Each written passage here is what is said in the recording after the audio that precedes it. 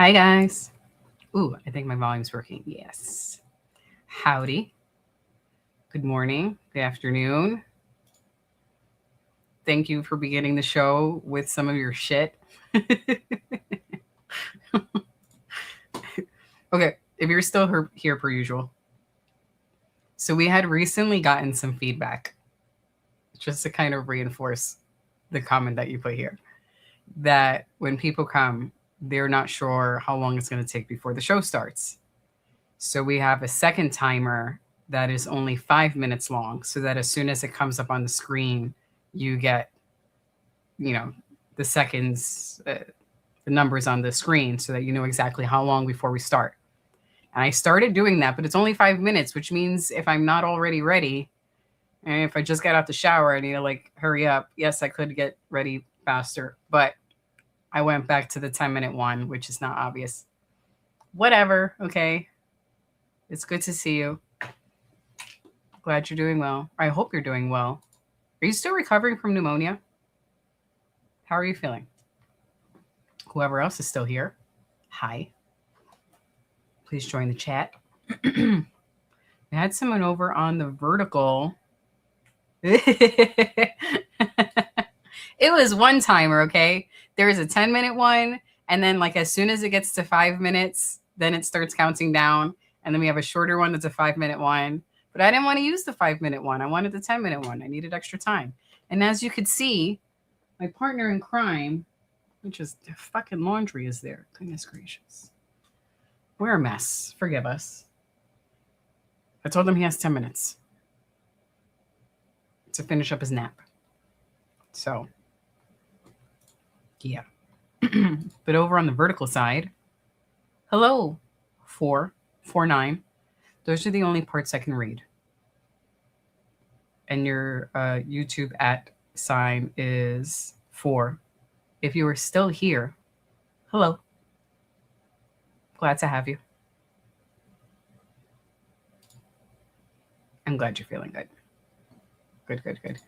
I was keeping track of the, I think DG was also, oh, hold on, let me put up my banners.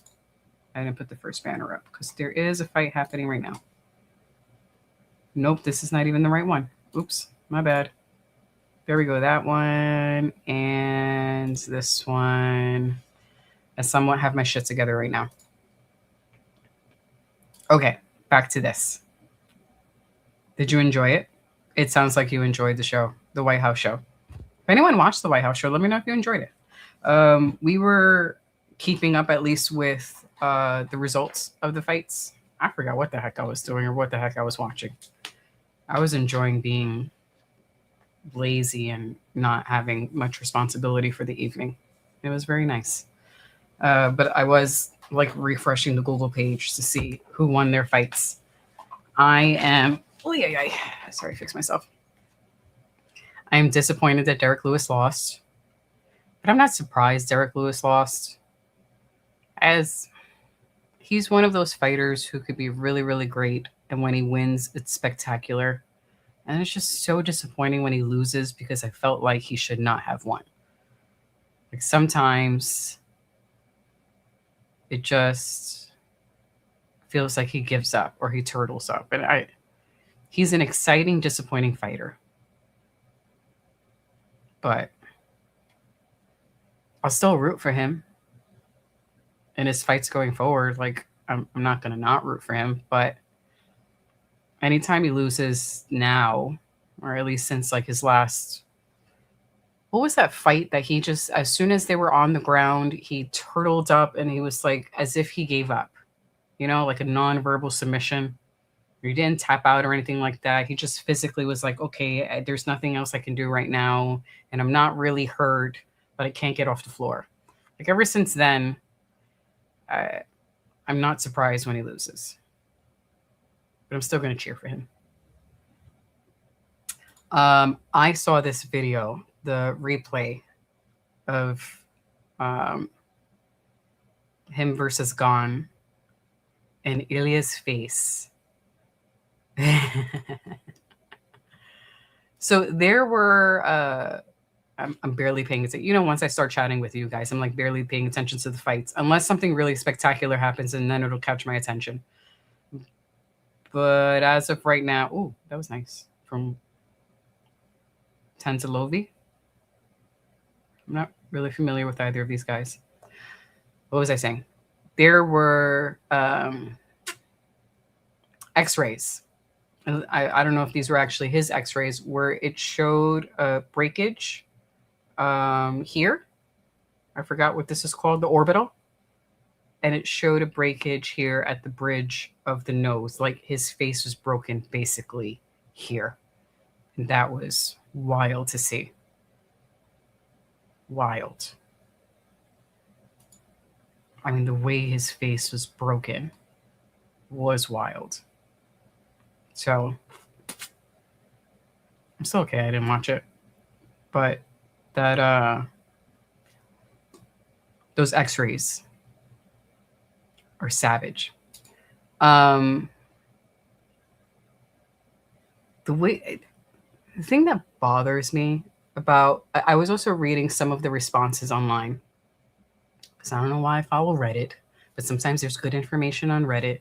And I also follow things like insects and gardening and baking bread. So I follow a bunch of shit on Reddit. But I also like to read sometimes what people say UFC related, and sometimes I get my UFC news on Reddit.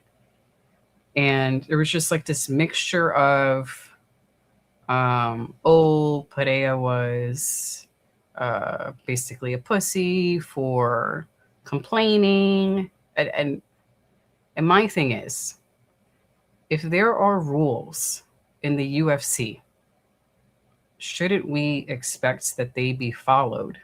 And it is understandable if we're upset that those rules were not reinforced. So if you have a fighter where it's known that they foul often, and then we have to look at their replays and go, he fouled this time. No, but the next shot he didn't foul. No, but 2 shots after that he fouled. There's something wrong. And if you only have a few refs who follow the rules, and then they get criticized for following the rules and go, oh, just let them fight, it's not a big deal, then don't fucking have rules and just have it be bare fucking knuckle fighting and everyone kick each other in the balls. That's the thing that bothers me. What's the fucking point of having the rules then? And it makes it not enjoyable. I'm still gonna watch it, but it's less enjoyable. Hope you guys understand what I'm saying. And I'm glad that he said something about Pereira, about the strikes to the back of the head, and fuck anyone else who's like, oh, you shouldn't complain, you're just being a pussy. You get an elbow to the back of the head by someone skinnier than Gon. Gon is like, just fucking huge. Imagine just getting plucked in the back of the head. Fuck out of here. Yeah. Again, disappointing. Still gonna root for him.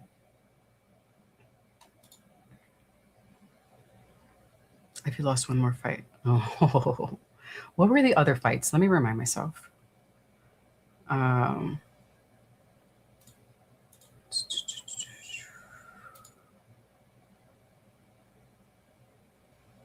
Oh yeah, O'Malley won his fight. Diego won his fight. I like Diego Lopez. Rufy versus Chandler. Actually, I didn't. That fight and the Nickel fight versus Dawkins. Actually, I really didn't care about either fight. I wasn't really excited to see either.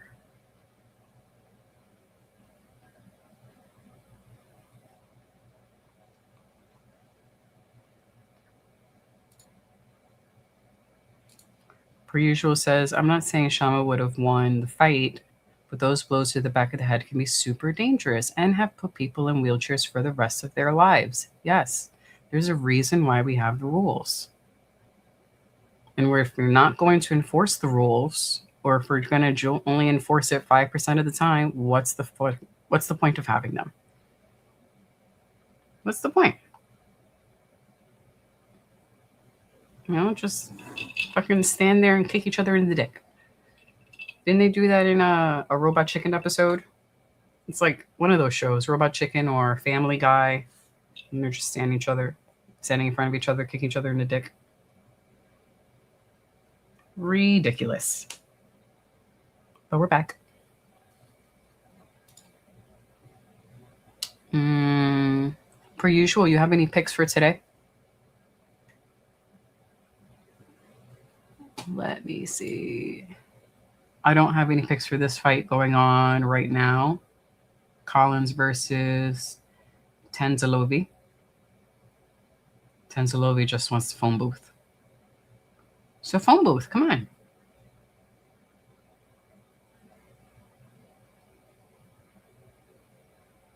Oh, nice uppercut.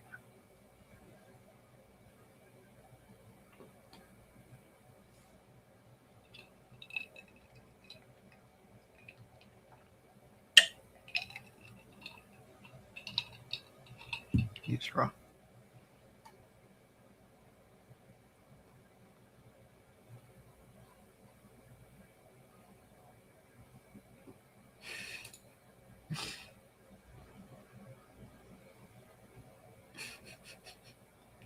Excellent picks. I'll bring it up.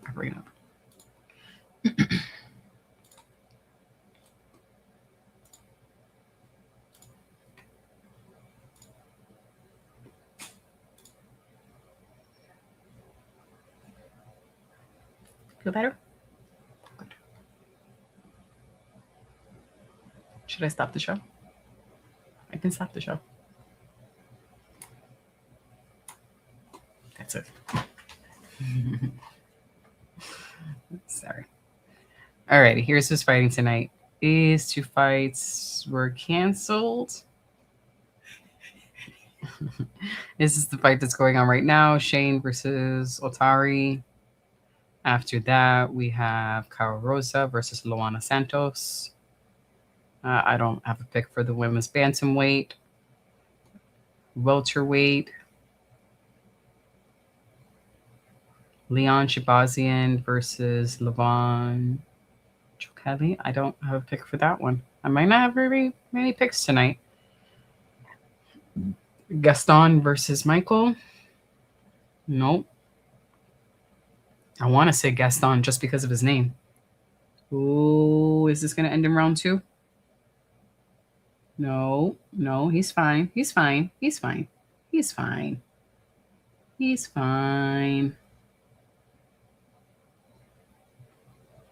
not fine. Oh, was he saved by the bell? I don't have my volume on. He was saved by the bell. Super fucking lucky. I've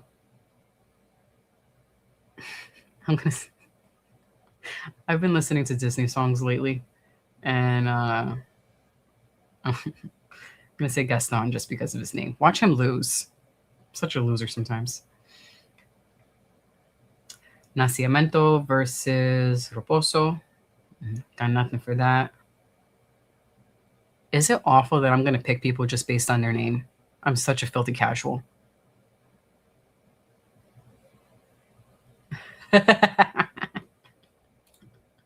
That's how I feel right now. We do this show every Saturday, and I'm like, I don't recognize many of these names. I start to remember people when they do the highlight reel right before they come out. And they even watching it on Saturdays. I think also because there are so many new fighters, so many new faces, which is amazing. But I only really remember them when they put on the highlight reel, and I'm like, oh yeah, I remember that fight that happened 6 months ago. Like, I remember them when I see them all bloodied up and bruised. Oh man, this is awful now that I'm saying out loud. All bloodied up and bruised versus seeing their name. Oh, nice body shots. Was it Tanzalovi the one who wanted a phone booth? And now he's starting to grapple.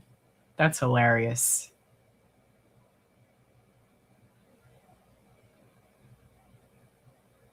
he was doing the Max Holloway in round 2, pointing to the ground, the back of the head.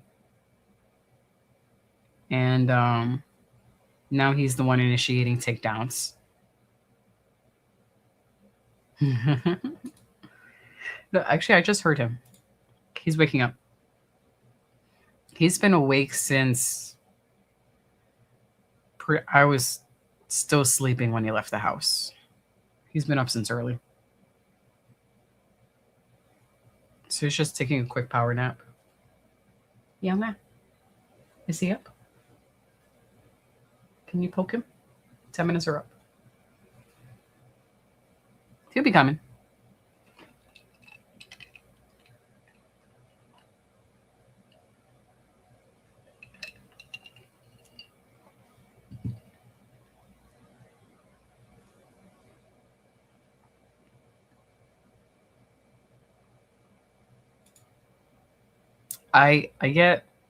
I hope Dan is here. And I do get more and more worried each Saturday.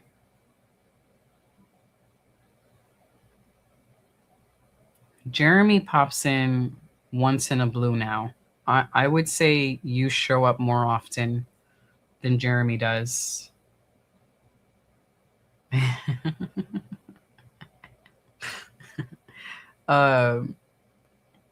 Definitely pop up more often than Jeremy does, but I think Jeremy's work schedule is different now, where he's not able to show up as often as he used to show up. Yay! Dan is here. Hi, Dan. See, per usual, you're not alone. Howdy, sir. I'm very glad you're here. Hugs from across the globe, through the internet. How are you? Give us an update. How are you feeling? How are things going? Howdy. Trying to keep per usual company here. We're also trying to go through the list of fighters because neither of us really have picks. Guys, isn't Andre Lima the guy who got bit? My picks today are wild. I'm picking for like all the wrong reasons and the most filthy casual reasons. I'm like the filthiest of casuals today. I'm going to pick Beatriz only because of her name.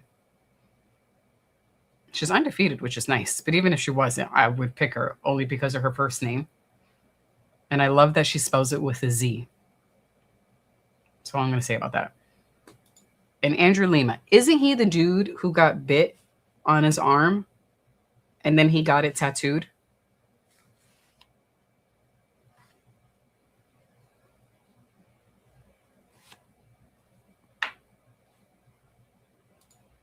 AI. Howdy. Sorry, I was not ignoring you. I saw Dan and then got excited. But hello there.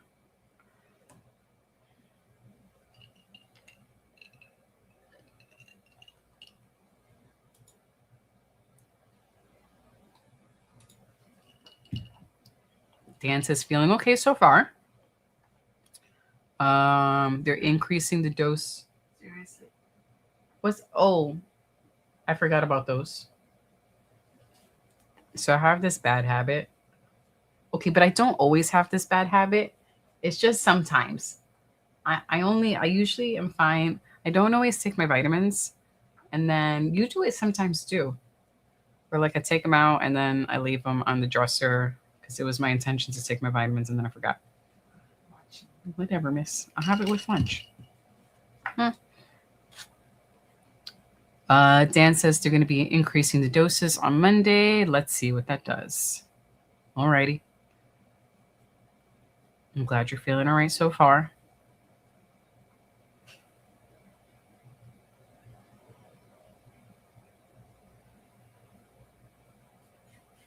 How is the house?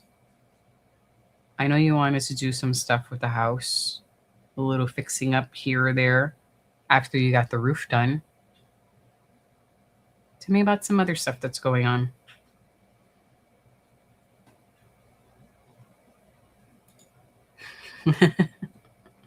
All right. I'm not the only super filthy casual today.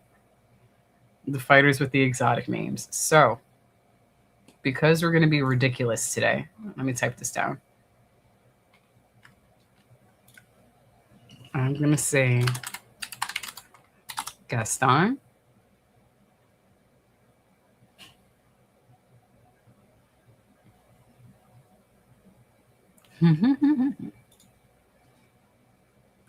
Per usual says, of course Dan is feeling good. Just look at the guy's beard. Do you think anything can take me down? Not with beard like that, I'll tell you. I love that. That's sweet. All right, Gaston, Beatriz, Lima, main card, we have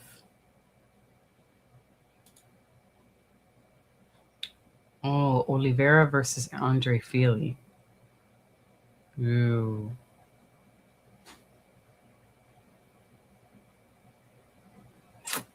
I like both guys. And I know Andre Fili has lost more time. I didn't mean to do that. Go back. More times than Oliveira, but this might be ridiculous. But I'm going with Andre Fili. I don't have a pick for this one. Mill versus Christian Rodriguez. Oh, AI was talking about this one. Cutelabra versus Sterling. Ooh.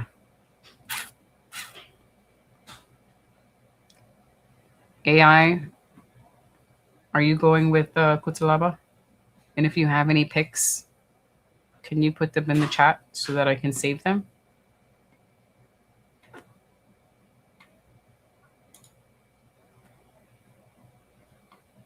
This one's a tough one. Because while he is undefeated, Cutelabra's crazy. Like, the dude's fucking nuts. But he has 11 losses. I'm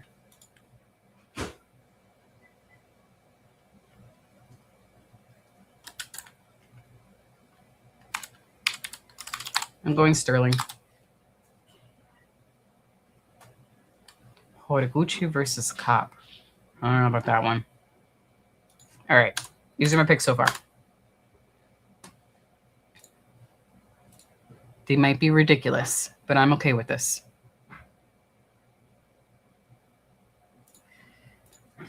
Dan says, house is fine, so I can concentrate. You can concentrate on your health. So one less thing to have to worry about. That is good. And I'm glad you got the roof done. Wouldn't want to have to worry about health and the thing that keeps you protected from the elements.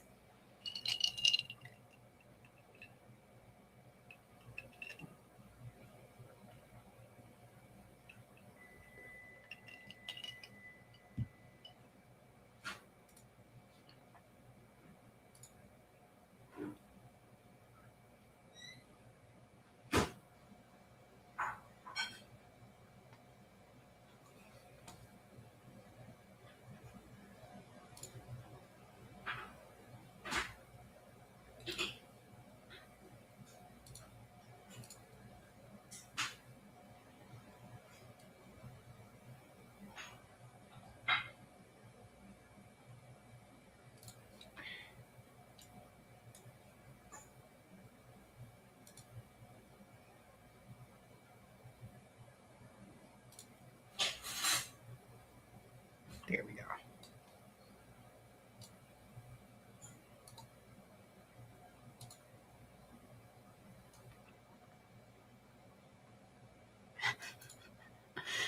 Per usual says, nah, those names are dangerous. You see a name like that, you know you're getting your ass beat. Like if your name is Trash, are you gonna? I think that's an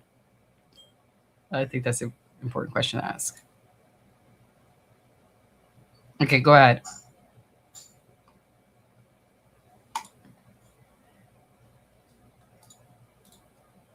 Those are pretty dangerous names. Gaston.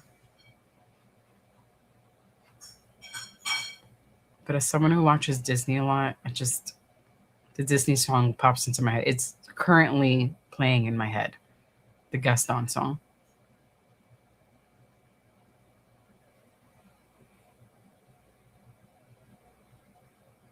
And also for Lima, once you've been bit in the octagon, I don't know, what more is there besides of Victor Henry? I'm not wishing that upon him.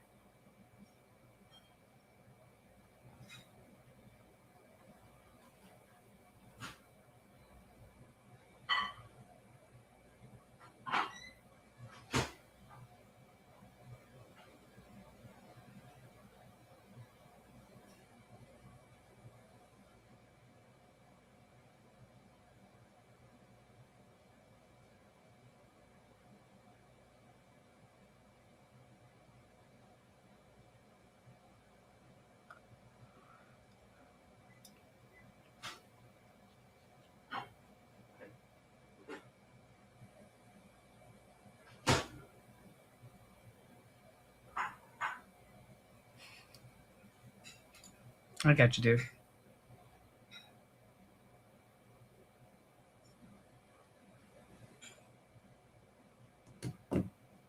It took me a moment to realize as I was reading it out loud.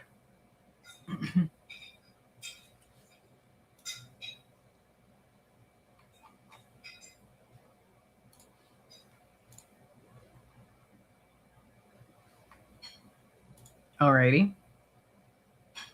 What's the bet? Ooh, I fell asleep.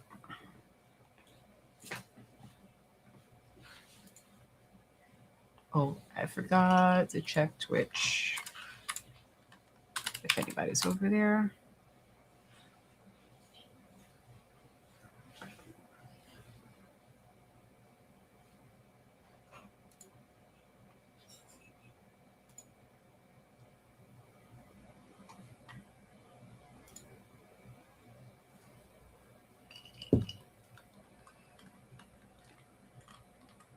Alright, it's pretty quiet on this side. Not sure, got a load of the funds. Well, if you'd like to at least share, I mean, you're not going to win any money here, but once you pick and then put the names up in a comment, and I'm going to star them so that when the show is almost over, we can check and see how accurate you were with your picks. I'm usually not very accurate with my picks, but I do it anyway.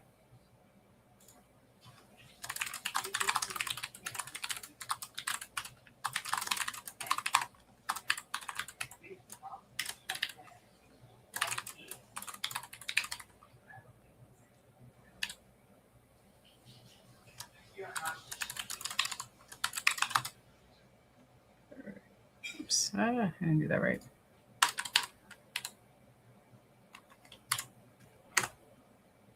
Okay.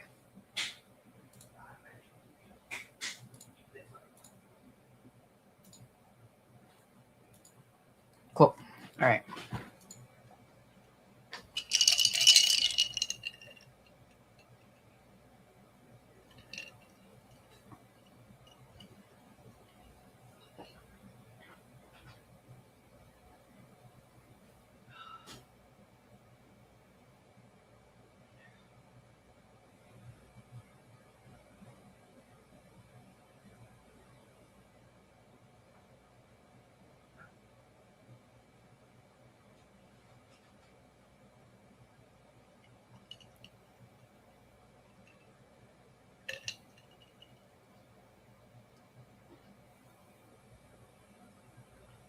Nice takedown defense by Rosa.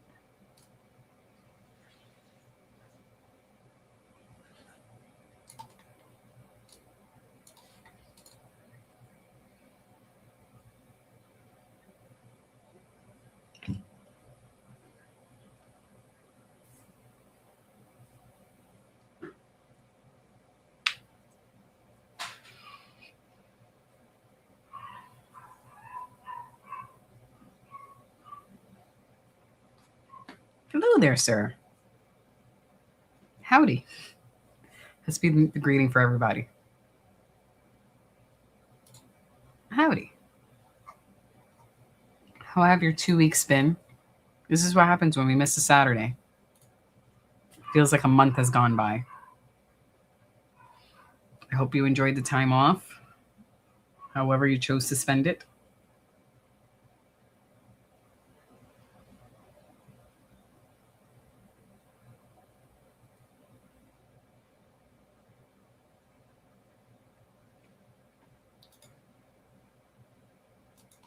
Tell us why.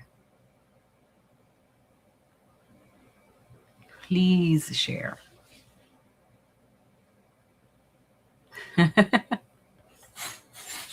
We were talking about this a little bit earlier.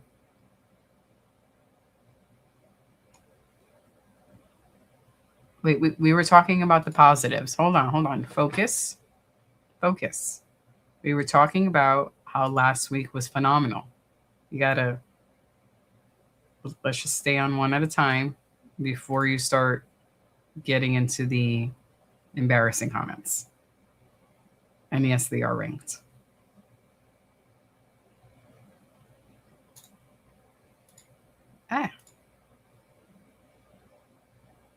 Yeah, we were talking about, per usual and I, the x-ray photos that were posted of Ilya's face and the cracks in the orbital around, and the one here where basically his face, good morning, his face was broken like this. It's morning somewhere. Howdy. Join us, sir. We're talking about broken faces and how the heck are these two ladies ranked? About broken dreams. I could only say sweet dreams are made of these. And who am I to disagree? I didn't travel the world in the 7 seas, though. Hoping things shook up, but there ain't no job openings. Everybody's looking for something. That's how the rest of the song goes, right?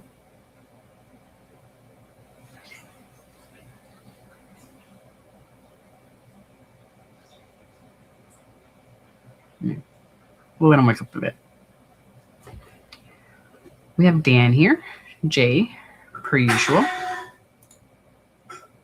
We have this AI, and we have this AI. I don't know if either of them are still here. Right, I think they're all AI. How? Terms of service AI. And now we have this one. Possibly. I don't know.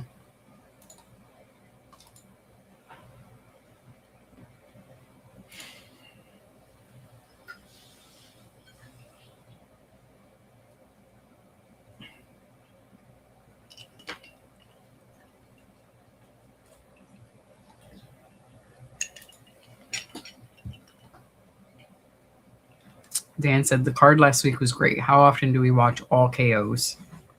The last time we watched all KOs was the first UFC of 2026. I watched all KOs 2 hours ago when I was knocked the fuck out.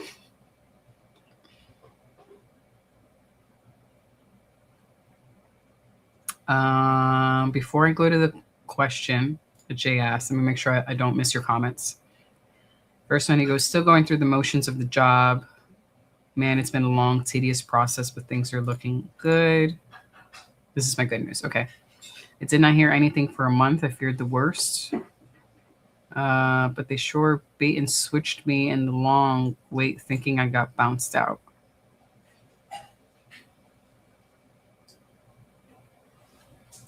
Wait. Remind us of this, where the company was bought out and you thought that your last day was that particular week and that you didn't have work anymore. Are you still technically working for them? Can you just fill me in on the details one more time?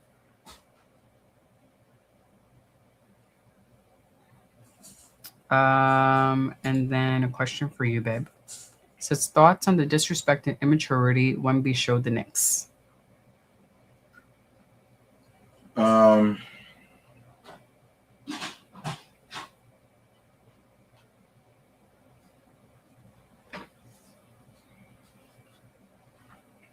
I thought it was more indicative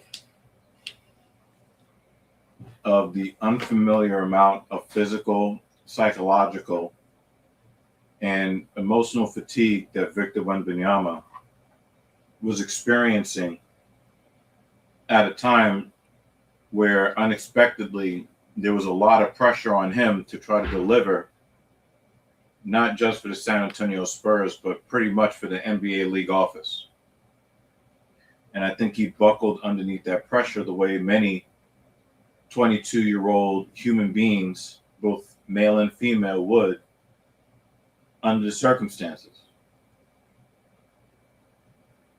I think that he will learn from the experiences that he had. I think that his body will mature. He's going to put on somewhere between 10 and 15 pounds this off season, maybe more. I think that he was really super fatigued, and really so was his whole team. So there's a lot of pressure. A lot of people don't understand that the San Antonio Spurs were projected at the beginning of the 2025-2026 NBA season as a contender for the play-in. That means that you would be the 7th to the 10th best team in the conference. So they were in the NBA Finals. They beat the defending NBA champions. They were in uncharted territory. The average age of the players on their team was 25 years old. That was the average age. And that is with old-ass Harrison Barnes still on that team. And I think Mason Plumlee. Or maybe it was his brother. There was a Plumlee nailed to the bench.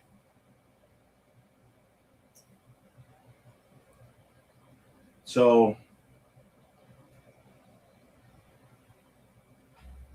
the San Antonio Spurs had a much better season than they had any right to expect. They played a lot of tiring games that the Knicks did not have to play on their way to the finals. I thought they expended a lot of whatever energy they had left at the beginning of games, and they didn't have any legs left to close out these games.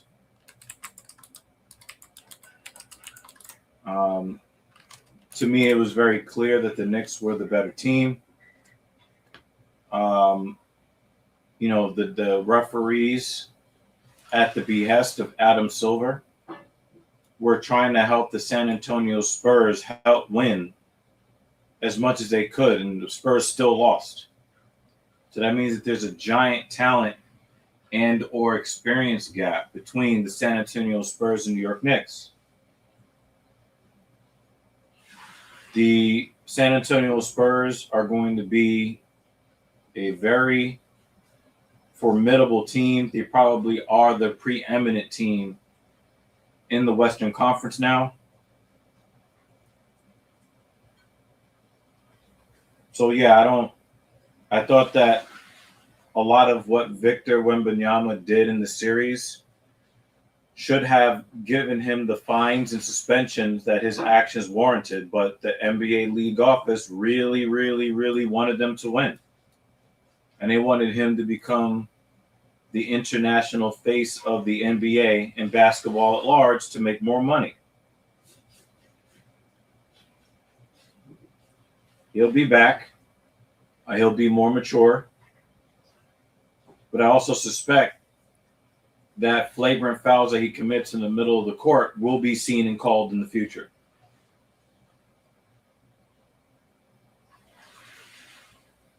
I'm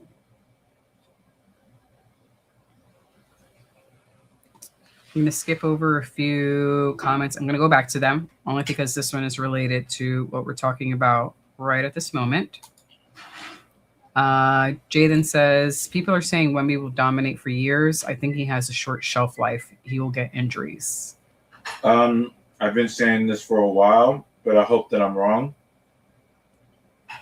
He is a taller version of Kevin Durant. Kevin Durant has stuck around for 20 years, which is atypical in the NBA for any player, much less a player that's 7 feet tall. I think Wembanyama is going to go back to the lab. He's going to work on his body. You know, the San Antonio Spurs are a bunch of guys that are used to playing, 30, 40, and 50 game seasons. They played over 100 games this year.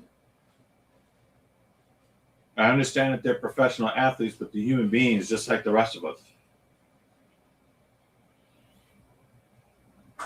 Is over 100 games typical, or I'm not. Well, it's over 100 I'm a games. super filthy casual when it comes to basketball. They played a lot of games. So there's 82 games in the regular season. Okay. And then there's a maximum of an additional 28 games in the playoffs if you played a game 7 in the first round, Okay. second round, conference championship, NBA championship. So you could play the maximum of 110 games. Actually, it would be a little bit more for them because they played the Knicks in the NBA Cup Championship in December, which does not count as a game on the schedule. But just because it doesn't count as a game on the NBA schedule doesn't mean your body doesn't count that when it's stacking up It fatigue. keeps track. Yes.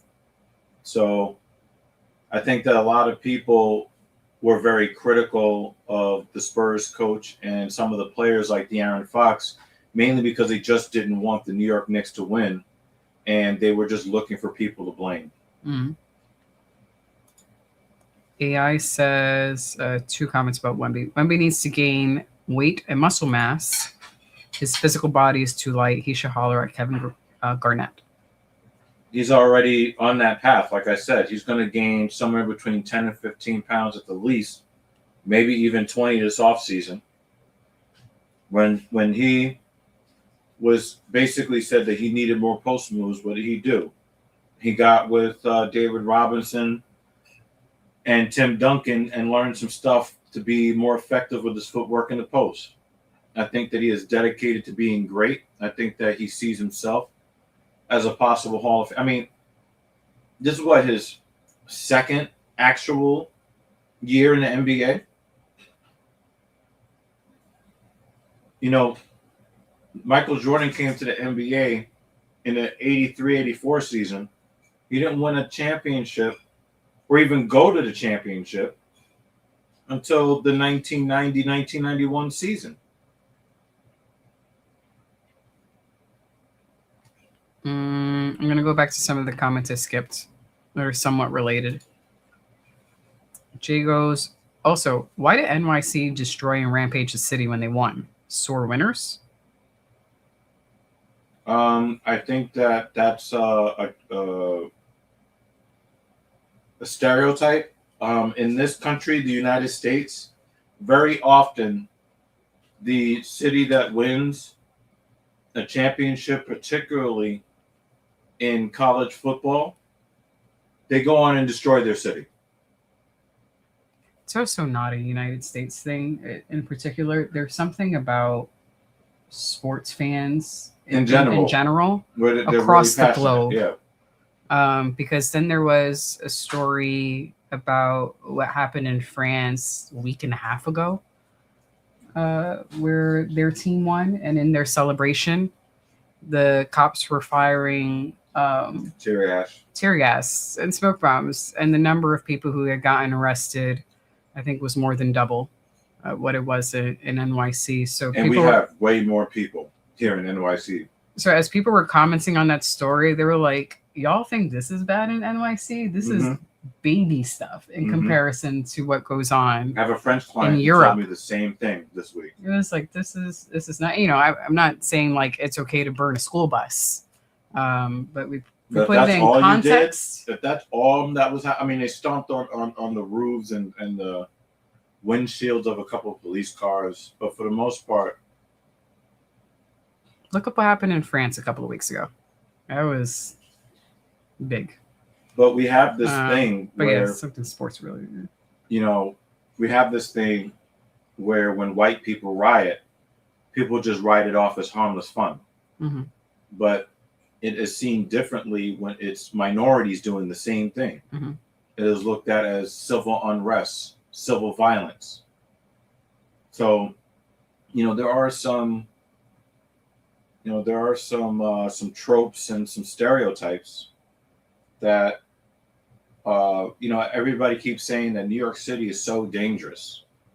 And every time I see it, I laugh. I'm like, the crime rates in New York are about as low as they've ever been since the city's inception. I mean, if you want to talk about real crime, we need to go back to the 1970s, the 1980s, and then when we had the rise of the Bloods and the Crips gangs, we had the rise of the Bloods and the Crips gangs in the 1990s in the poorer parts of the city. But right now, New York City, is tame. The only reason why people say that it's unsafe is because Donald Trump tries to win conservative talking points with middle Americans who've never been to New York City. It's so dangerous. And then you step outside and, people are as carefree as they've ever been in my more than 40 years living in the city. There's also a lot of, this does not make the headlines, of course, but there's also a lot of video, and I could also tell you firsthand, of the positive interactions between people due to the NBA playoffs. There was bad shit that happened, of course, and I'm not, condoning what they did. But I also don't want to have that erase all of the positive that has gone on and the positive interactions. With the FIFA World Cup between the various countries, where usually if you have, a couple of countries come together, you're like, oh no, is there going to be friction? And instead, Mexico and South Korea are best friends. It's just like, there's a lot of wholesome stories like that too. Right. Yeah. Yeah. For my work shirt, for my work attire, I happen to have a shirt that was similar to the New York Knicks colors. And as I was walking into work, I could recognize some people making eye contact with me. And I was like, I know what that look is. And they're sort of giving me the, and keep walking with just, quick eye contact.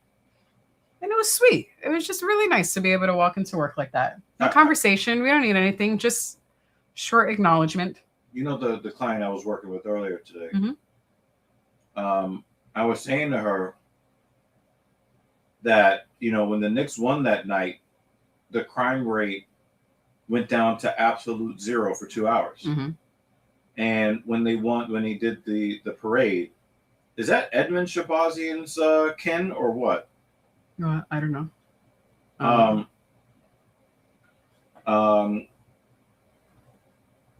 And during the parade, again, crime went down to zero for about 2.5 hours. they're normally here in New York City, nobody acknowledges the existence of anybody else at all. Mm-hmm. But I've even seen women stop acting like straight men are going to rape them in the middle of the street as they walk past because they're both wearing orange and blue. Mm-hmm. Yeah, everyone's just been the number of positive interactions has outweighed the negative. It's just that the negative things that have happened are pretty fucked up, and we're caught on camera. Unrelated, real quick. I don't know if you're still here, Tipsy C. They wrote in a comments, $499. Don't spend it all in one place. Their next comment, $200.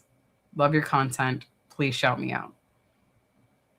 They're writing the number in there. They're writing the number. Yeah. Super chat. If you are still here, thank you for the sweet messages. I guess I'll put it back like that. It's like if somebody had like the world's greatest hamburger and they just let you smell it. Here goes a photo of it. Yeah. AI says Dr. Evil in the cut looking like a confidential informant in an NYC bodega. Like, I got everything you need, Papi. That's you off in the corner. Yeah, I'm kind of like I did a horizontal pull day that lasted for about 3 hours, which was about an hour and a half longer than I wanted to be in there. But I was so capable and feeling so good about my training today that I didn't really feel like I was overtraining. So I just did the stuff that felt good at the time, as long as I could effectively connect to the muscle fibers neurologically as I intended. And I left there with a really good amount of fatigue that I can still feel in all the right ways. Do a little bit of minor bicep work. I'm not killing myself on biceps these days. Yeah. So I knocked out for a couple hours after making a little bit of money. I'm sitting here talking to you guys, so that's dope. We got some fights where they're actually going to put the cameras on the fighters. Thing 2 did 11 miles today. A hilly 11 miles in Central Park. I'm not surprised. That shit's not easy. No, it's not. I was like, when we met up afterwards, because she did her thing, I did my thing, and I was like, "Did you have to get off the bike and walk?" Look at those ribs on Shabazian. They gotta be related. And she was like, "No, I did it. I did the hills." Can you look up our favorite MMA website real quick on the other window, and hit his link for me? Mm-hmm. I'm gonna put this one up because we'll get to this comment in a moment. And I saw your ESPN link. I have it up. I'll have DG look at it when he's done eating. The Tapology, and just click on Shabazian's name, or maybe put it in Google. I got it. I get it. I mean, Edmund Shabazian claims the United States. This one doesn't, but they both have the rib cage that I look at, and I'm like, why don't somebody throw a knee or a punch right in that spot? Why not?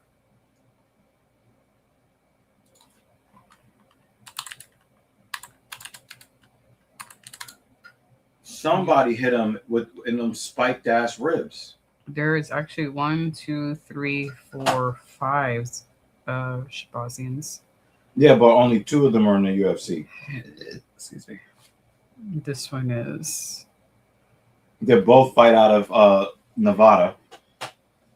But I want to know if Edmund Shabazian, I want to know if he is related. They don't look related except in the rib cage. How about we check this? If he has a wiki page. No, but Edmund certainly does.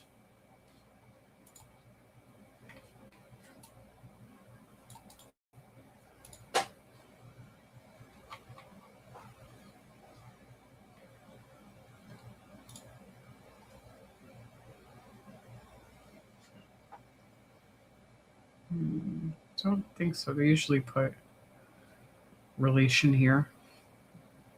Keep scrolling.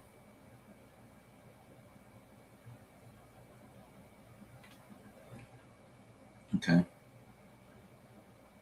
This is UFC career, accomplishments. All right, so References. they're both Shabazians that train Oh. in Nevada. Did he break something? Oh, I think we've got a broken something. injury. Ugh. Do I want to watch this replay? Did they wait? What happened? Did they happened, did they even guys? start the fight? What happened? Do I want to watch the replay? We're gonna watch it. Ugh.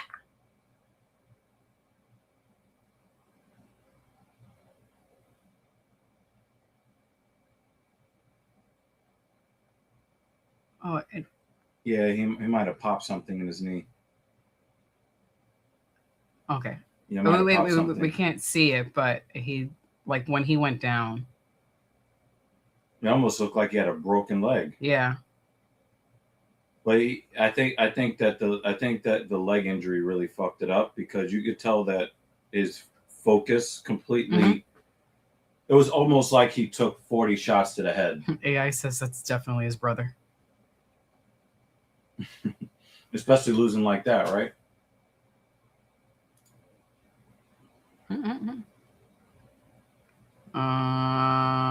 Okay, hold on. I just want to make sure I don't. Wait, are they actually brothers though? I don't know. Well, I didn't see anything that says they're brothers. Scroll down a little bit. Wait there. Hold on.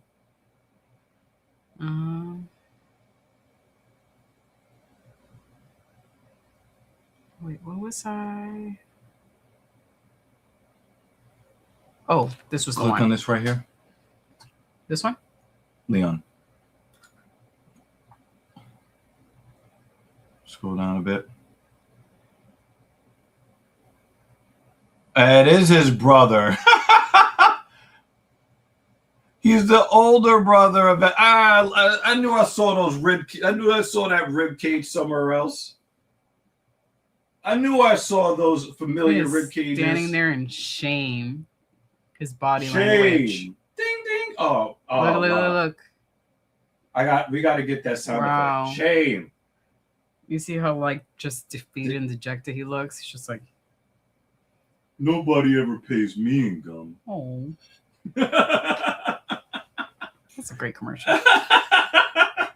He just delivered that line so perfectly, where you're just like, oh, I'm sorry. Here's all the gum you can have. All right. Different topic from Jay. He says, we got our get back on the Cubs today. We won 8-6, but yesterday was rough. We lost 2-16. The Blue Jays need some work.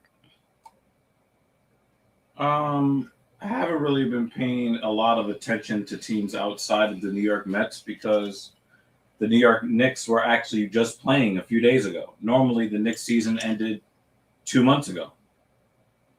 So I haven't been able to put a lot of focus on what's going on around the league. I do understand that Guerrero Jr. has not had the season that he was hoping to have. And I believe that they also have some injuries to their pitchers as well. So they'll pick it up.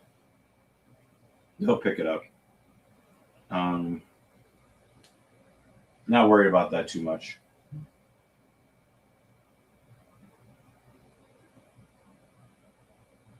But yeah, was I not correct? I identified him as kin to his ribcage. You did. Now, I think it's very interesting how only one of them claims the United States flag. The other one doesn't. This was from the ladies' fight. I think Santos won. I wasn't even paying attention to it. Yeah, I think she won. Jay says, I'm sorry, but Santos should be cut. They better not reward this style of fighting. It did look pretty shitty.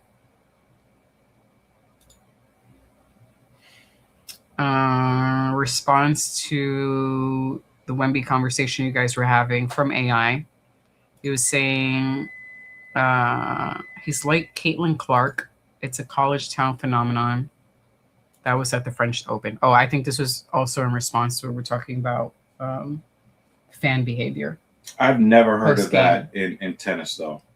Because it's really like a hoity-toity, upper crust, type of event where only like the whitest of the white people that wear the color white are allowed to go. So to hear that would happen at the French Open, I'm actually quite surprised. Yeah, when I was reading the article, I actually didn't pay attention to I should have paid attention to what the event was, but I was just watching the video, which was pretty crazy. Jay says, I saw a family from Turkey put their home on a betting ledger to attend the World Cup, and they lost their 2 games, and now are begging for funds. Goodness gracious. Well, we're skipping per usual. If they would do that for the sport of hockey, I would understand better. But no, let me shut up. I'm about to offend a whole bunch of people. I'm not putting per usual's comments, but I'll put AI's comments. That's all. I will put this comments. Per usual says, Evil, do you mind joining the damn camera frame? He put Dan camera frame. When I'm finished eating this food, so I'm not chewing in the microphone. He says, I really don't care to see your shoulder. No, you can't see anything. You just see his knee. Not even. You see what you did? At least you saw some part of him. And now you don't see him at all. Wow. Wow. Good job, per usual. It's all your fault. Hold on. I have to read this one to myself first before I put it on the screen. You already know. I can't trust per usual. Nope. All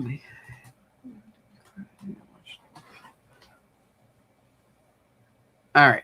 This is a legitimate question from per usual. He goes, Evil, what do you think of the UFC card? I know you didn't watch. I'm assuming he's talking about last week's card. Mm-hmm.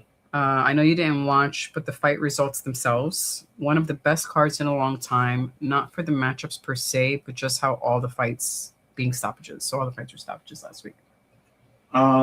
First, let me speak on Cyril Gane. I was actually a proponent, not necessarily a fan of Cyril Gane, but I liked Cyril Gane. Mm-hmm. I can now count at least 3 fights that stand out to me where either he's an undisciplined fighter or he's a dirty fighter.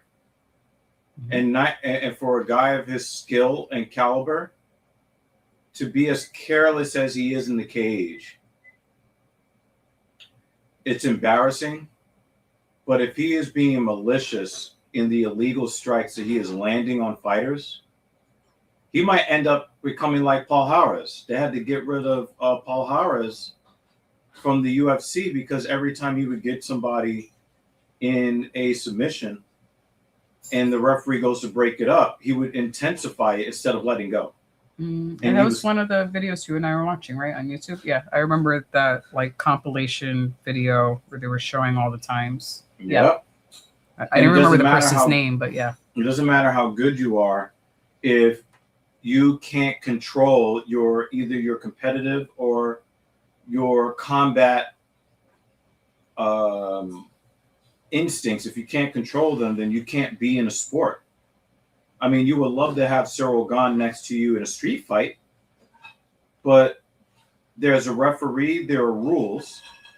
And I'm really tired of seeing him take really good performances and mar them with egregious fouls, like what he did to the guy that drinks the beer out of the shoe, constantly punching him in the back of the head.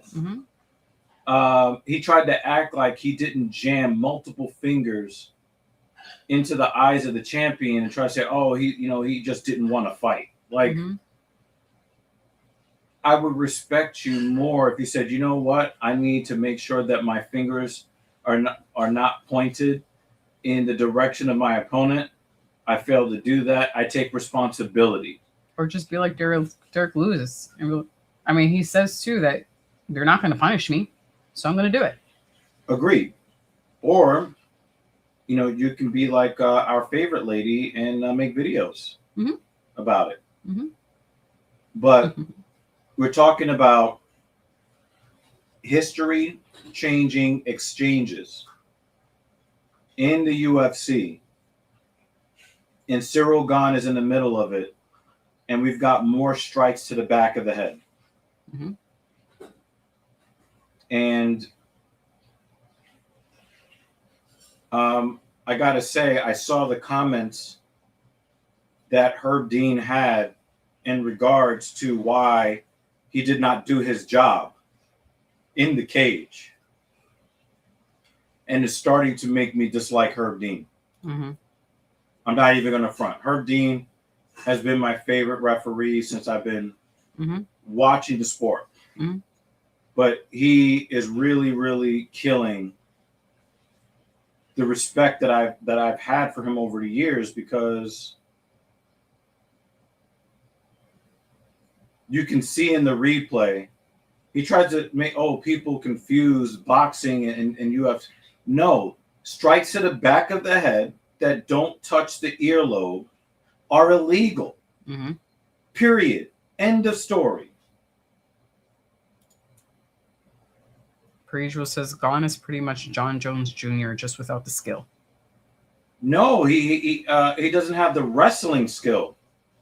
But as far as striking skill, I would probably put him above John Jones, although obviously I put John Jones above him as a fighter overall, because John Jones has elite wrestling skills in addition to elite striking. But I would say that Gane's striking is a hair above John Jones. He knows what he's doing, which is why I think that there is some nefarious thing that is attached to his behavior, because he is such a skilled striker. You cannot tell me that digging into somebody's skull sockets, I didn't actually poke him in the eye, when we got, you know, replay after replay after replay after replay. It's messed up. It's messed up. I think also Perea made good points in his video. I didn't watch the whole video, but when he was saying, you know, as a fighter, you check to make sure where you are striking. Is that the back of the head? No, let me strike here instead. Let me make sure I strike there instead. Yeah. Change the angle. And is it martial arts also based on discipline? Knew exactly where I was going with that. We've been together way too long, guys. Discipline. Yep. She just announced a breakup live on the internet. He literally finished my sentence. I didn't even mouth it, so it's not like he was cheating. Discipline, yes. You lack discipline, and that is, your profession is based on discipline. Right? I mean, that's the big thing about martial arts. You have the power to do some really bad things to people, but you have the discipline to control yourself. If this was an amateur fight, I could look past it. You see guys on the regional circuit that don't do this stuff. Even the wrestler, the Long Island wrestler guy that was constantly poking people in the eye, he never punched anybody in the back of the head. Very rarely do we see fighters punch other fighters in the back of the head. Very rarely. But it's always Cyril Gane. That's a fucking problem. He's let me just hurry up and knock you out or nearly kill you, so that it blurs in and they don't have time to call me out on my. There are way more violent human beings that have been in the cage than Cyril Gane, and know not to hit people in the back of the head. I'm not buying it. Sorry. I know you're playing devil's advocate. Oh no, I'm not playing devil's advocate. I'm speaking douchebaggery. Yeah, tough was out. No, but not even. It's really not. I mean, but you're doing the cynical yes, more version of of the cynical. that. Yes. Yeah. Like if you knock out really quick after a couple of shots to the back of the head, then it doesn't matter because if he dies, he dies. Mm-hmm. Yep. Weidman. I always keep forgetting Weidman's name.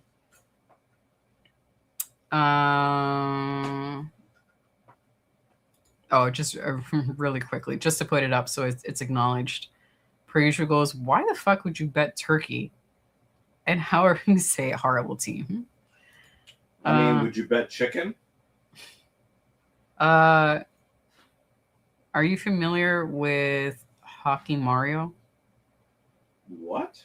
I kind of don't want to put that comment on the screen because of its context. Because YouTube is weird from AI. Hockey Mario no longer being with us. I'm actually not. I don't know who Hockey Mario is. Oh, we can put unaliving. We can't just put we can't put the word suicide on the. I don't know who Hockey Mario is. Oh wait, not Hockey Mario. You're talking about Claude Lemieux, not Mario Lemieux.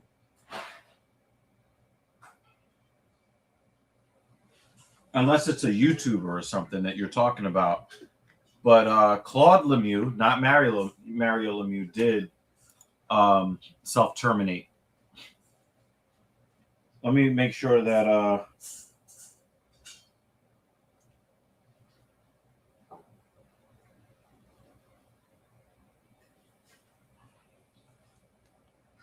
let me check. AI says yes, that guy. Yeah. So Claude Lemieux and Mario Lemieux are not related. They just have the same last name.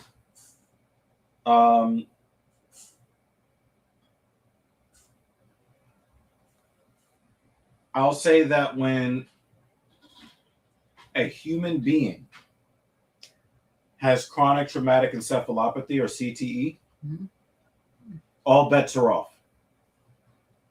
When that dark cloud or that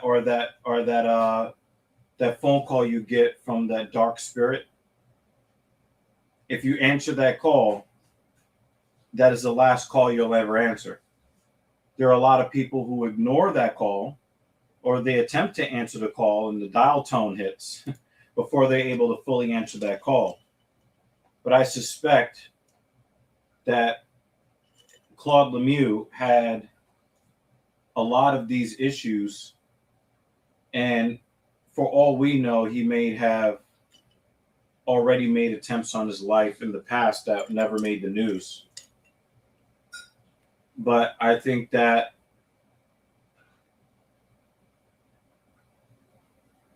the Montreal Canadiens bringing him back in the playoffs, I think that could have been a trigger for him to look at things as if what is there left to do in this life?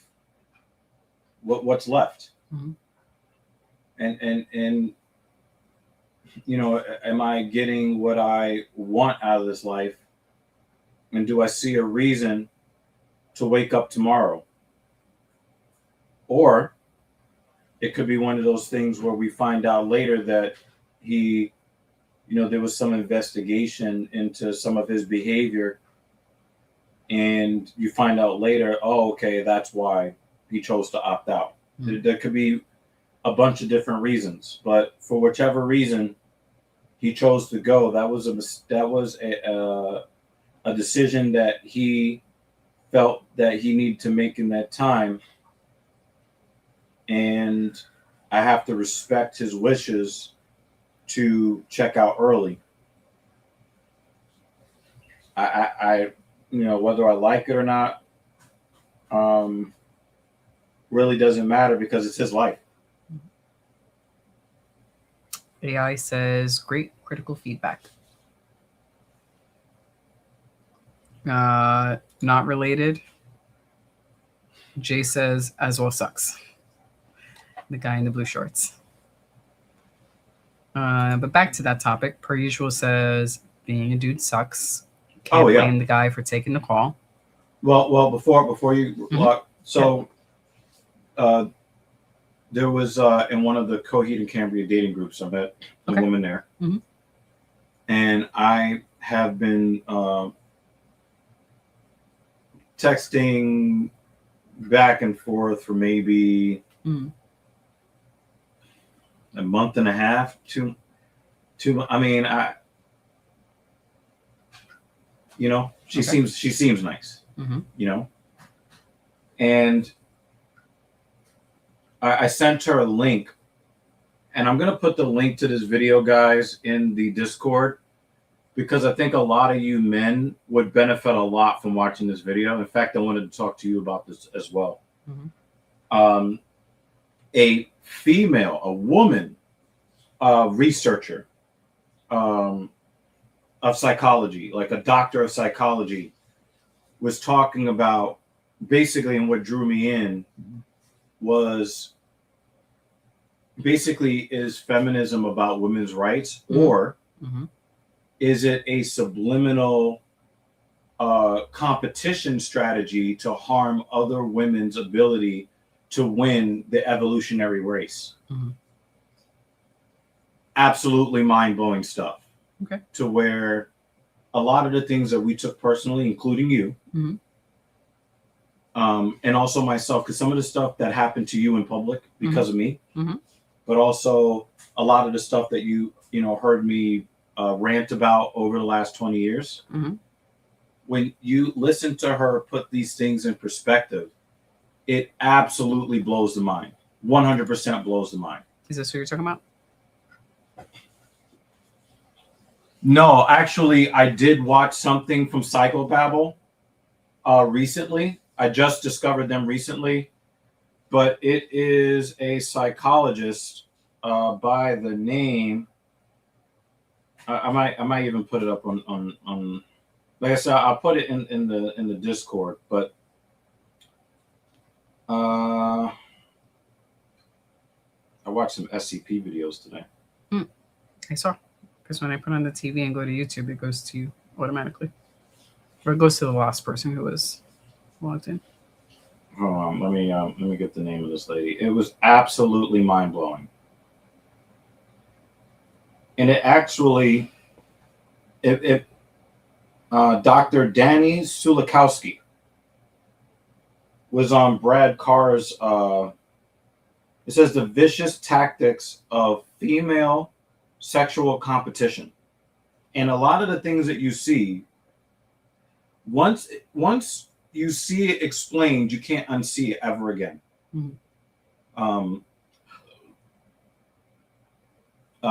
Basically, her whole premise is that women, the whole thing is that all women are 10s. Women actively know that that's not true. But what part of the reason why there is that push is because women want other women who are on their level to make themselves as unattractive to men as possible so that they themselves have a better chance to win the evolutionary race.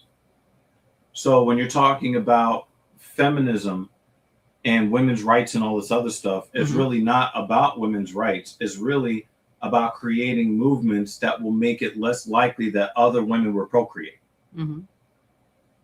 If they can get you to focus on your career, then that means that, and this is one of the things I always thought was crazy, how they always would demonize nice guys.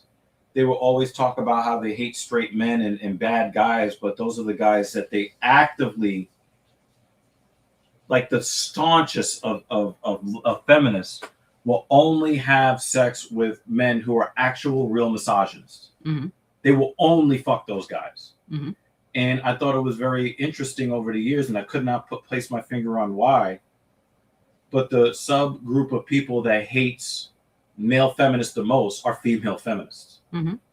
Nobody hates male feminists more than women do.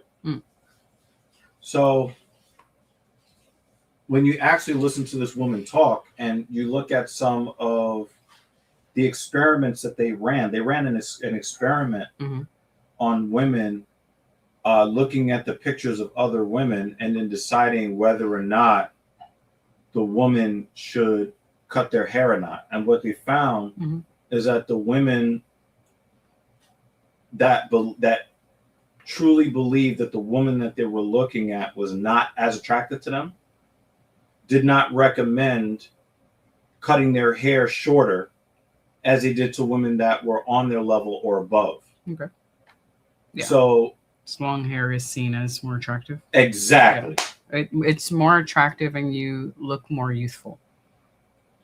And one of the things that really youth is one of the things, or a few things. It's thicker eyebrows and longer hair.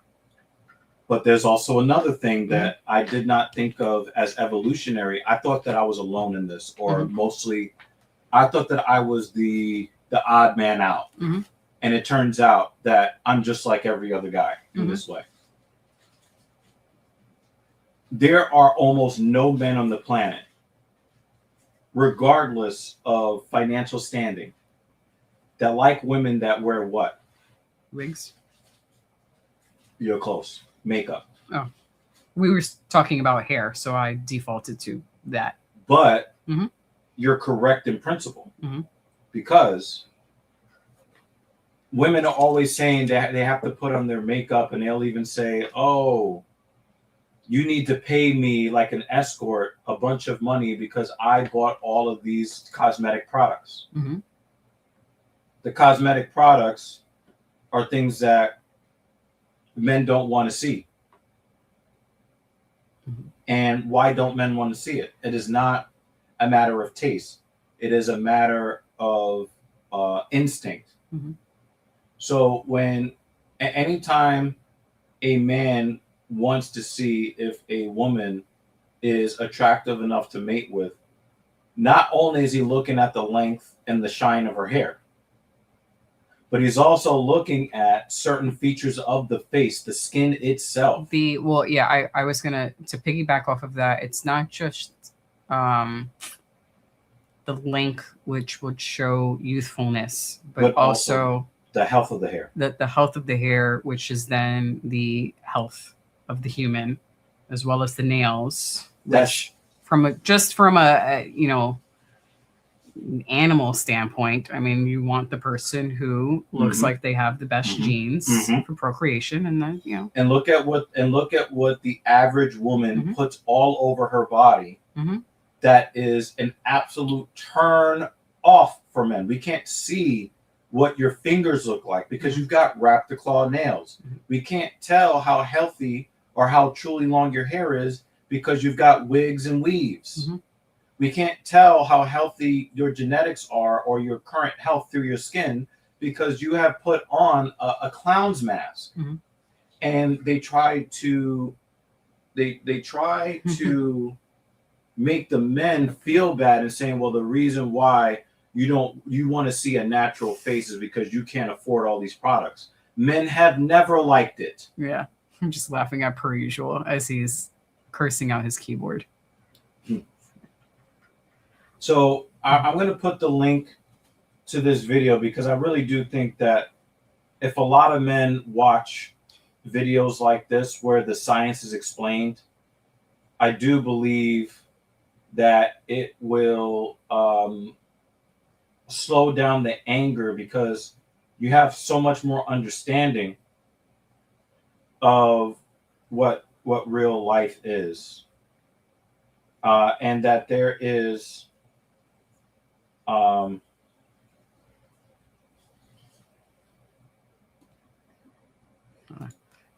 some people were commenting on my calmness.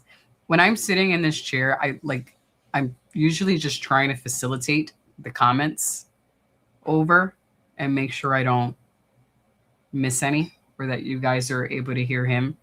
So I take on more of the facilitator role of AI put in Mrs. Evil is unfazed. And then someone else is like, because if it sounds like I want to get out of here. Like, no, I'm acknowledging the comments. And I'm trying to make sure as comments come up on the screen. So this actually brings me to the point that I was talking about, Mhm. the lady that I was telling you about. Mhm. She is a psychologist, which is why I sent her the link. Mhm.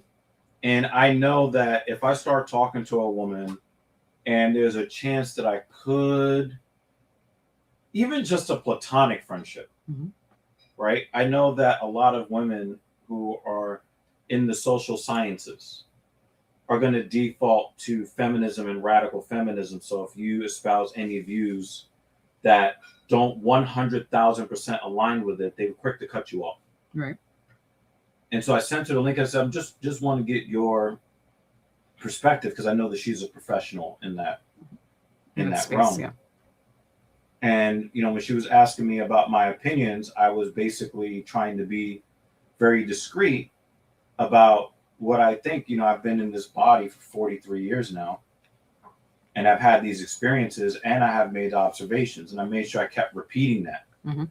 Because one of the things a lot of radical feminists will do is that they'll immediately jump into shaming you and trying to tell you that what you're saying is not real, and I have to keep repeating that it is both through academia, experience, and observation that I have picked up on these things. And she kept trying to encourage me to speak more, and I'm like, you know what? Nah. Mm-hmm. And because I'm like, normally these conversations get, they get real irrational, they get emotional, and then they start to get personal. Mm-hmm. And it starts to go bad. And she's like, I'm not bothered by any of that stuff, but I still shied away from it and changed the subject because I know that it is a sore point. Mm-hmm. I know that it is something that women, modern women are very sensitive about. And I just don't feel like getting into those conversations anymore. And, we've had conversations in the past about, different social things, especially you feeling like my criticisms of society at large was somehow reflective of you and your behavior. Mm-hmm. And so there have been times where Mrs. Evil has been exasperated by such topics. But when we start talking about the sciences and we're keeping it about the science, it's a little bit more interesting. Because also, Mrs. Evil has had some bad experiences with other women over the years in various ways, including women of a certain race. We will not mention what that race is, threatening violence against her for simply existing in near proximity to me. I'm going to put up 3 comments from Jay just because they go all aligned. Yeah, of course. And are related. I almost got a cramp in my hamstring just now. Actually 4 comments now. And then for some of the other ones that I saved, I'm going to go back to you guys. This is what I mean of like, my shoulder's not in the frame, right? At a certain point, I do, as comments are coming up, I'm also trying to keep track of like, oh, that comment was from what he was talking about before. And since we are a small enough channel where we can pay attention, I want to make sure that I don't miss you guys. And if I miss one of your comments, put it again because maybe I missed it. I forgot it. String of comments from Jay. So the thought goes, not all women think that. Just because a couple of stuck-up broads in big cities think that does not mean it's the norm. Hold on to that one. Yeah. We're not going to skip past that one. Okay, because then he comments after that related. Hold on, because he makes a 100% correct assessment. Now, the reason why, and guys, I already put the link to that video in the Discord. So if you're in our Discord, rush over there and find that link. If you are not in our Discord, what the fuck are you waiting for? So JL is 100% correct. And the point that JL made in that comment is covered in the video. I'm going to actually let you guys listen to the interview itself. But radical feminism, again, is an umbrella of separate movements that are there to reduce the evolutionary competition's chances of success around them. So because of the way that women hurt people, because men hurt people a certain way, women hurt people a different way. The way that women are able to hurt people is why the women who don't agree with this stuff end up not speaking up against it. And it is covered. It is absolutely covered in the interview. So I really want you guys to go and check it out because, and again, you know, when you're talking about the red pill community, it's a bunch of guys that are comparing notes about their experiences without understanding the underlying mechanisms of why their experiences are the way they are. And that's why a lot of guys never are able to get out of the so-called red pill rage stage of realization or revelation. When you watch videos like this that break it down to biochemistry, even if this researcher is not correct in her findings, it explains a lot of stuff that seems like it's contradictory. And when you put it in the framework that she is suggesting, it actually, for me, makes me a lot less angry and a lot less anxious. Because now I feel like I have a grasp on where these behaviors come from and what the subliminal, because it's not even like they're actively trying to, you know, harm people, because they're not harming people for the sake of harming people. They are just trying to win the evolutionary race themselves by inhibiting the progress of others.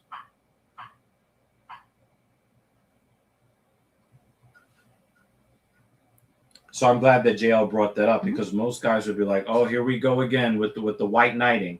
But JL is 1000% correct. But it also is one of the factors that went into the conclusions that researchers came to when, you know, they looked at the way that women compete with each other, because women compete with each other as intensely or more intensely than men compete with each other. It just, the competition looks very much different.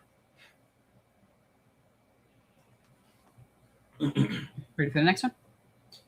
Okay. Also from Jay, continuing on. And these are AI agrees, because in the next comments are from AI agreeing. I'm going to read these two together. The first one says, I see what you mean, but day-to-day life, I do not see this level of arrogance.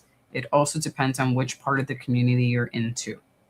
So it really is not, it's not an issue about arrogance. Arrogance is just one of the behaviors. A lot of the times, the way that it shows itself is not in mixed company, because women tend to control their behaviors, their negative behaviors, in mixed company, meaning in the presence of men. But when women are alone, when women are talking to other women, not in the presence of men, a lot of these behaviors have been seen that are extremely hostile. We're talking about some diabolical shit. And a lot of it is framed as sisterhood when it is actually the opposite. It is some of this, woo. I like, again, I know that you're not a podcasty girl. It is a must listen. I'll listen to it on on a ride to work or on the airplane or something. But I was going to say, well, yeah, No, I'll listen to it on Monday while I'm logged in because I usually have. Mhm. I like to have something up where it doesn't need my full attention, which is why you see me watching like cooking videos and shit that I don't really need to pay attention to. So the difference between this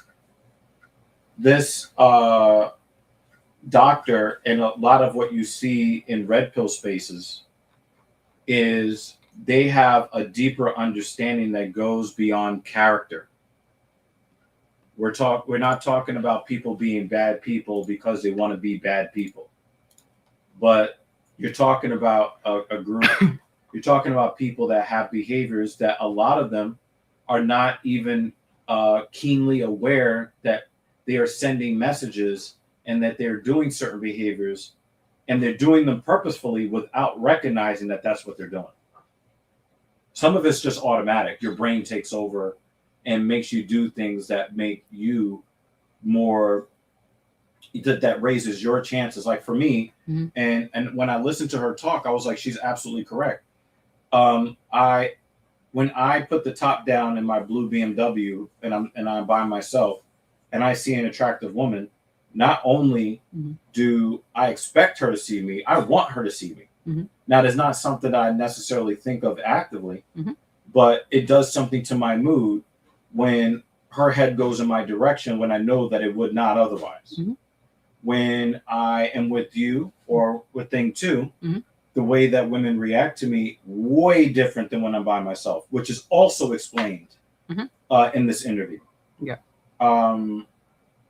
A lot of the behaviors, once you see what the researchers found, and then you compare them to the things that you've seen, not just in your own city, but in all places where either A, it's an all-female environment, or B, it is mixed environment where there are males and females around.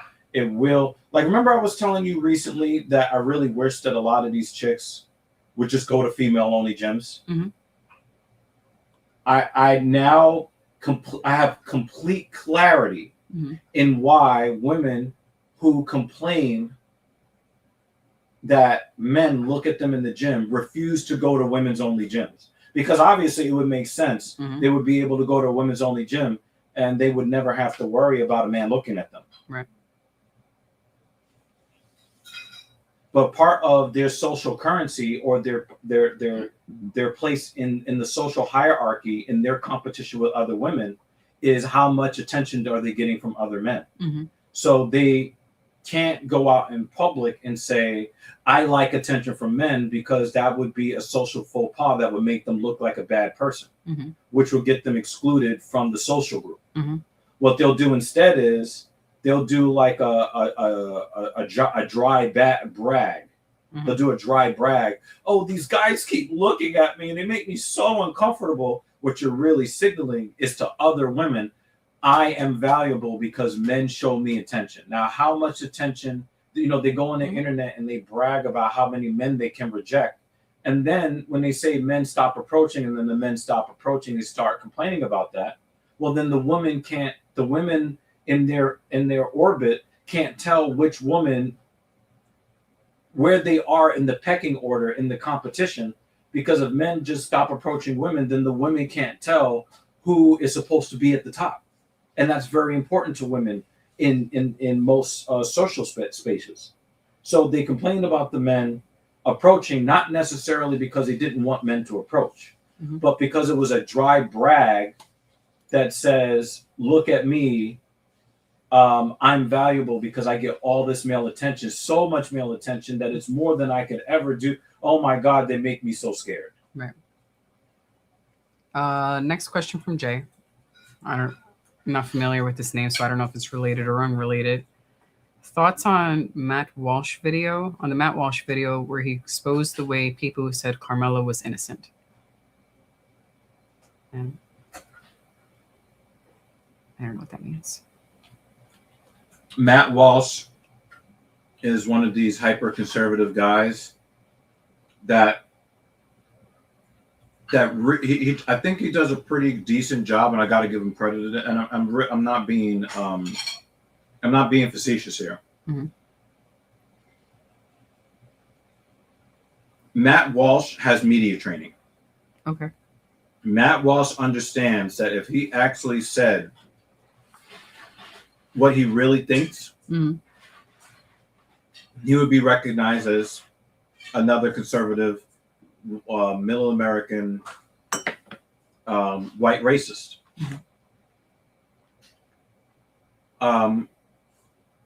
So Matt Walsh is very, very skilled at framing the things that he says carefully so that he can maintain plausible deniability as far as his stances on certain groups of people that he finds as undesirable. So I give him a lot of credit for that, because I really do believe that the Donald Trumps of the world and the guy that got shot, the guy that got murdered in Utah, I think that is the proper way to go. I think we all have racial biases, and I think that the smartest thing to do in modern society is try to stick to rational arguments. Do you mind turning on the light? The contrast between messing with my eyes. Stick to rational arguments instead of overtly attacking groups of people. I think Matt Walsh does a good job of that. But because I can see behind the veil and I can already kind of tell, I take what he says with a grain of salt. Because he wants to be provocative, but in a way where people can't. I mean, people are always going to try to mischaracterize what he says anyway. But he tries to take away, and he's very much like myself, where he tries to take away avenues for people to deflect from his real argument. He wants to say things as cleaned up as possible so that you can't take the conversation left. People sometimes they're looking to see where you are morally inferior to them and then do the haha gotcha. Matt Walsh understands what that is, and he doesn't fall into that trap the same way that other conservative talking heads fall into that trap. He doesn't fall into that trap that way. So when you're talking about the Carmelo Anthony situation, and I do believe I don't have all of the facts in the case, so I'm speaking from a place of partial ignorance. But I believe that Carmelo Anthony was guilty of manslaughter, not murder.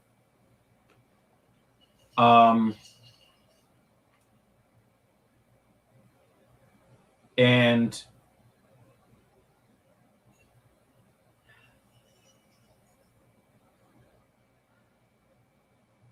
yeah, I'm going to leave it at that. I hope that answers your question. But I think that this is, I will say this, the Carmelo Anthony situation plays out on high school campuses and ends up in stabbings that result in death more often than people think. The difference is it just so happened that the perpetrator was a certain color and the victim was a contrasting color. Most high schools feature mostly white students or mostly black students. And when they get into it and there is an aggravated assault, an attempted murder, or a murder, usually it is within one's own social group or racial group. So it does not make national news. So I want to make that very clear that this case is not a racial one. It turned racial after someone lost their life. But the actual incident itself was not racial at all. And like I said, it plays out on high school campuses on a regular basis. I remember when I was in high school and I flunked out of the ability to even make the baseball team. The team that Here we got eye poke. the team that I would have been able to play for if I was good enough to make it, and I wasn't flunking in school because I was cutting class all the time. They got into a really big thing with the Bloods gang. This was in the Bronx. This was 1999, and I think that we had just been to the city championship or won the championship against Tottenville. Tottenville is Staten Island.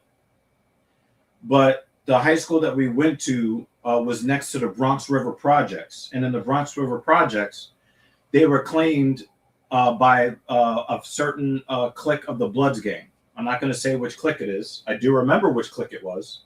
But I'm just saying that in 1999, they pretty much owned the Bronx River Projects. Bronx River Projects was next to the James Monroe High School campus, because there were 4 different schools in there, one of which was the school that I was in. Now, they got into something with the baseball team, and let's just say tragedy was narrowly averted. Narrowly. Now, even though the Bloods gang was mostly black and the baseball team was mostly Hispanic, it was not a racial issue. It was just a regular run-of-the-mill dispute where one group of people have people backing them up, and it turns into a big, huge thing. So I understand that a lot of people want to look at the Carmelo Anthony situation as a racial incident. No, it had racial implications after the fact. And I think that a lot of people who say that Carmelo Anthony is innocent either are part of one political or social ideology group or racial group, and the people that want to see him get the death penalty, they are of the opposite ideology. So it's really Carmelo Anthony is a political pawn at this point. Carmelo Anthony thought that he was defending himself, did not understand that this was not self-defense because his actions were not commensurate with the actual danger that he faced at the time that he pulled out the knife. So in his mind, he thought it was self-defense. By the law, it is not self-defense. And he is paying a very harsh price for not taking a plea deal. That's the way that I am interpreting it. But all this racial stuff, white versus black, came after the situation, not during. This was a rival schools situation that turned physical, and then once the blade came out and somebody got poked, that's my perception of the situation. I'm gonna pick some out real quick. Jay says that 9 out of 10 people in real life are not racists. People get online, get too cocky, and think it's real life. Hold on. We're going to talk about that. Okay. I really hate to burst your bubble, JL, but any human being that has lived past the age of 4 years old was, is, or will be a racist on some level. Let's just put that out there. We all have racial biases. Every single one of us is a racist in some way, shape, or form. Let's just call that what it is. However, being a racist is not, I repeat, is not a sign of good or bad character. What is a sign of your character is what you do with your racism. What you do or don't do with your racial bias. Knowing that you are biased against or for, because sometimes racism means being for a group over other groups. You may not hate another group, but you might be more friendly towards a specific group more than other groups. That is racial bias, and racial bias is racism. What you do with your racism is how I tend to judge a man or a woman. That's how I judge. What do you do with it? If you are a loan officer at a bank and you are a white man and you see a black customer come into the bank and you know that you are biased against them, you're not going to really do anything outside of the ordinary to help them get a loan. But I'm not going to judge you on that. I'm going to judge you on whether or not you try to do something to impede their progress to live the American dream. Are you going to try to do something above and beyond to prevent them from being able to access a service that they qualify to access? That's when I have a problem with the racism. Jay says, well, what I meant by 9 out of 10 times is what you act on it or not. So yes, what you were saying. Yeah, then we are in agreement. Okay, we are in agreement. That's and the thing is, there are a small group of people that act in their racism in various ways, and it is a sliding scale. Mm-hmm. Okay, Mm-hmm. Like for instance, you have people that hate black people. But you have I don't know if you guys have you ever heard of the term Queen of Spades? I've heard of it, but it's not something I hear very often. Okay. At all, really. A Queen of Spades is a white woman mm-hmm. that will not have sex with a man who isn't black. Okay. Sometimes they will. Sometimes what they'll do is they'll get tattoos on themselves in conspicuous or inconspicuous places that says QOS, or they will put a spade like on the card, mm-hmm. and they will get a tattoo of the spade, and it is a sign mm-hmm. that she is a white woman who is very enthusiastic about providing sexual services for free or otherwise to only black men. Mm-hmm. She is a racist. Now, is she using power that she has to interfere in somebody else's life? No. But her racial bias is actually tattooed on her fucking skin. Does it make her a bad person? No. But she does have a racial bias. Some people may look at it as a positive bias. Mm-hmm. You be the judge. Mm-hmm. But she is not actively or passively harming other people's right to live their own lives with her racial bias. And in that way, I have no criticisms. Mm-hmm. I might take a condom blowjob, mm-hmm. maybe, but I'm not necessarily going to judge because one person prefers a certain race and mm-hmm. not another race. Mm-hmm. AI, we understand that you are fatigued. If there is another topic you'd like to discuss, you're welcome to bring that up. It's just that this is the topic that's up right now. But we will talk about all the things. So what's on your mind? What do you want to chat about? Put it up. We'll chat about that. Yeah, so Leper Messiah, that was an example that I used. So don't take it personally. I know that you hear a lot of these conversations online, so it is fatiguing. Mm-hmm. It is very, very draining, but I only use that as an example of racism that doesn't harm someone. That's all that is. What I'm saying is... You want to switch to economics instead? That's not going to be fatiguing? That could be a fatiguing conversation, but we could go with it. Yeah, so I use that as an example. Go with that. I use that as an example of racism that doesn't harm other people. Don't take it personally. Don't read too much into the example.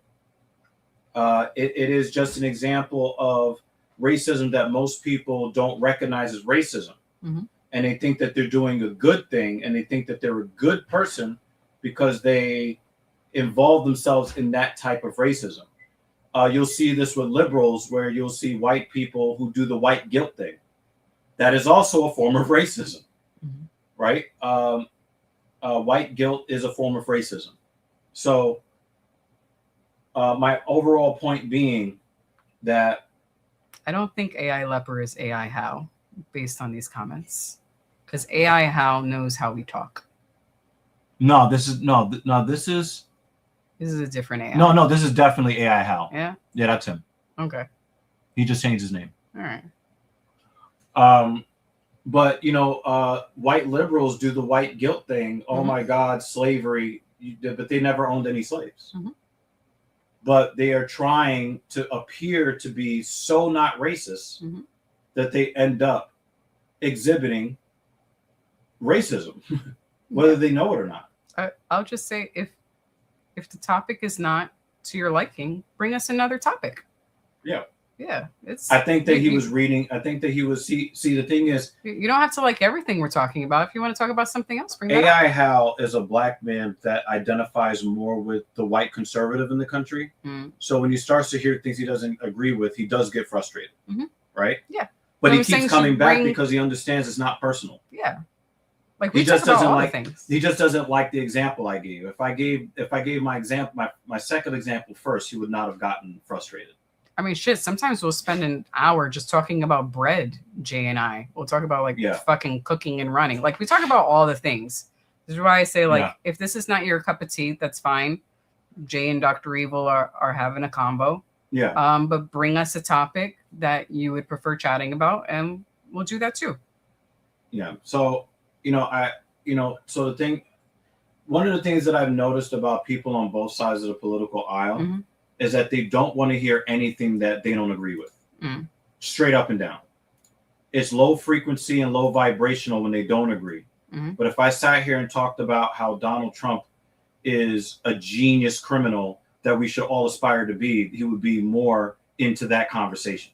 You get what I'm saying? So it's not so much that the subject is so-called low vibrational, but he has interpreted that my position is a certain way, and he is incorrect on that assertion. And because of that assertion, he doesn't like what he hears, so he doesn't want to talk about it, which is fine. But it's something that I've noticed from both the liberals and the conservatives. And this is why I don't like either one of them, because they're the same person. Like, look in the mirror. You're woke too. You're just woke to the part of stuff that the conservatives believe in, and they try to push. Well, you mind if I go grab dinner? Oh yeah. Oh shit. Yeah. Oh, let's bring our resident. I'm gonna change seats while I go grab my dinner. Let's bring our resident trans black person, Captain Paul, into the stream. Happy belated Juneteenth, baby. I want to share with you guys. I want to share with you guys this text message that Captain Paul sent me yesterday that still has me dying laughing. This bitch sent this shit to me yesterday. Check this out. He says, out of the clear blue fucking sky, Captain Paul says, just wanted to say thank you to my favorite black person for allowing me to get 2.5 times my rate today. Happy Juneteenth.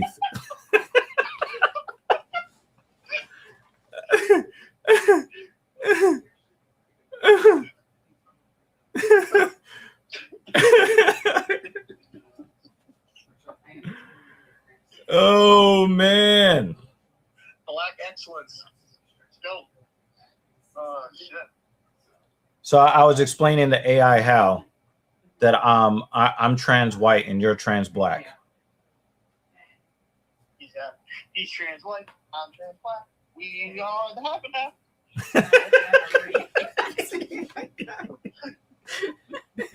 We need to open the show with that.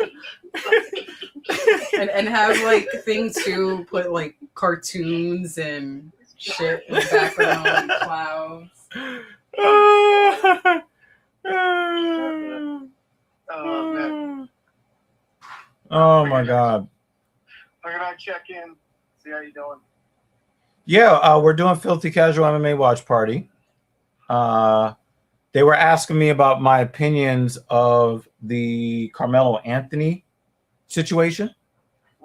And I was explaining to him how he probably should not be in the Hall of Fame, but because he won a couple of Olympic medals. No, I'm just kidding.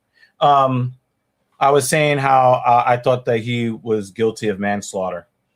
But a lot of people's opinions are based upon their ideological allegiances or their racial allegiances. Well, this proved Carmelo Anthony was a killer on and off the court. That you are crazy. I think it was a murder charge, personally. No, I thought that it was manslaughter because I don't think that he intended to kill him. He actually thought that what he was doing was self-defense, and he was wrong. Stabbed him in the heart, bro. I don't think he was aiming for the heart. I think he just poked out and ended up in his chest. Bro, listen. If he intended to kill him, he would have stabbed him multiple times because that's what black people do. Listen, bro, he stabbed that motherfucker in the heart, bro. Like in the heart. Do you think a 17-year-old Shit was like Mortal Kombat. Get over here? No, do you think a 17-year-old kid is John Wick and he knows exactly, yeah, the knife is in your aorta? Like, I mean, no. But like, listen. He poked him one time and then went and reported himself and waited for the police. If he was actually out there to kill somebody, he would have stabbed them up like He did kill him. Like, no, I said if he intended to kill him, he would have stabbed them up. But he didn't run. He didn't try to hide. He went right to an authority figure after that, reported what he did, and waited for the police. well, because first off, like, there were so many witnesses, there was only going to be so. But a person that intends to murder is still going to try to run. They're going to try to ditch the murder weapon. You'd be surprised. I mean, either they take their life or some will just be like, yeah, I did that shit. So it really does. It does depend on the personality. I think he's a 17-year-old that, he was murdered, man. Like, I would disagree with you on the fact that you go to a situation, you're packing. It's all, well, like, I'll give it this. At least he wasn't packing heat. I mean, he has knife. No, it's the same thing. Knife or gun in that instance, he should not have been traveling with a weapon in that situation, period. But, no, like, you come into it and you stab somebody, bro. Like, you took out the knife, like, you made that decision, I stabbed that motherfucker with some intent, and, yeah, then he ran. I think he stabbed them with the intent of trying to deter further aggressive action. Bro, my thing is this. And listen, we're never going to know the whole story because all the footage just come out like, oh, this is like great, like better footage now. Like, you just slightly zoomed in. That's it. That was the high-tech footage. I mean, obviously, nobody's expecting, like, Carmelo Anthony to have Commando lunge on, right? Just stab. Oh shit, he had Commando Pro. That's crazy. Do you remember that though? Commando Pro? Oh man, the lunge. That was Mrs. Evil's favorite perk. One of her favorite perks in Modern Warfare 2 was that Commando Pro, because she used to just run out there. In favela. Whoop! In favela, yes. Favela. Yep. Yes. Yep. Oh, She went man. on the buildings. Oh, man. Oh, man. But listen, like, I think when it comes down to it, I think he even got off light doing just 35 years. But, it is what I disagree. I think that the situation occurred as a minor. He was not an adult when he did it. Again, I think that when somebody has the intent to kill, first of all, he's not going to warn you. He's not going to warn you and say, touch me and see what happens. Right? He would have just poked him and kept poking him if he intended to kill. But I also think that a lot of people, hold on. I think a lot of people have a misconception about knives versus guns. And a 17-year-old, I could put myself in his shoes and say that a 17-year-old can look at a knife as a less lethal way to defend yourself, because when you have a gun and you shoot somebody, it's obvious that you're looking to take somebody's life in most cases. But a knife is mainly seen as something that is less dangerous. Oh, you got stabbed, you'll survive. But there have been people that have been shot multiple times, survived, and got stabbed once and died, like in this case. Hold on a second. The audio got hijacked by Mrs. Evil's AirPods. Go ahead, repeat that. So first off, bro, like I listen. I don't think unless you're fucking retarded, right? Like if you stab somebody, you should expect there to be pretty much lethal force, right? But you should. You should, but most people don't. Exactly, like when people are like, oh, shoot for the legs, but like that's where your fucking main arteries. Exactly. Like the thing is, when it comes down to it, he brought a knife into a situation. He was egging them on from what witnesses said, and he stabbed that motherfucker. Now listen, I don't know the fucking personal relationship between these two, but like there's going to be their story, his story, and there's some truth is somewhere in between, right? So yeah, it just seemed like a rival schools situation from what I understand. But he brought it to a level it didn't need to be, and like this is he brought a knife to a fist fight, and that's why I think he was guilty of manslaughter.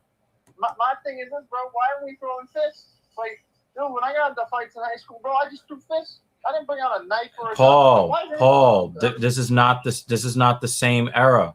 People complained about our era, Cap. They complained about our era of the late 90s and 2000s.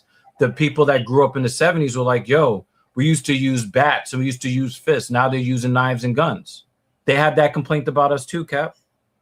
Right, but my thing is this, is it's just like, you dealt with it in a situation. Now when you bring a weapon to a fight and you kill somebody, you murder that motherfucker. No, I think there's a reason why the law differentiates between manslaughter and murder.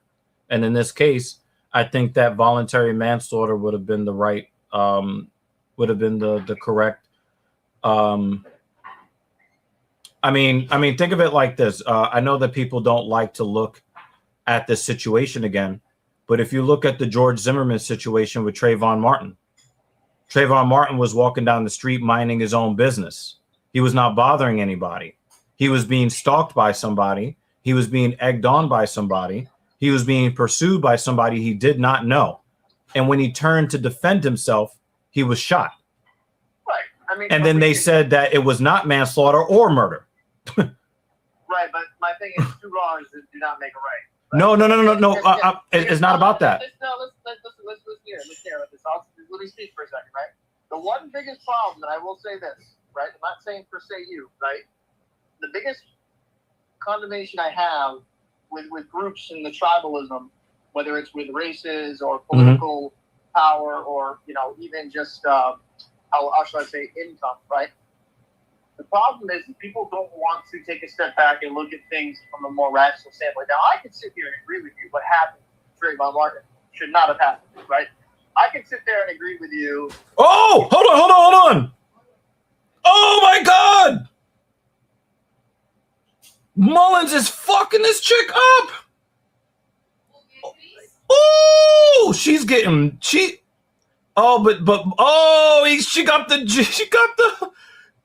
the judo throw. Mullins was about to knock Beatrice out. She was bing, bing, bing, bing, bing, bing, bing.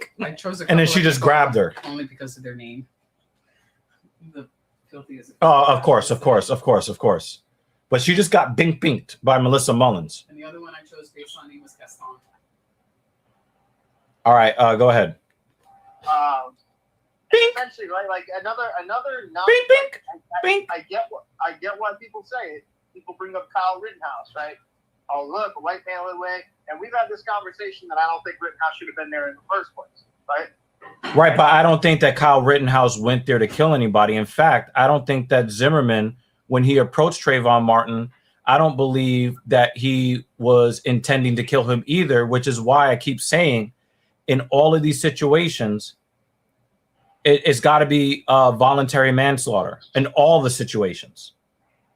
I would disagree, and this is why, so Zimmerman, that's more of a nuance. That's actually an interesting conversation, because I think that should have been a murder zone. No, I don't think that was murder because it wasn't his intent to kill Trayvon.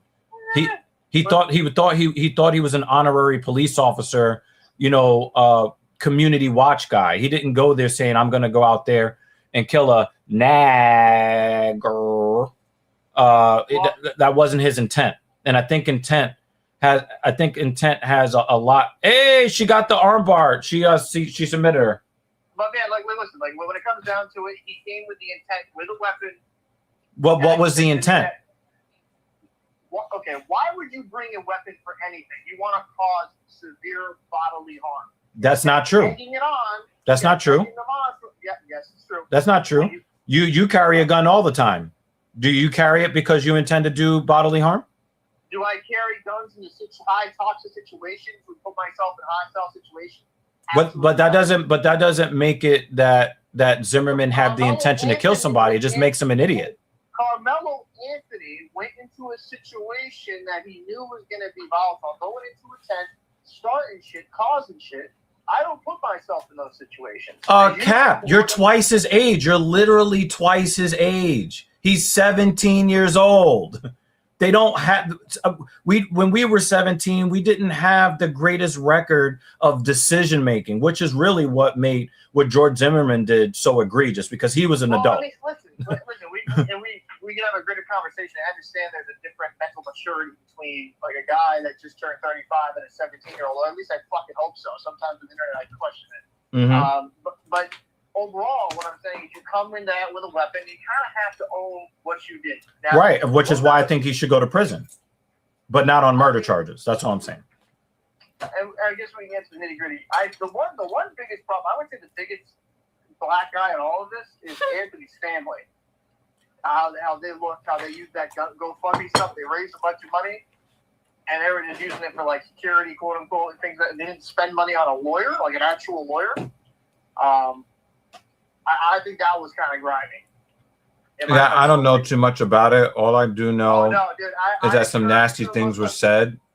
I encourage you to look up that family with a GoFundMe and things of that nature, and how they spent none of that money on a fucking attorney, and they just it was essentially court appointed, and and I also think this Carmelo Anthony too, it's not legal. It's not legal to crowdfund for legal stuff. We just saw this recently with Chud the Builder. Chud the Builder had a bunch of people who tried to do a GoFundMe for his legal stuff, and is actually outlawed. You're not allowed to do that. Like a bunch of people tried to get Chud the Builder because he's facing a trial for attempted murder, right? Hold on a second. Did you? Hold on. Somebody messing up my flow. Chud the Builder is facing attempted murder charges, right? Who? Chud the Builder. Who the fuck is that? Oh my God. You're gonna go down that rabbit hole your goddamn self. But when I tell you this, Cap, a bunch of people who were on his side, and we're not going to say who they were, you're going to find out very quickly. They raised a bunch of money to get him out of jail and for his legal stuff, and it was outlawed. Yeah. Well, I mean, I'll have to look into that, but regardless, I'll say this: over $600,000 was raised for Carmelo Anthony and the family. And it is kind of and he claimed in court he was destitute or something of that nature. I mean, he's 17 years old. Right. Of course he is. But the family's got a bunch of money. Regardless, they hey, listen, send that kid to prison. The family got a bad guy. But the thing is, you can't have it both ways, Cap. You can't charge him as an adult and then also say, well, your family has we're going to hold your family economically responsible. If he were charged as a juvenile, money in his name. but the thing is, it doesn't have any legal standing. Like the money that they raise is completely separate from the case itself. That's crazy. Hey, I mean, get a bag, I guess, off your fucking son going. That is nasty work. Like That's the nasty work, 100%. You know what? Just got 35. It reminds me of the Black Lives Matter people stealing the people's money and buying, posh houses in the fucking Beverly Hills and shit. Well, like, the crazy, like some of the and like some of the thing is this, right? Like with this whole court case, like, oh, it was an all white jury, which wasn't be the case at all. There was Asians and there were Indians, and there was like people of different descents on that racial background. That's not what I heard. I heard that the entire jury was white. Nope, then you are incorrect. That's what I saw reported. But of course, mainstream media doesn't always tell the whole truth. No, there was Asians and there was Indians. The only reason why, this is the thing, is right when you're getting a jury, right? If you admit you cannot show or be non-partial, you get thrown out. So you can kind of like go in there as somebody that is like quote unquote black, right? But if you outright just say like, oh yeah, Carmelo Anthony's free or he's innocent, right? They're gonna kick you out because you have to be impartial as a juror. Guys, remember that when you don't want to do jury duty. No, seriously, I've done the same thing. I got called fuck that guy. I was like, if you want to get out of that, that's how you do it. But you have to be impartial. So, but like again, I encourage you to kind of dig up more on the case. A lot of things came out that were just contractually incorrect. That people were trying to spin certain narratives, and this is the biggest problem, right? I mean, when you go into the actual studies, right? I would love to know what you think on this, right? Because they've done studies in the UK and the US. And white jurors, who are they more biased or negatively biased towards? White people or black people? I would think that would be regional. No, so on studies that they have done, and I'll link you to them, white jurors are harsher on white people. They actually show a little bit more leniency towards people of a different racial color than them, or nationality. You know what I'm saying? Yeah, it sounds like what do they call it? They call it benevolent racism. Right. We were talking about that earlier in the stream before you got on.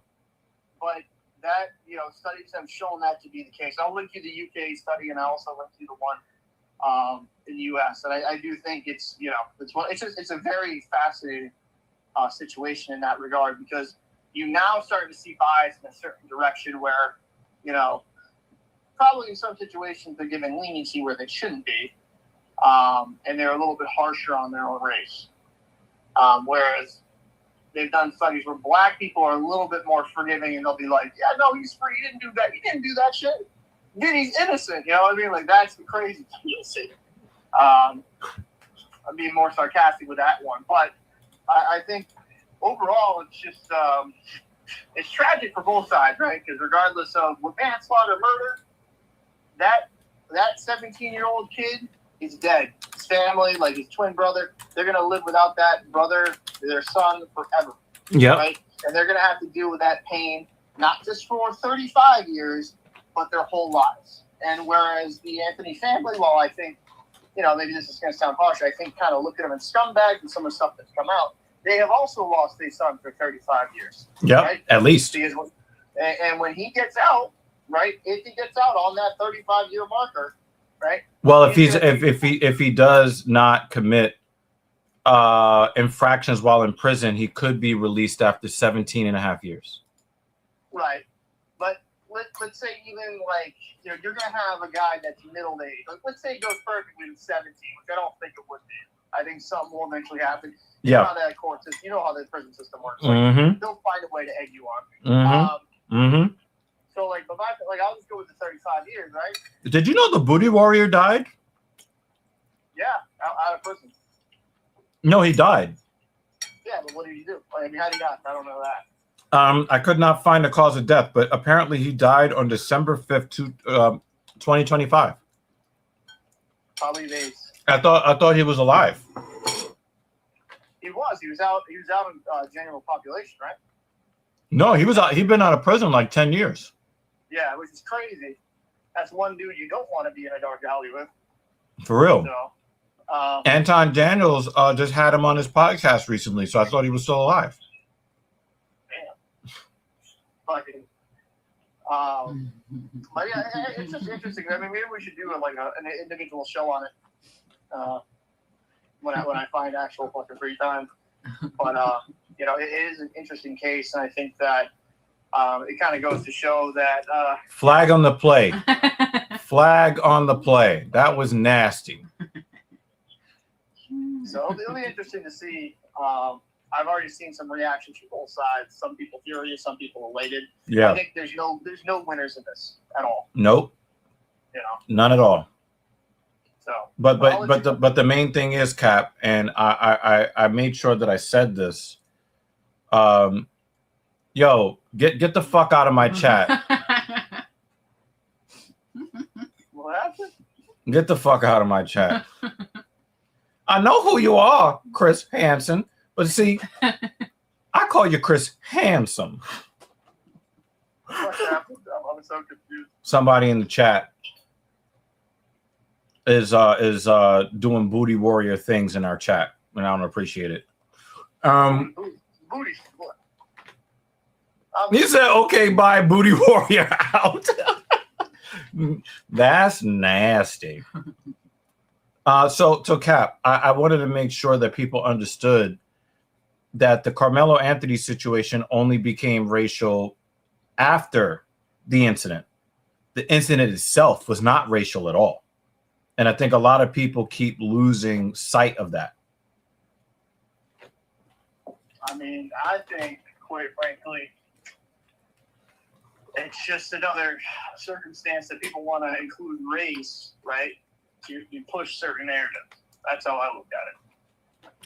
You and I are in a complete agreement, 100%. Yeah. Like that's why I didn't like go out there and do all the research or whatever. I'm just like, this is some rival high school bullshit. It just so happens that the people on one side were on one color and one was another color. That's it. And it's really unfortunate what happened. And a lot of people are, like you said, they're using it to further their own narratives and their own ideology, and everybody loses. Well, one thing I learned in all this is that nasty nigga, man. Carmelo Anthony might not have won an NBA championship. He's a straight ass killer, bro. Crazy. I'll be honest with you. Like, before I even knew about the case, I started calling it. Like, Carmelo Anthony stabs me. Like, what the fuck? Like, what's going on? Can we throw his parents in jail for not being able to give him an original name? Yeah, like that's the embarrassing part, bro. Like you didn't even play ball. That's crazy. Like, you gotta at least be good at basketball to be named like that. You know? Like, crazy. I mean, I think it was a football player, wasn't he? Yeah, but like my thing is that, like, then you're a failure. Even if you're good, like, you're a Hall of Fame football player. You're named after a basketball player. It's crazy. I mean, it is, and like the only difference is it's with K instead of C. I'm like, oh, original. You know, that's. They should have called him Carmelo Anthony. Double K, Killer Carmelo. No. I said Carmelo Anthony. Oh my god. I was waiting for you to get that. Shit. But I'll let you go, bro.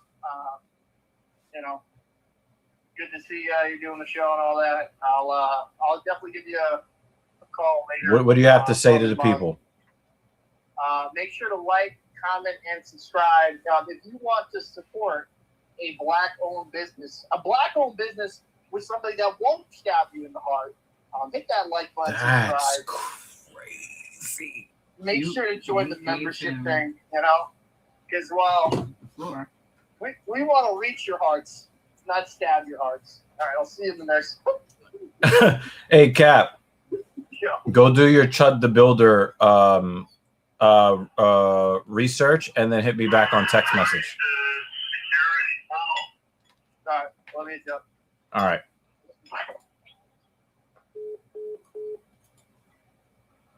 That was Captain Paul at work, working things out.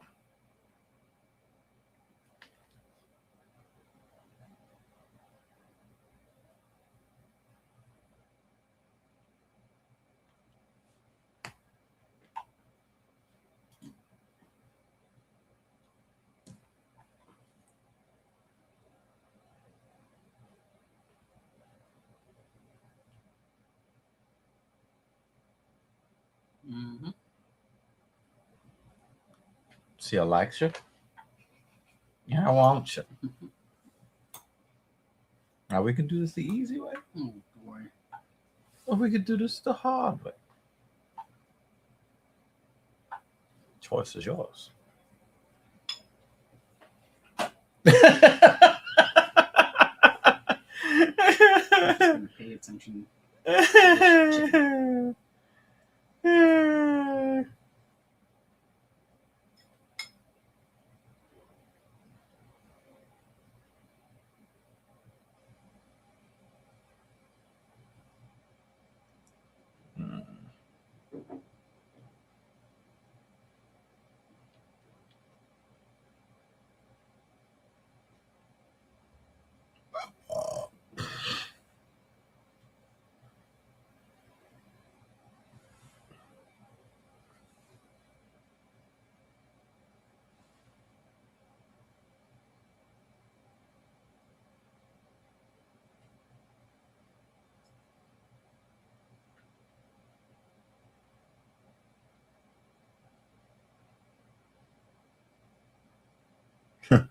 Lima's gonna dust him in a round, and the commentators will say future champ. I mean, dude, it's a money-making business. You know, like it's a money-making business. You can't get mad at them for that.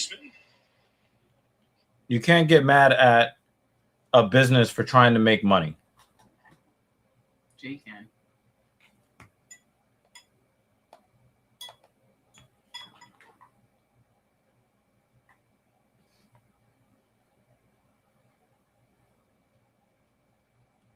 What just happened?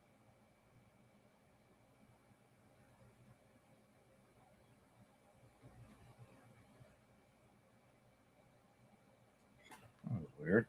Screen went black. Travis 556. Guy really missed the White House card because of political beliefs. The election was 2 years ago. Get over it. It was not for political reasons at all. If I wasn't going to support the UFC for political reasons, then we would never have covered any of these events to begin with. I'm not ideologically aligned with the UFC, but yet we are here still covering it. Mm-hmm. So no. Yeah, it's not. Just no. You are incorrect, sir. But it is good to see you again. Hey, Travis. We're not going to go there. I know you like to troll and stuff. We're not doing that, Travis. Let's chill out with that. Let's chill out with that.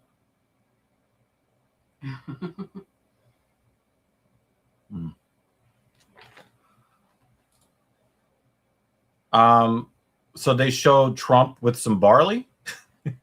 He can't spell for shit.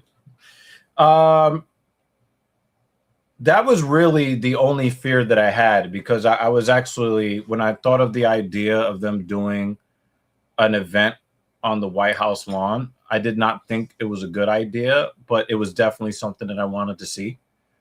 I thought that they were going to just make it, where we would watch half-naked men do violence in the cage, and then in between fights, we would watch Dana White pull on some knee pads and get between Donald Trump's knees in public. And that's just not what I wanted to see. And we've seen it happen. We've seen it happen at other events that Donald Trump was at, and we just didn't want to deal with that. Now, it is the UFC's fault that we defaulted to not trusting them, because they were not trustworthy when it came to keeping the camera on the fighters. But to me, it was very telling that they did not do the event on July 4th, which is the actual 250th birthday of the country. They held it on a different day, which was somebody else's birthday. I don't really want to see that man's face on the screen for 1 second. I understand that, but I'm not going to that level. Oh yeah, right? Yeah, I'm not going to that level. If they show Donald Trump once or twice is fine, because he is one of the most famous men in the world. And to show him a couple of times is okay. But that we had an event, I think that was in Florida, and they could not pull the camera off of him. It was at that point I lost interest in the White House event, because it's like, oh, we're escalating to, we're not even watching the fights anymore. It's just about how, the gay love affair between Dana White and Donald Trump. I think it's one-sided. I think Dana is into Donald, but Donald's not into Dana. Listen, you give me any excuse to have a day off. Well, she was happy. Yeah. She was happy to have that day off, though. She was happy to have that day off. But for me, it made it very difficult for me to trust that they would keep the cameras on the fighters. And so we opted out of it. Now, if JL was correct, then I do regret, like I said, if you show Trump a couple of times, it's okay. I don't regret it. I could always watch those fights on a replay.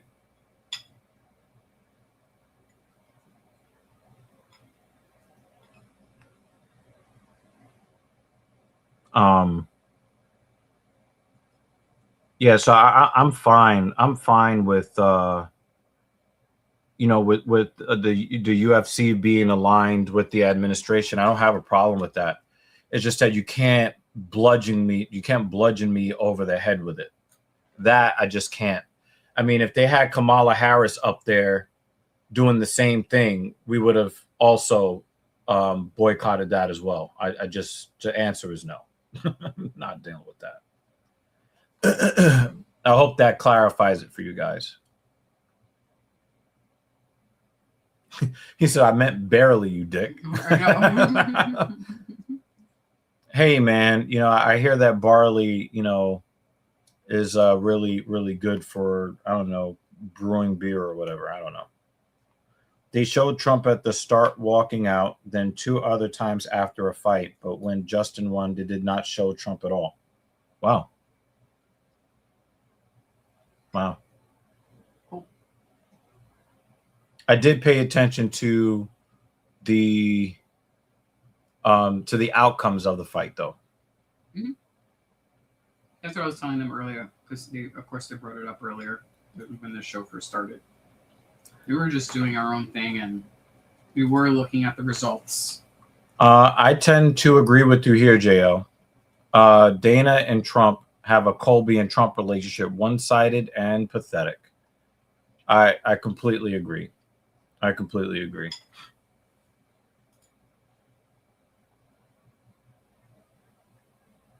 No, actually, we were together on Sunday night. And the Knicks had just won the NBA championship. So that was dope. We were really more... That was a better way to spend Saturday than... No, it was on Sunday. The event was on Sunday, yeah. If the UFC were on Saturday.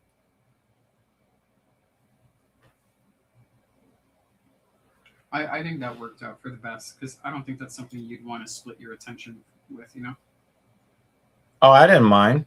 I don't mind. Like, I've done baseball on one screen, basketball on the other, all through the NBA Finals. Yeah, I know, but this was significant. Yeah. It was kind of surreal to see. We don't think of we don't think of really any New York team having any real chance to win a championship. We don't really think about that. That's, it's always like, how are we going to make fun of them, or what can they do to get a little bit better next year? But for them to actually win the title is just like, it still doesn't really feel real, Mm-hmm. Yep.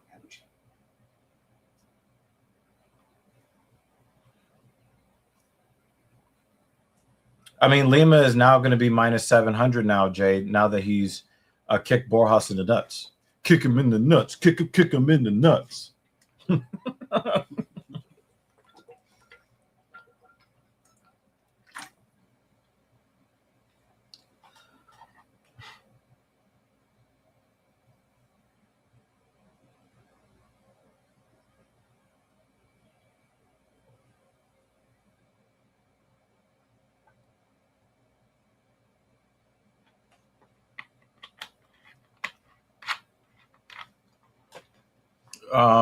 You know, here's the deal, right? Here's the deal.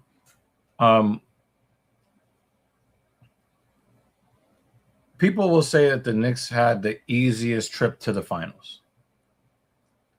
I picked the Atlanta Hawks to beat the Knicks in 6 games.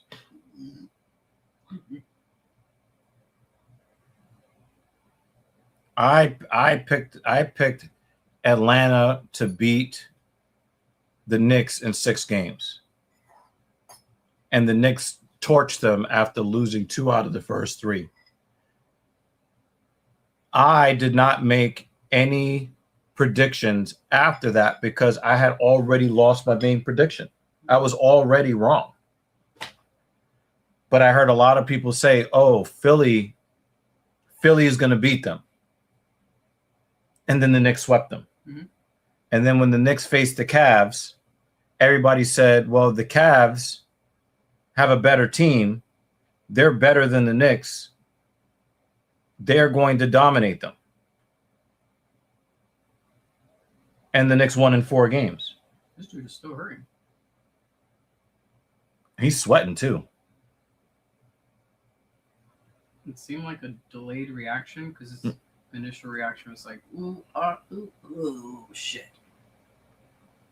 You know what I mean? Mm-hmm. I don't think that he wants a DQ. I think he wants the pain to stop. He changed his name again.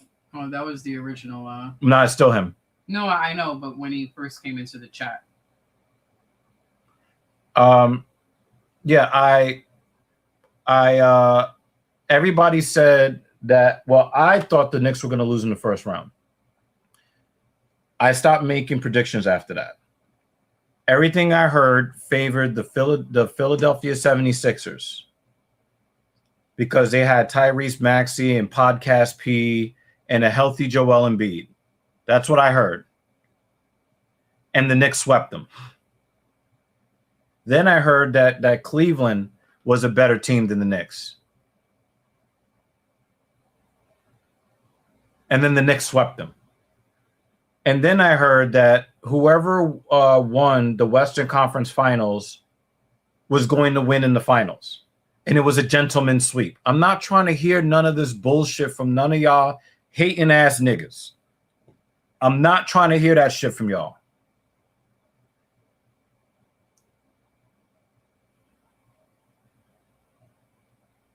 The Knicks were favored by most people to win in the first round and lose in the second round. They are the NBA champions.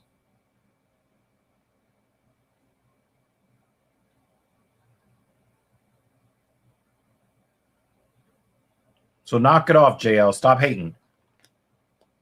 No, it's not objective. Nothing you're saying is objective. Someone said Buddy got kicked in the ass crack. He got oil checked with a big toe. You said the Knicks would have gotten creamed. What are you talking about? Very good question. So here's the thing about this fight.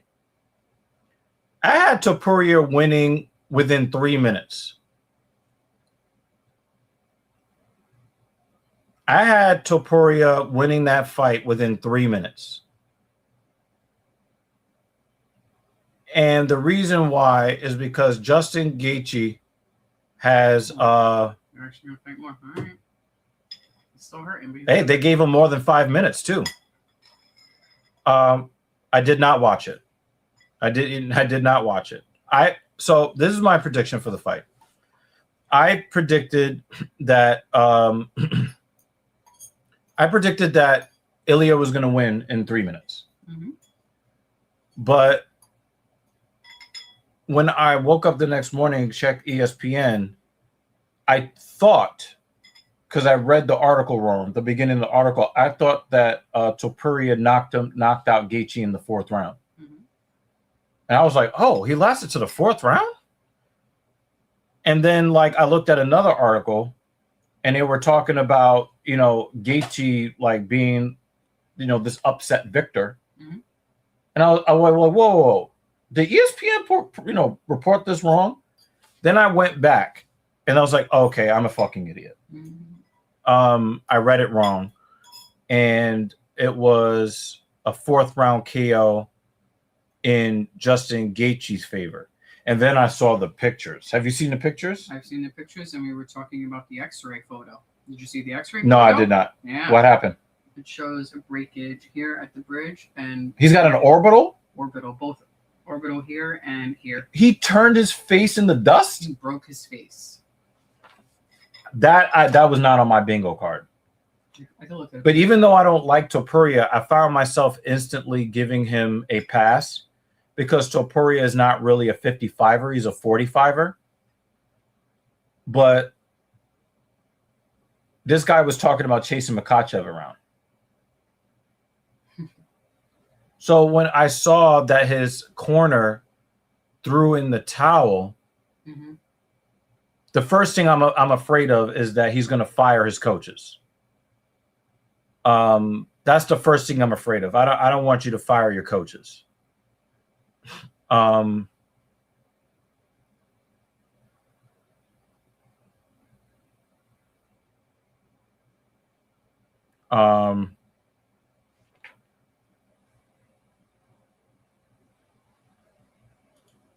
But I really only came to this realization a bit after I saw his face in the pictures. He looked like he got stung by like 1,000 wasps in his face. That's what it looked like. Now, I do plan to watch the fight. I'm pretty sure Paramount. One of the things I like that ESPN did is that after events, they would actually let you watch individual fights. Mm-hmm. I don't know if Paramount's going to do that. I should probably check it out. But I do want to watch the fight. I mean, it's not as enjoyable knowing what the outcome is, but I do want to see how they got to the 4th round because in my opinion, Justin Gaethje has terrible striking defense. And then if you look at the way that, because before Holloway got knocked out, he was winning that fight against Topuria. Yeah. Because he controlled the fight. But even the fights that Justin Gaethje wins, his striking defense is garbage. Almost on purpose. Mm-hmm. So I would like to see how they got to the 4th round.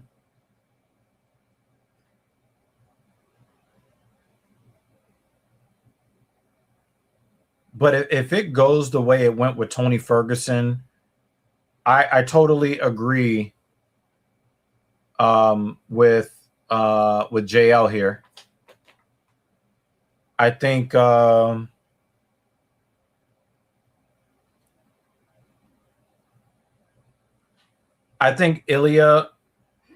Ilya's chance at being an all-time legend was pretty much erased. I think he is still supremely talented. But I think we're probably going to see a Rockhold situation where a guy is super talented, but he's not going to be able to take even medium power strikes the same way he was able to take them before. I think that his reaction time is probably going to be shorter. And again, it's always been said that it's better to get knocked out fast than to get knocked out slow. Yeah. And if it made it to the 4th round and looking at his face looking like that time we went to your family. What was it, Thanksgiving? And I put my hand on my eye after eating that shrimp. Warm weather because we were out in the backyard. Oh, but we were with your family. I know, right? But I touched. I think it was the Easter thing or something like that. Yeah, it's probably Easter. But like I touched my eye and then my eye blew up, and it was saying how we had domestic violence already. That was really funny.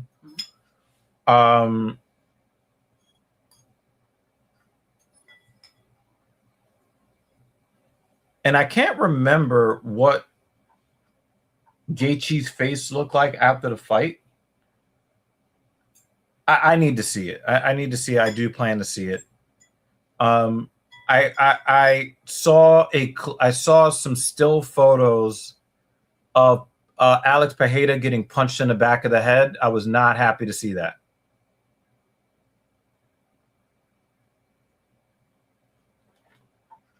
Oh, I heard that Topuria's corner called it.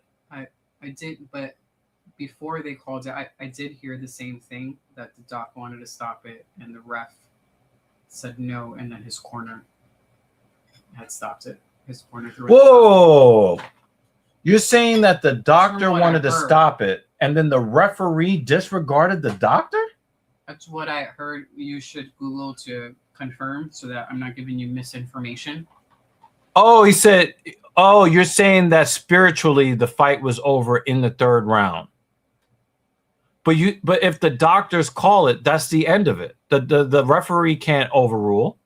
Well, you could triple check if you want. The doctors came out twice, once in the third and once in the fourth. But usually the referee brings in the doctor. The doctor doesn't just,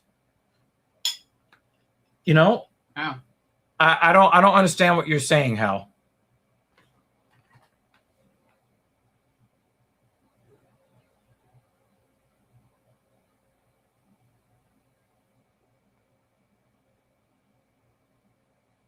No, when you said over in the third, they called it at the end of the fourth. So when you said it was over in the third round,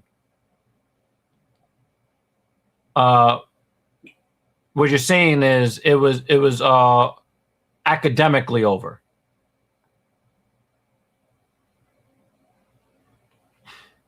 I was sure that the fight was called at the end of the fourth round. Yes or no? But then you said the doctors came out once in the third and once in the fourth. So if you're saying that the fight was over in the third round, then what you're telling me is that it was an ass whooping. I think you probably just need to rewatch it. I have not seen it myself, so what I am saying could be. Let me check Paramount and see if they do the same thing they do. This Met game doesn't really seem to be worth watching anyway. Let me check Paramount and see if they allow watching of single fights, because I do intend to watch it. The doctors came in. This doesn't even sound legal. I gotta.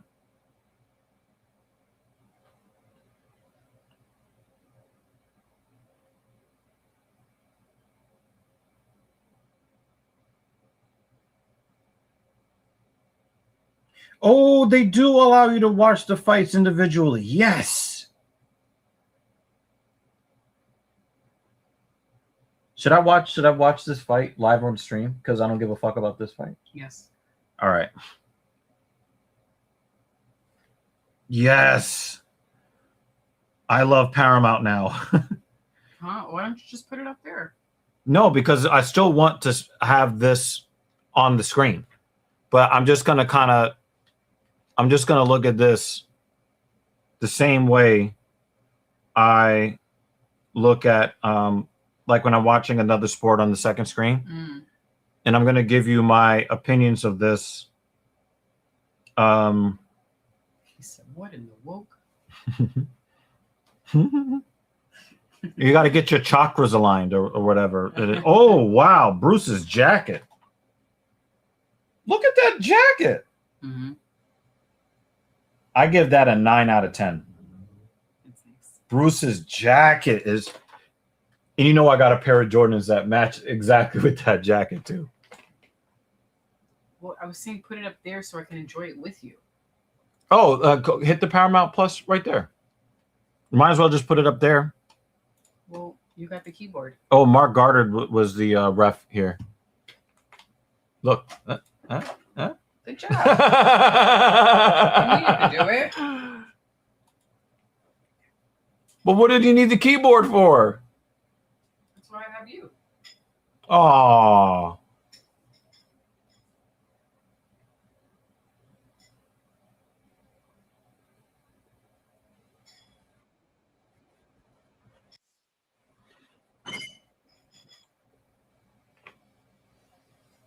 I think you're late. I think you're late, Jay, because I think the fight's over already.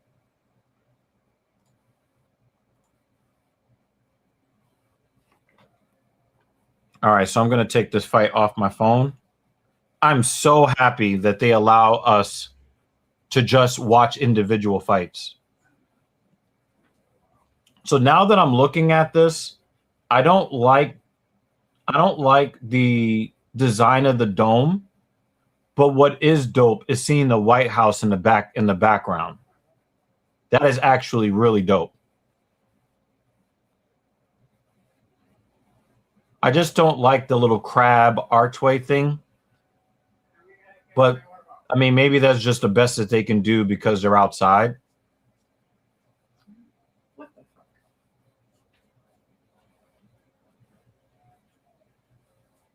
Yeah, this is what I thought that I saw when I saw the aftermath and I read the articles on it. It's just that I've been in the gym a lot.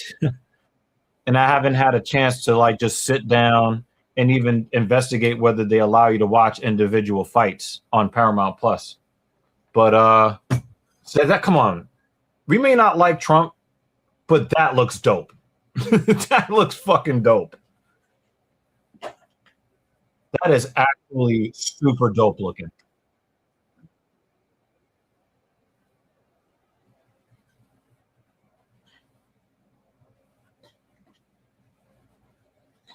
Yeah, I'm not gonna front. That whole thing actually does look extremely dope. But here's the thing, right? We've seen Gaethje get abused and lose. I mean, we saw Max Holloway knock him the entire fuck out. And this Homer Simpson ass nigga comes out and abuses the guy that we thought could possibly be the greatest fighter of all time.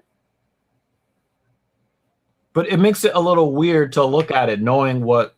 But the thing is, when I started watching MMA, I was watching fights that were pre-recorded. When I used to be up in the middle of the night, they weren't live. It was just like, oh, check out this fight. And the fights had already happened. Mm-hmm. So I know that I can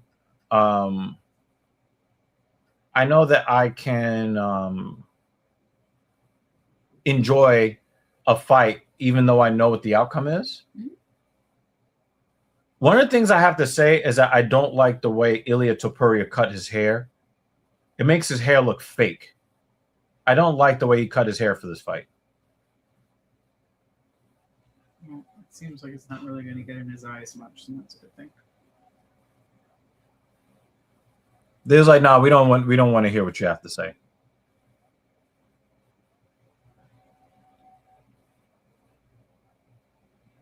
Oh, Lima's opponent missed weight. Borjas missed weight. Womp womp. Again, like there was nothing about that I cared about, Jay. I'm over here watching a fight that happened, 6 days ago.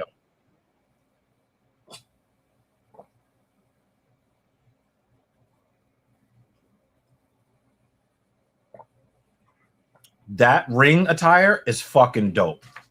That is nice. How come they have to have the ring girls look like slurs unless it's like a special event? And then it's like super sexy, classy stuff. I'm not really into... It's not a political comment, just from a fashion standpoint. The red, white, and blue flag sort of attire, like trying to put that on. Like I see what it is a violation of the U.S. flag code when they do it. That's not even what I'm talking about. I just don't think it's aesthetically pleasing. Like I don't think we have an aesthetically looking flag. So when they try to make fashion off of it, it never really looks good. I don't think But they have an I saw attractive flag. past the flag and I saw the dress and the way it was cut and how it makes her look. Does it make her look like a slur or does it make her look like? I mean the that's what I'm looking at. the silhouette is nice. Yes. Yeah. It's trying to think of like an outfit. The absolute best. The absolute best. The Noche was the best. best. Absolute best. It told a story. Every next match told a story along the lines of the history of Mexico. That was that was great. Yeah, but this is just like my taste. Silhouette looks great. I would be red, white, and blue. Almost, I never really find it attractive. I would be shocked if Topuria didn't come close to winning this fight. Like I just saw him throw a right cross. That is, and it landed. Mm-hmm. That's something that I might be looking at this fight and be like, how did he not win this fight? Mm-hmm. Because everything that I'm hearing is that he's the one that got beat up. But I just saw that right cross. Was that a Street Fighter uppercut he just or a Mortal Kombat uppercut he just threw? Sorry, lady. Hold on. I gotta go back. You got to see that fucking uppercut he threw like he was in Mortal Kombat. Oh, I see what he did. I see what he did. He yeah, look at that right cross. What he was doing is he was trying to make Topuria fear the level change to throw him off. I think that's what that was. I know that we're not talking about the fight that, the fights that are going on right now, but we're taking a look at the main event from last week. We're asking our opinions on this. Yeah. So yeah. Okay.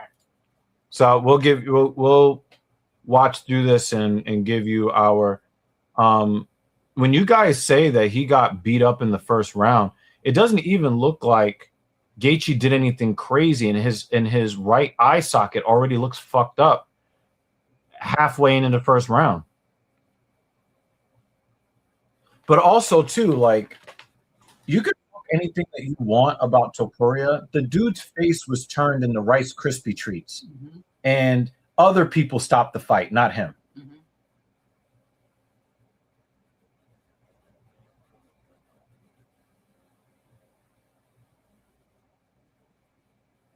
Oh, another thing that I like about this event are the gloves are actually red. The gloves were actually blue instead of the tape. Yeah. I do like that a lot. I think that the ring gear was dope. A lot of this was actually visually very appealing to me. I've already stated my. No, I'm talking about for the event. Yeah.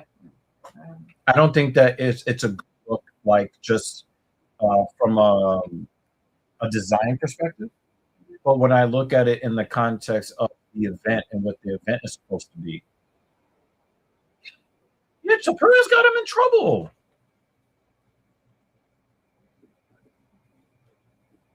It looks like Gaethje wanted to make it ugly, and it looks like he succeeded at making it ugly. At least 4 minutes through the first round. Mm-hmm. Oh, look at that right. We saw Gaethje get knocked out by Max Holloway in that kind of exchange.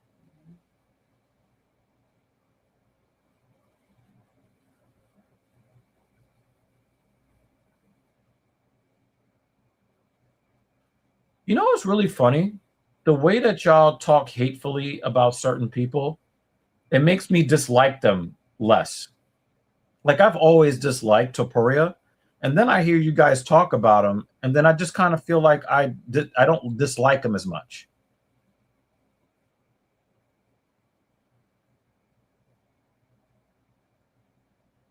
Yeah, it looks like Gaethje tried to make it an ugly fight. Mm-hmm. Yeah, look at his face.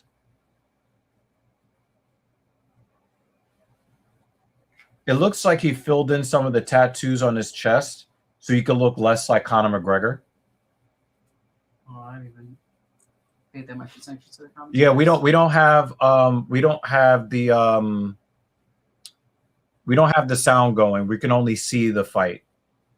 They just had the commentators up, but we weren't paying attention. I do want to see what this new UFC ranking system is supposed to be. I really am interested to see if they're going to actually do the right thing. It goes like this. Gaethje and Trevor studied Topuria with short Vikings complex and dissected it. I mean, that's one way, but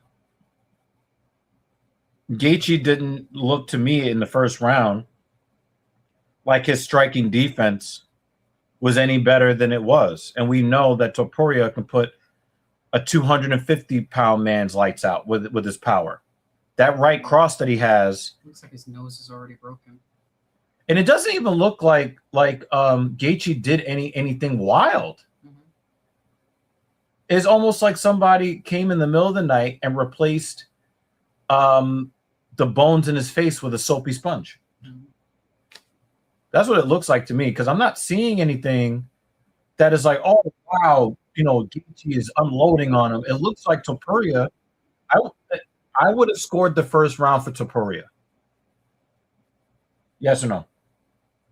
I thought Topuria was more impressive in the first round than Gaethje.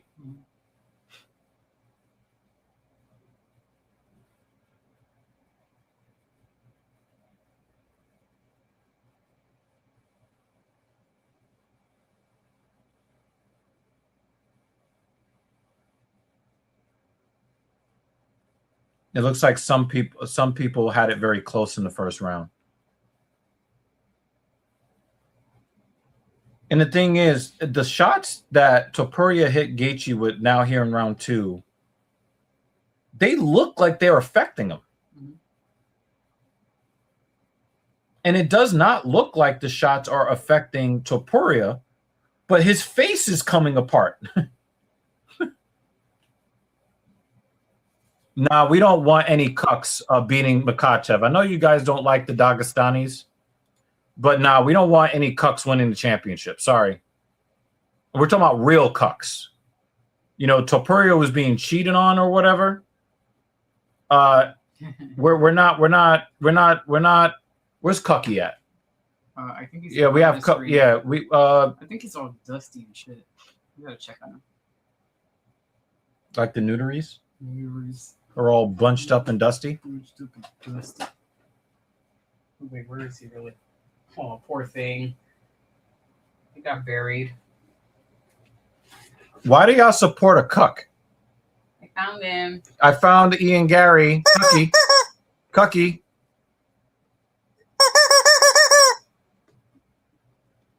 It's better when it sounds like he's suffering. He is suffering. His nutritionist is funding the lifestyle of the nutritionist kid while the nutritionist is banging his wife while he's out training.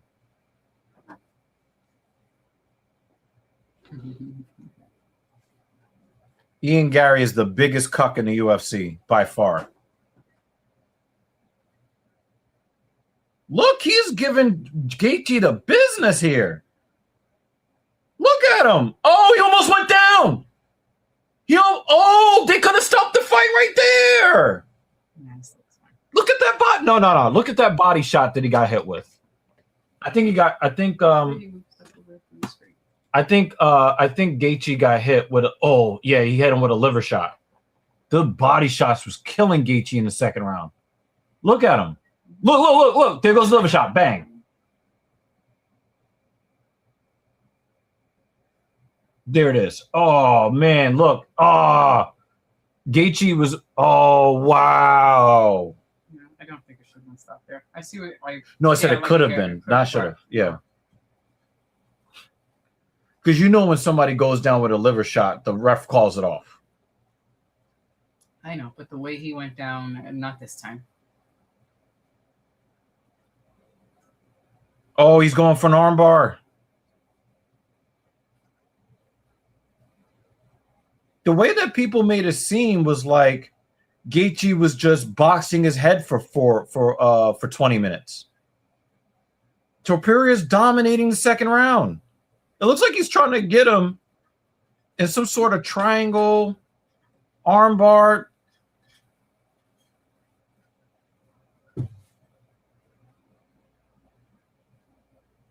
Wow, look at this scramble. Oh my God, Gaethje comes. You guys didn't say that Gaethje came this close to getting finished in the second round. He's given up mount. He almost gave up a crucifix. I know that Topuria's got decent wrestling, but Gaethje is supposed to be, you know, one of the most skilled wrestlers that doesn't use their wrestling in the UFC.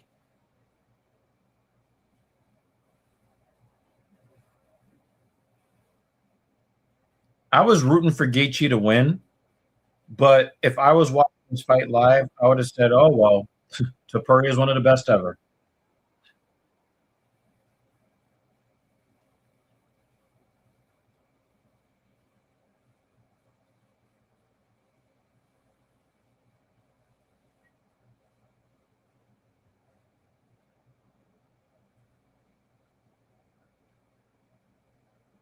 Yeah, if you're purposely fighting at bantamweight to avoid featherweights, that's your fucking business. I don't want to hear you. You sign the contract, make the weight.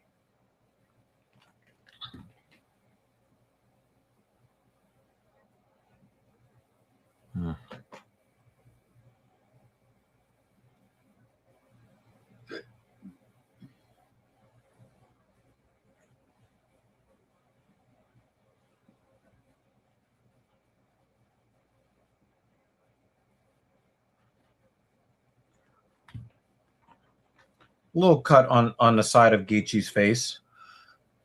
He got dominated in the second round. I was gonna say, why didn't you guys tell me? But now I'm happy you guys didn't tell me. You guys had me thinking. You guys had me thinking that. Oh wow, that liver shot. The ref could have stopped the fight right there, and it would have been and still.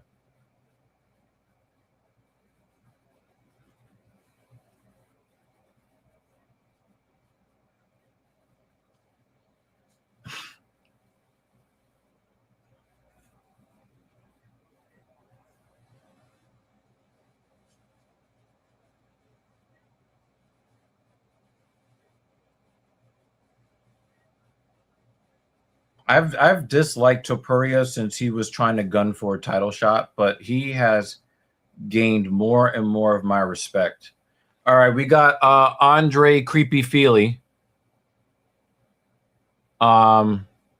Vinicius Oliveira,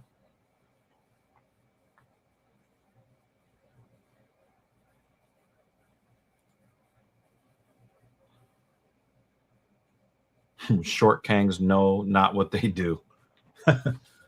How tall are you, Hal? How tall are you in real life?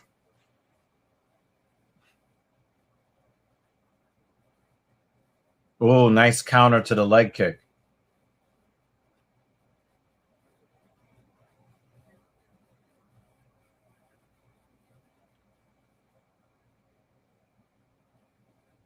Also, why do you keep changing your goddamn name?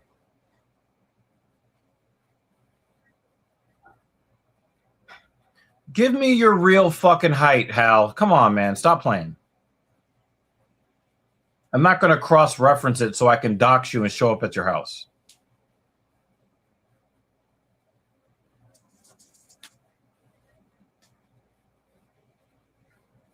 Fucking Dan Jensen, 6'6", right? Yeah, Dan is 6'6". Oh yeah, I'm at 6'3". But Dan Jensen's got both of us beat. So what are you, like 6'2.5"? Yeah, I don't really like the disrespect of men under 6 feet tall. I'm just not a fan.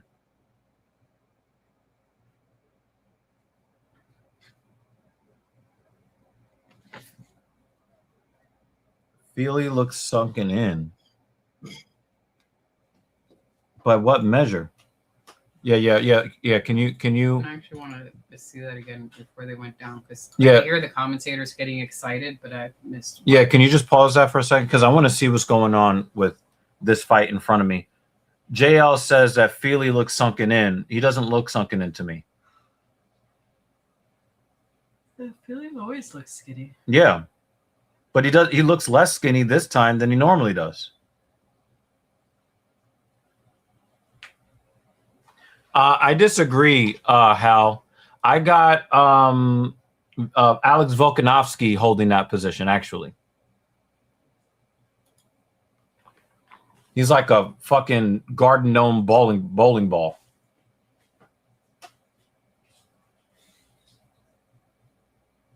My back is actually tired from the run. Hmm? My back is tired from the run. I feel like I did your back workout. Running back shots. Lopez Volk 3. They're gonna force it because they can't find any guys at 140. I think Topuria should go back to 145 and dominate the division. I mean, he probably is not going to be able to dominate the division. He's probably not going to fight for at least a year because they need to put his face back together like Humpty Dumpty.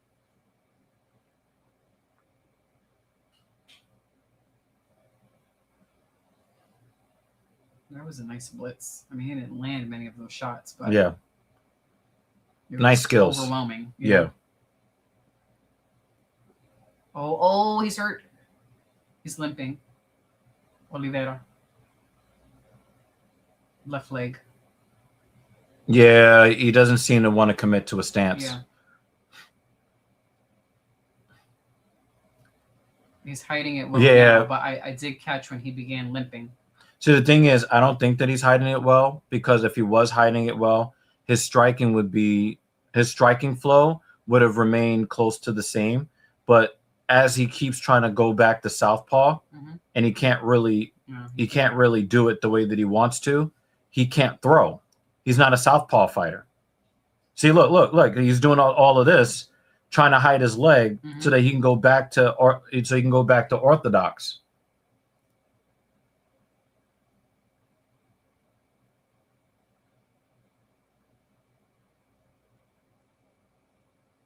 Andre almost knocked him out right there with that high kick.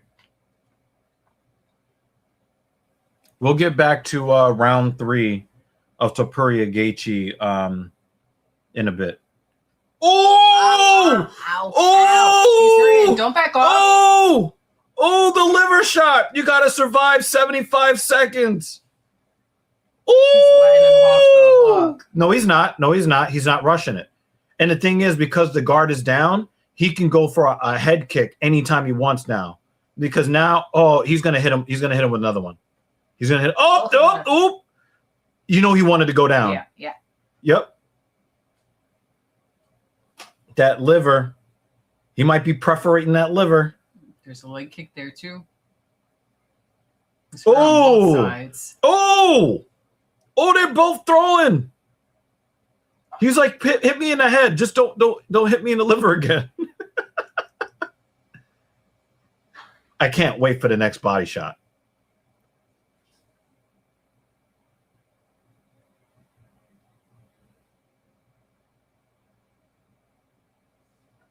Oh, nice level change defense from Andre.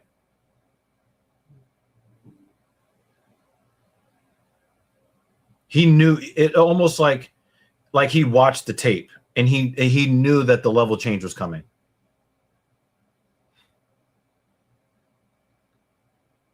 Yeah, I don't think that he let him off the hook because when the guard came down, he kicked him in the head twice. And I just chilled after that. Well, I don't think that he wanted to rush in and then get knocked out. We've seen that happen to guys too. It looked like he started to get fucked up after that. So I would have been more upset if he would have let Oliveira grab him.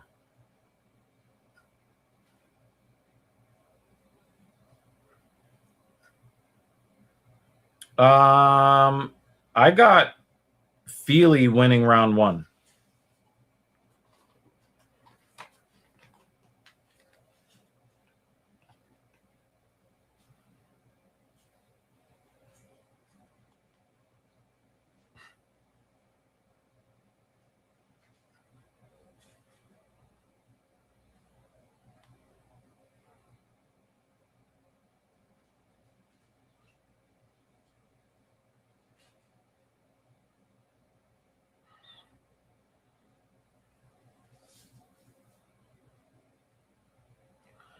So I turned off the Mets game, but look at the line.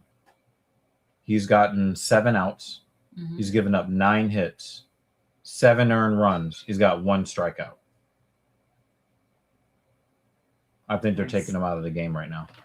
That's why. That's the bottom of the first still? No, he's gotten 7 outs. So this is the bottom of the third with 1 out. Okay. Is Justin the most popular champion in the UFC right now? I would probably have to say he's the most beloved. Mm-hmm.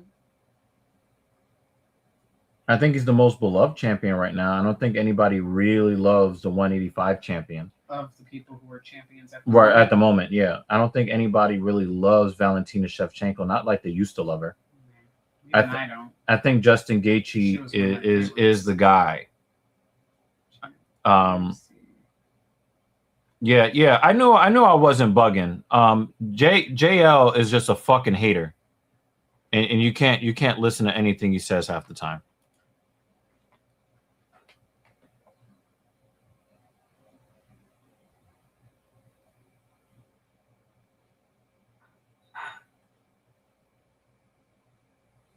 It looks like he recovered from that liver shot. Most guys don't recover. Of the champions, I would say the most likable? The most likable, yeah, I would say was Gaethje. And the next one would be Joshua Van. Got Van, yeah. I like Volk. Yeah. But I'm also very much a fan of Volkanovski's social media antics. Okay. He's a very likable person outside the ring. I would say on par with Angela Hill, like the type of comedic making fun of each other with themselves. I hear he's very skilled in the kitchen. Yes. I think he owns his own restaurant or something like that. But yeah, a lot of his content is of his cooking, or like anytime someone tries to make fun of him, he'll use that as content. So for me, he's in there as well. It's just like a likable person. Oh, what a slam! He slammed him on his head! Oh my god! And they both got up with nothing. What the fuck was that? I mean, but look at the fucking protection he has built into the top of his head. Yeah. Oh, Vinicius has some combos. He's got some real fucking skill, man. If he loses, that's on him. Yeah, for real. That dude hurt. Yeah. His leg was hurting. He cried out. And the liver shot came with 75 seconds left in the round. This is what I mean. Yeah. I don't think that was patience. We're at 3:27 of the third round, so we haven't seen any doctors yet. We're about to see. We paused the fight because this fight is actually very interesting.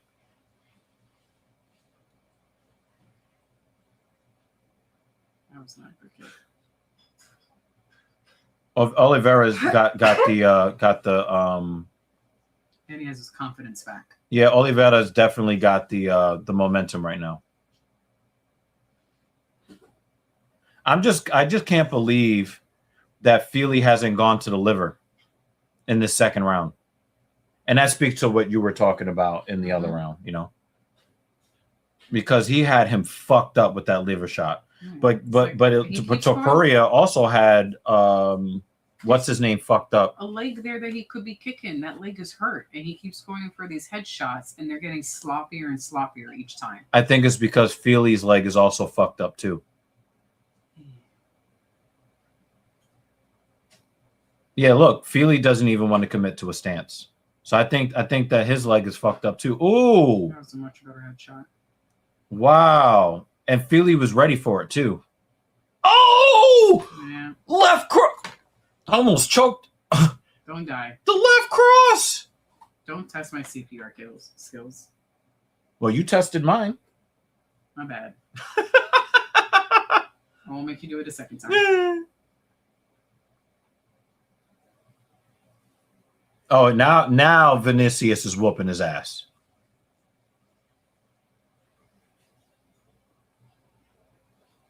You're the least objective guy here. Yeah, oh, he's waxing that ass. Yeah, yeah. Yep, there it is. Good night.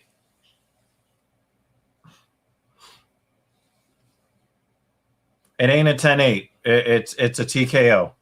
You're very far behind.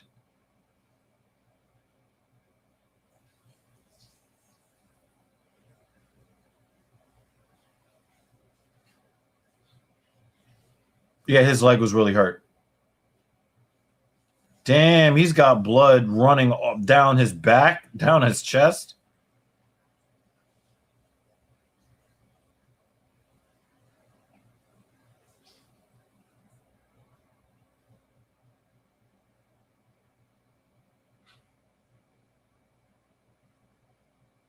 I like the skill set.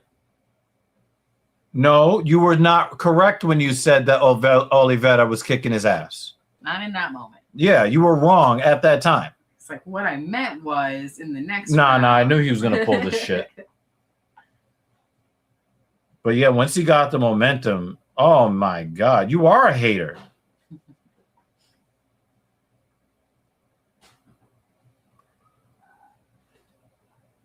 He donates a kidney during fight camp. So Peralta did not get out of the third inning. Oh, they kept him. He did not get out of the third inning. Does that mean they kept him or? No, they took him out of the game. Fight of the night. I don't know if it rises to fight of the night, but I do think that Vinicius should get a bonus for the finish because that was very pretty. All right, let's go back to round 3. We're at the 3:27 mark. You ready? Mm-hmm.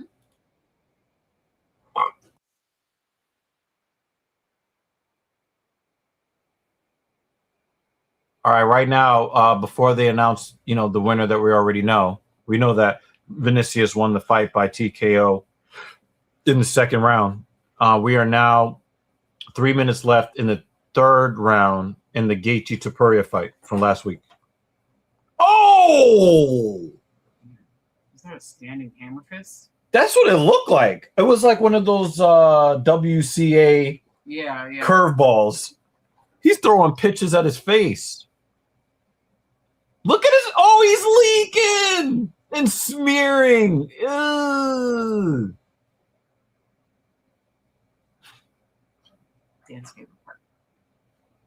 Oh, look at him leaking.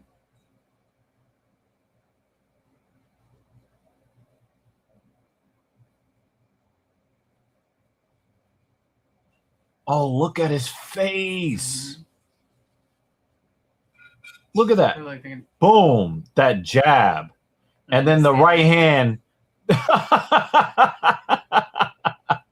That was a barroom brawl punch. He had a twisted overhand right. That's why I thought it was a hammer fist. Look at his face.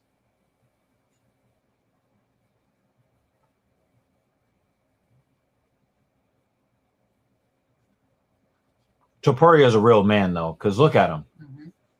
He is still walking down Gaethje, and he looks like one of those people from that episode of The Twilight Zone, Eye of the Beholder.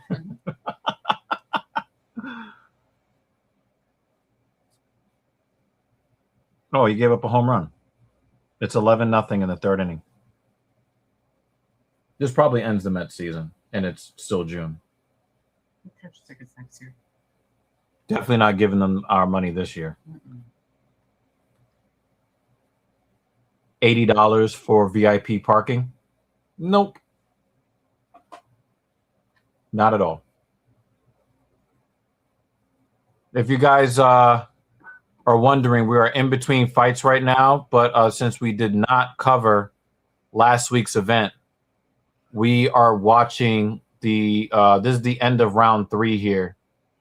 I got to give a lot of credit to Topuria. Topuria is getting killed by every shot he gets hit with, but it looks like he's outstriking Gaethje by the numbers.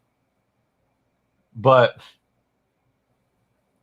it just seems like Gaethje is just more, his shots are just more potent, or he's hitting them at the right angle that's causing like the injuries that you said. It was some pretty bad injuries to his face on both sides. Normally we see an orbital injury on one side in the fight, usually the injury's there, but you said that there was a fractured orbital on both sides.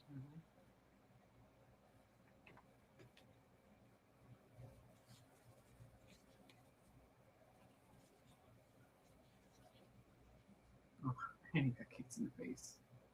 Oh, I missed that one.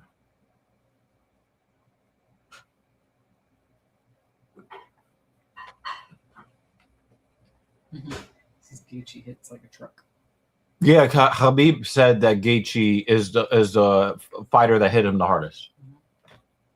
Oh, look how wide his nose is. Oh my God, he looks like a black man. Oh my God, look at his fucking face.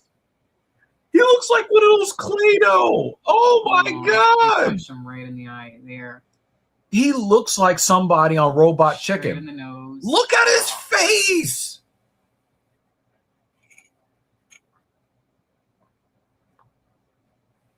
And then he pawed him there.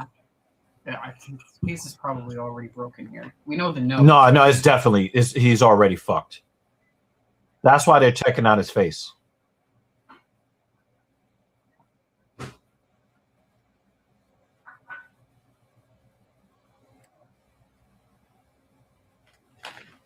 Yeah, the doc. It looks like something's going on here. We're gonna mute ourselves for a second. Can we listen? Yeah, to we're gonna mute ourselves and listen and see like what's actually going on.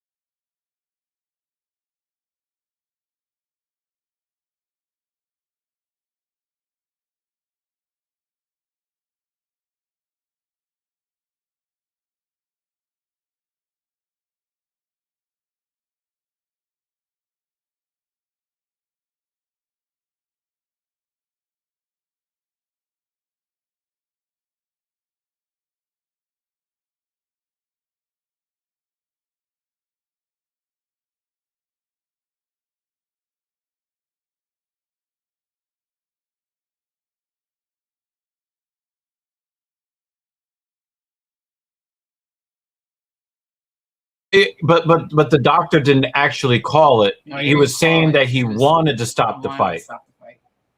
But then when Topuria was like, nah, and then he did the exam again, then he let it go. Yeah, it didn't look like the doctor stopped it, but it did look like he wanted to stop it. I know that seems like a distinction without a difference. No, but I mean, it's a difference. The doctor's going to stop it. I thought I was right. Yeah, Topuria was outstriking Gaethje through the third round.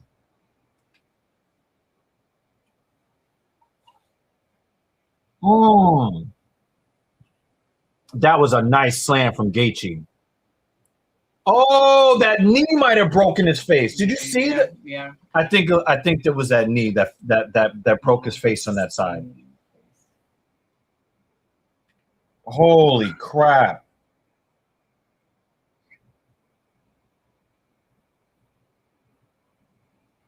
Oh my God.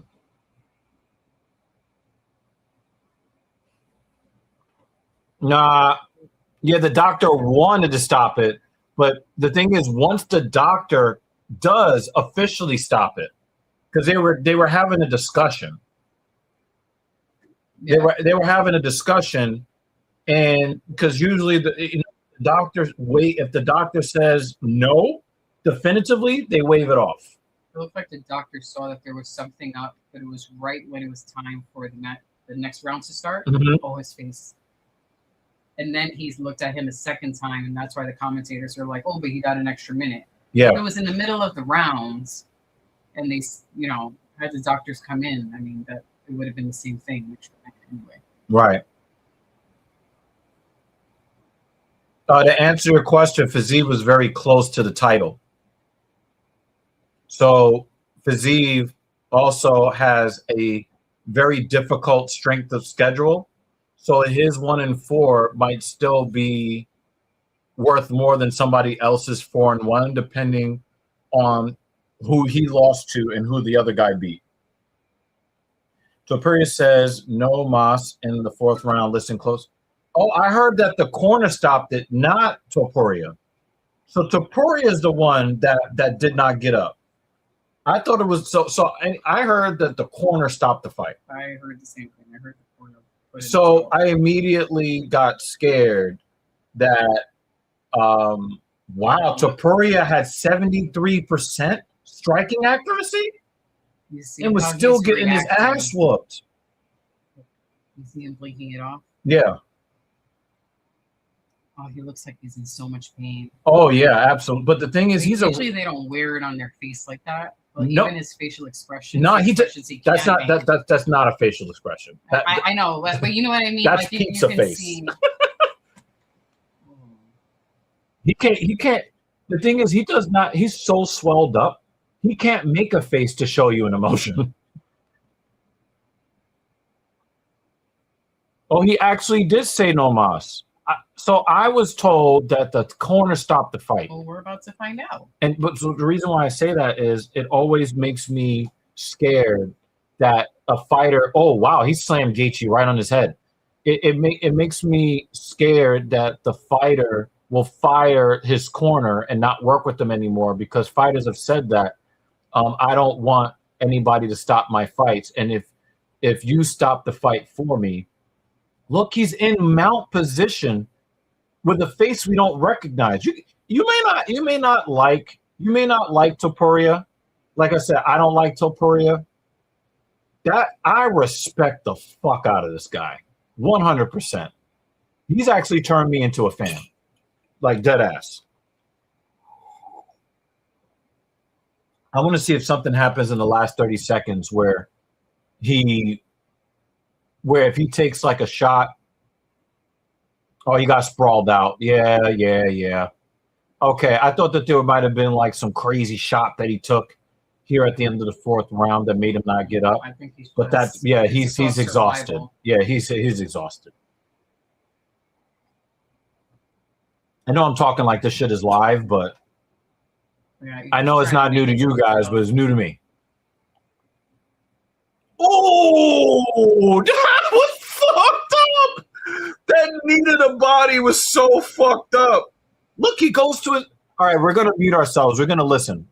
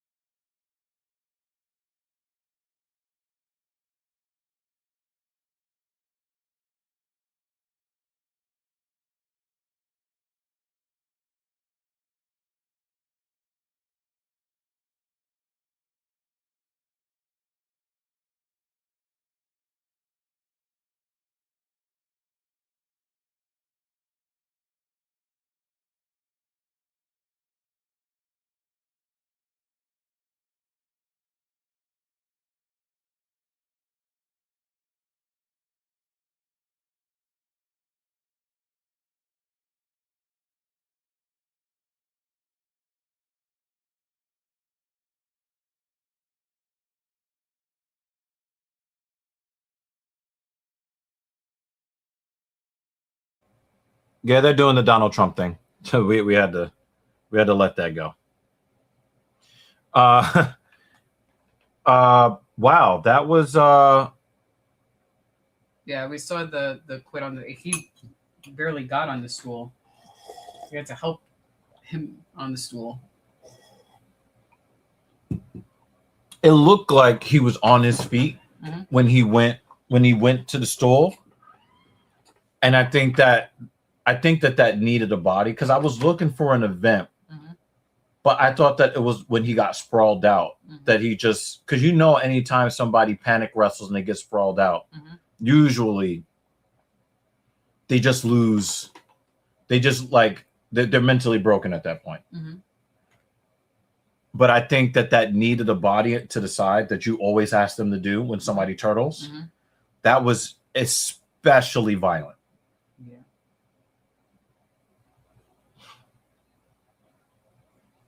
I will say that I really do respect Topuria, but I am happy that Justin is the champion. I'm glad, because remember, Justin was not getting the title shot, and he was like, if you guys won't even give me a shot at the title, I'm just going to retire.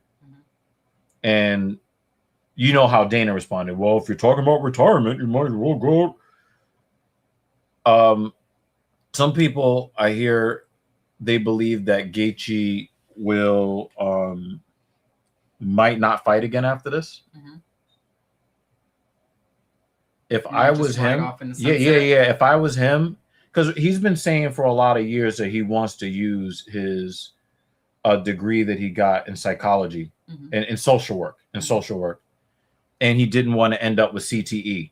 He definitely is very high up on the CTE rankings and the giving of CTE. Yeah, because he's fucked up the longevity of their lives. He's fucked up people's lives. You're like, hi, I'm Dr. Gaethje, the giver of CTE. And you know what? And you know what? Human brain. And you know what? Hal makes a good point here, right? Hal makes a good point here. How many fights in a row did Tony Ferguson win before he fought Justin Gaethje? He had won like 12 fights in a row, 11 or 12 fights in a row. And he never won a fight again after that.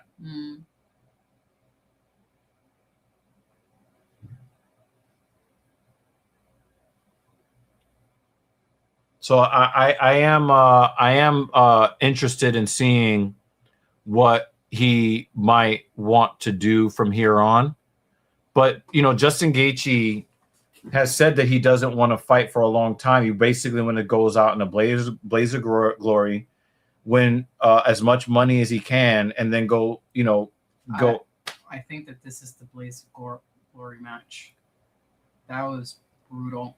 That was, and the thing is, everybody wants to talk about how Topuria got his ass kicked. Topuria had over 70% striking accuracy. If I am Topuria, and if I am Topuria, and I've got striking accuracy at the time of 75%. What do you mean I can't see? Every time I swing, I'm hitting them. Yeah. I just don't know. I just don't know if I wouldn't be mad if we suddenly hear that he's retired. Yeah, because the thing is, I am worried for Gaethje's long-term health. I really am.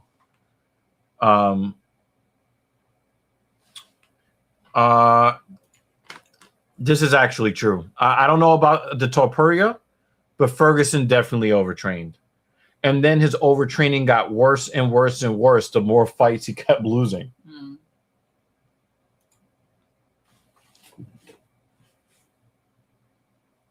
Magomedov is on Bagdasaryan's back, trying to get an early rear naked, it looks like.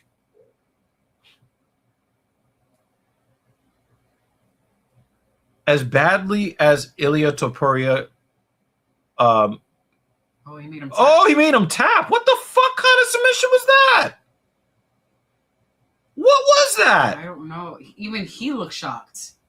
He was like, oh, yes. There's blood on his back. What the fuck was that?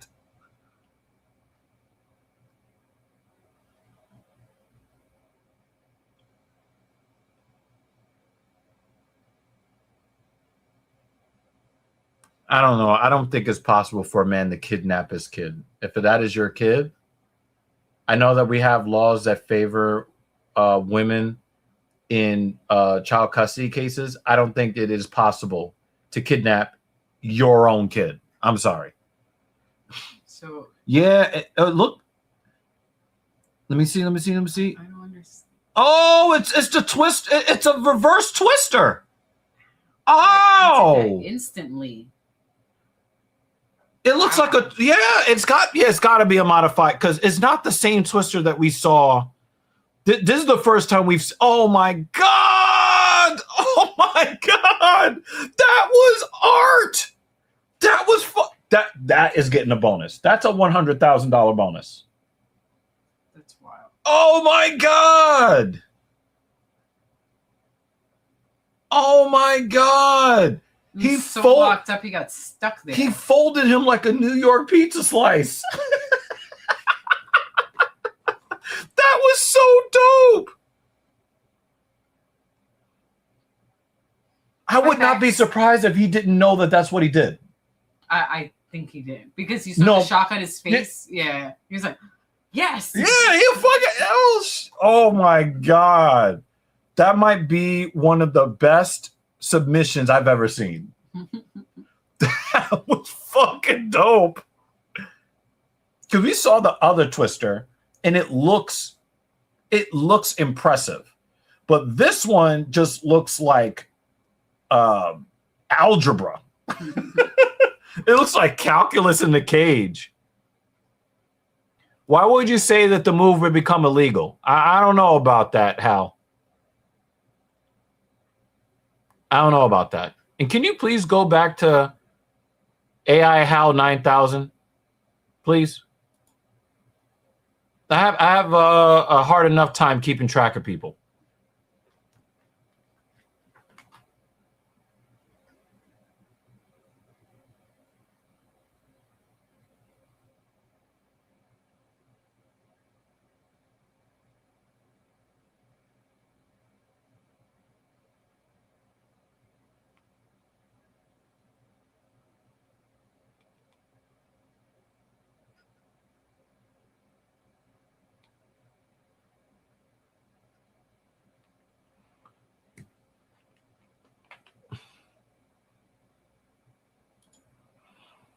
The reason there's only one reason I disagree with you, Jay.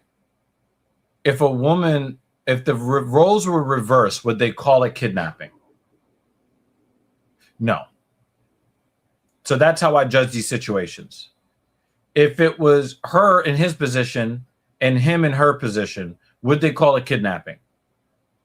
The answer is no. So if it's not kidnapping, if a woman would do it, then it's not kidnapping when a man in the same situation would do it.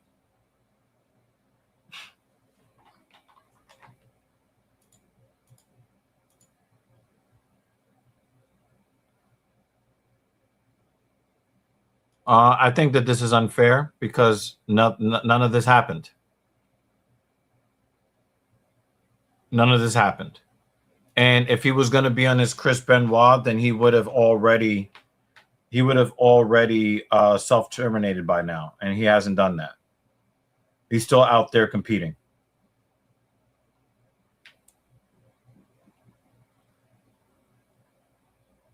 Look at the submission again. Does Bogdasarian ever come back? I would be so. I would be. Can you see? Yeah. I would be. BJ Penn is a real problem. We agree on BJ Penn. We do not agree on Tony Ferguson. At least not yet, until, there's a reason for me to agree.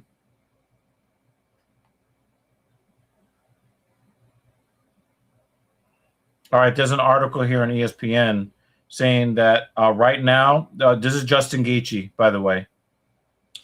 He says during a taped interview on the Joe Rogan Experience, which was released Saturday, there's not something natural in me that feels like it's over.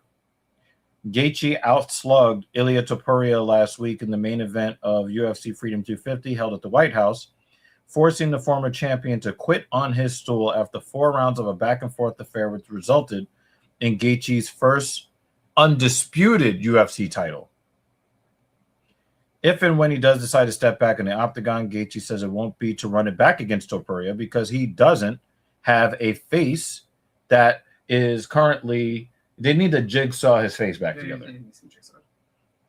He doesn't get a rematch. He can try, but he doesn't get one. He quit on the stool. He quit twice. I stopped him twice. What else do I have to fucking do? His next challenge can't be me. He needs to fight Patty or someone like that. I agree. But I would rather see Topuria go back to 145 because to me, he's still the champ at 145. that I agree with Gaethje here. But there was talk that Dustin Poirier is willing to come out of retirement for that fight against Gaethje to do the trilogy. As much as I love Poirier, you don't get to retire and then come back to a title fight. I'm sorry. How many coming out of retirement fights are we going to? Yeah. They're never good. And we're like, why didn't you just stay retired? I do believe at this point that Topuria took so much damage that he will never be the same. I think Topuria had one of the best meteoric rises. Hold on a second. I got to take this call. Are you okay? I'm doing my MMA show right now.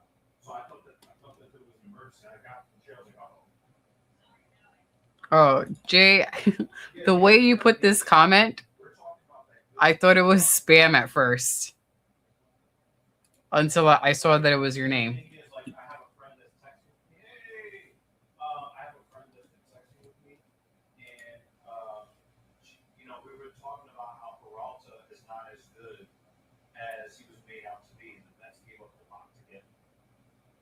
He wanted a long-term contract and all that, but they wanted to see how he was going to perform. And now we see how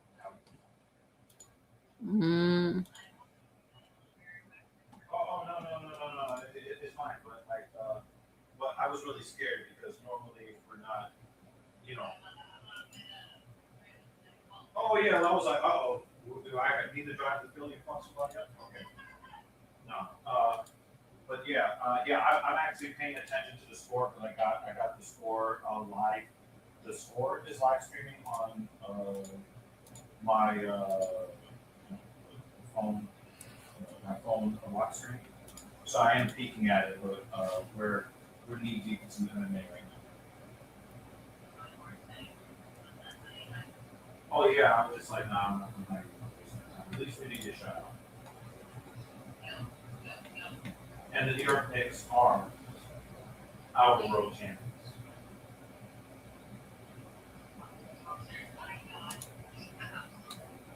Ooh, we have an early show next week. Yay.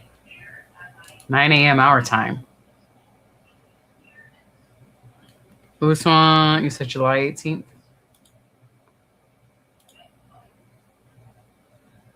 Chase Hooper is back. Didn't he just fight and lose? Hope he doesn't lose again.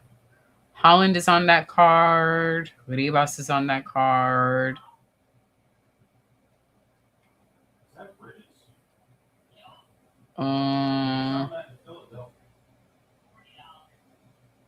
They have Jared Cannonier is also on that one, on that card.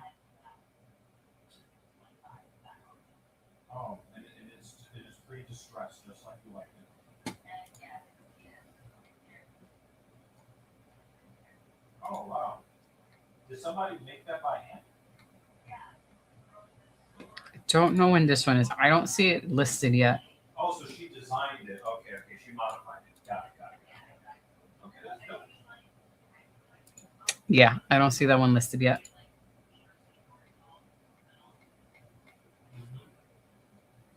That's dope. That's actually very good. Sorry. Yeah, I'll catch up with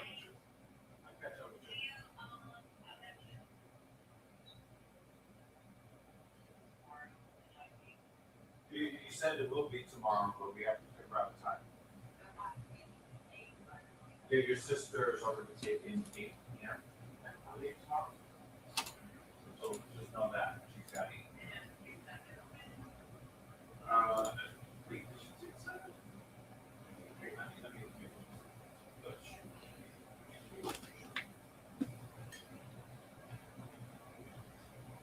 Yeah, Sunday at 8.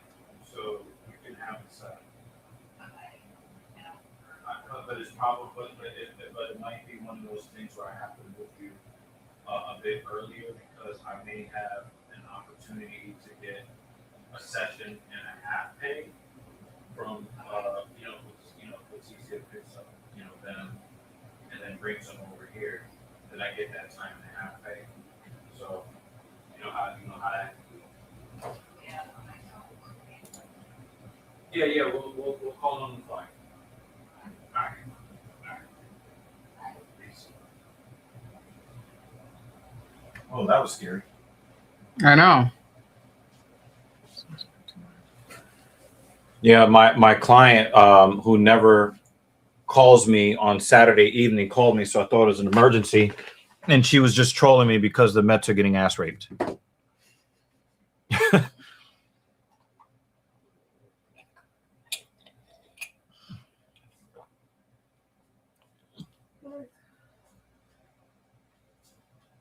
I hope Nunez does get smoked.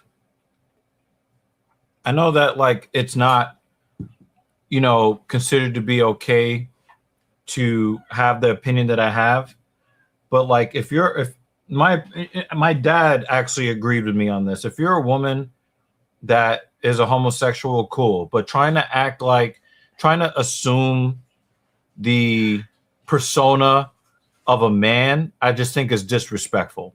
And I've been saying this about these guys that want to wear, pink and dresses and handbags, and then they just know what a woman is because they put on some women's clothes. Get the fuck out of here.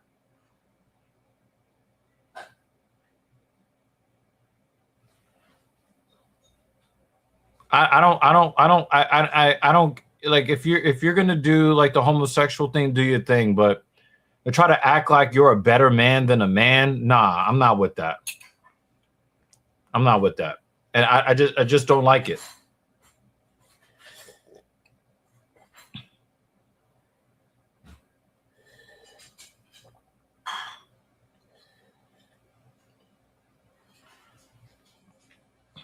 I know that's not a popular thing to say, but I don't fuck with it.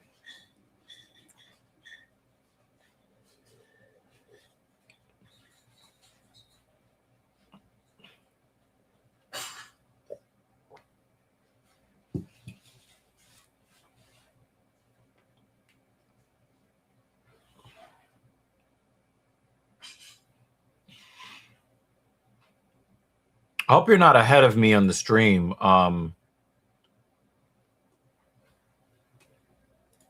Let me make sure. He calls himself the Hurricane. Christian Rodriguez. I like Christian Rodriguez.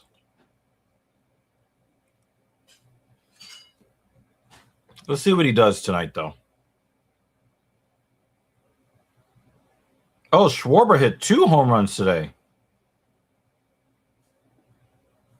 I mean, he's going to find an opportunity to get you somehow.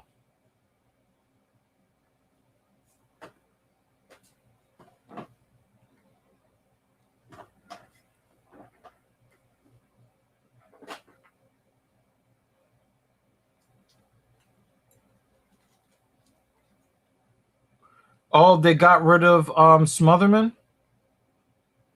Oh, the UFC dropped Smotherman.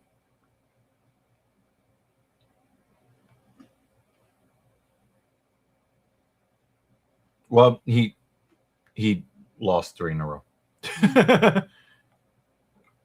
Oh.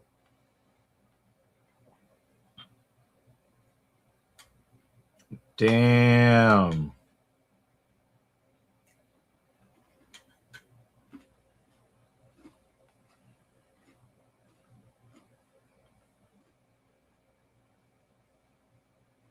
Wow. Well, we got Chase Hooper and Nicole Maine in July. Yep.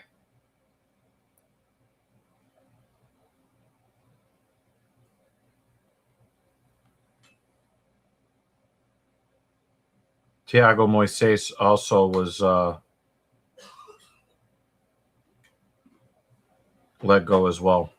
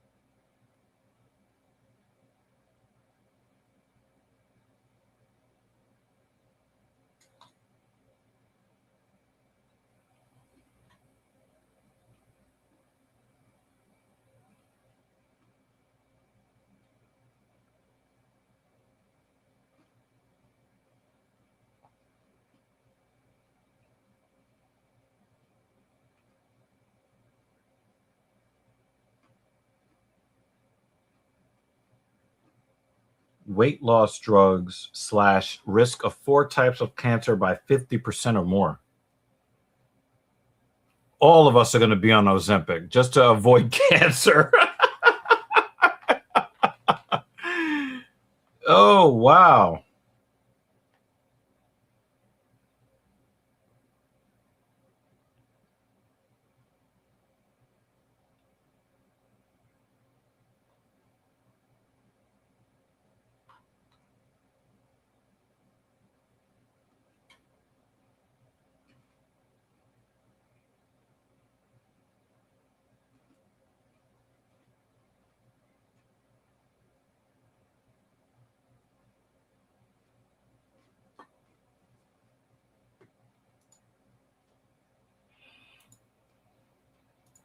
Christian Rodriguez is a 2-1 favorite.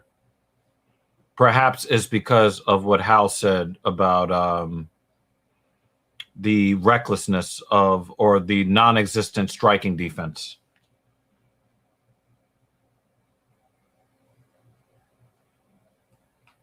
It's 13-1 in the 5th.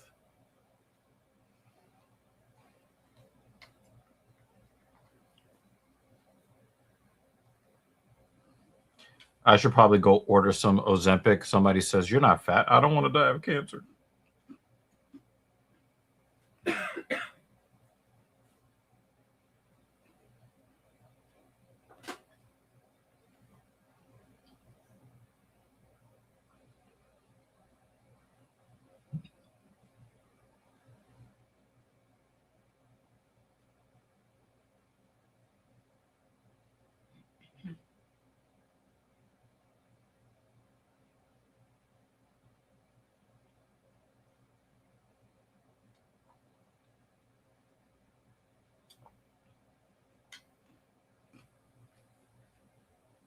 Oh, wait. So you bet for the underdog, didn't you, Hal?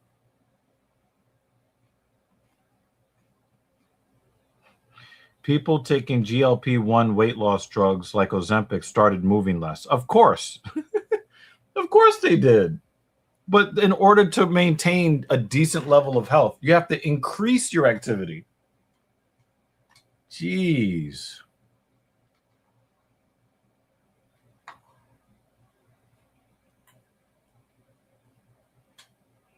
What do you have against Christian Rodriguez?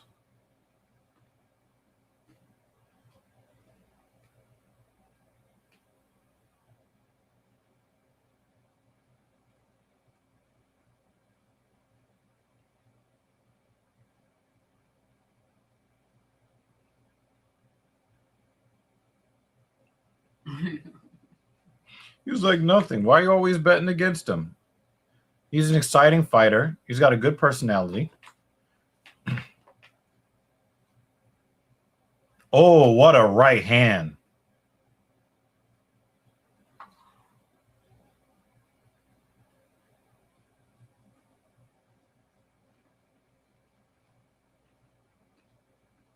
Ooh, look at that 1-2.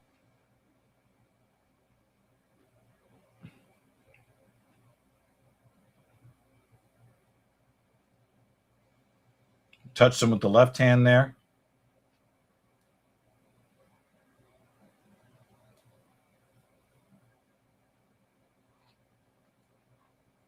It looked like he tried to poke him in the eye with his big toe.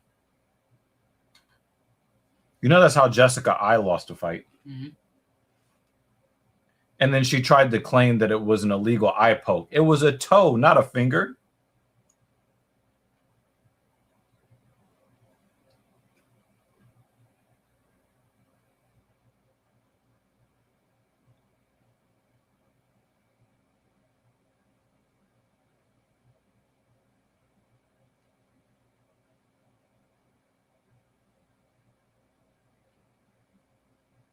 Good grappling defense there from Emil.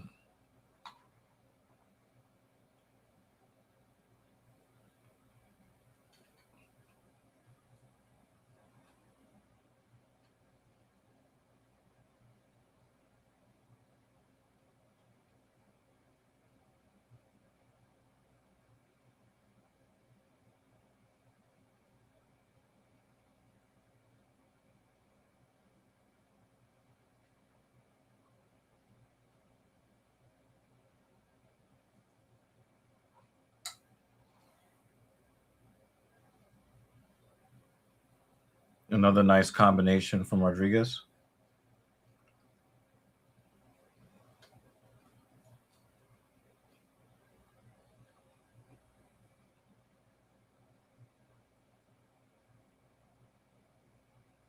Now I can see what you guys mean.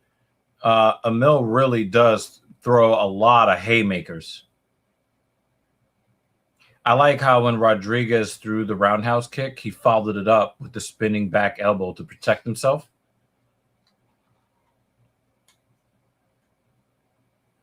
Oh! Oh my God, that head kick! Oh my God! That head kick was crazy! Oh, he's sleeping on the job! Oh my God! Oh my God! That dude is having. Who had a worse day? The modified twister guy or Hyder Mill? Modified twister guy. Woo! That was fucking pretty. That was pretty as fuck. Oh, shin to chin. Oh my God. Woo! Boom! Hold that, son. Ooh! It was so fucked up. You made Beltron do the awkward shuffle. Woo!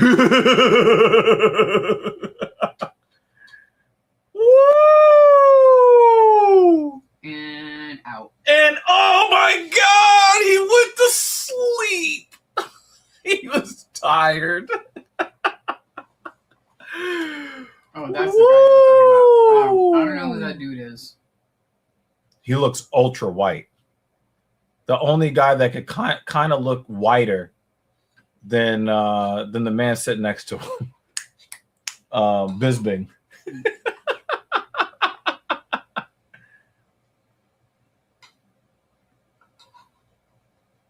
I gotta say, these I'm only saying this on stream. You've already heard me say this.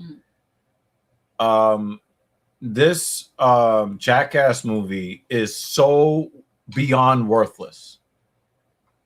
The reason why Jackass worked on MTV is because we never really knew what was going on. We didn't really understand the setup.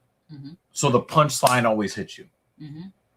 Now we already know exactly what the play is. Somebody's going to get unexpectedly punched in the head or something's going to hit them in the balls. And it's the same fucking thing. We did not need this movie. There seems to be a stream of films going after our generation specifically that are just not needed. An attempt at a money grab where people are not going to give you money. I know what you did last summer. Scream. That scary movie. That not even worth it. They're all part of when millennials were teenagers, you know, of the age range who enjoyed those films when they were out at the time. Yep. They're trying to get our money again. Yep. And we're like, you did it already, and we enjoyed it when they were out the first time, the first 5 times, depending on which film you're talking about. And I watched the latest So You Think You Could, I almost said So You Think You Could Dance. I Know What You Did Last Summer and Scream, because you just have to watch them. They were useless films. Yep. A waste of everybody's time and money.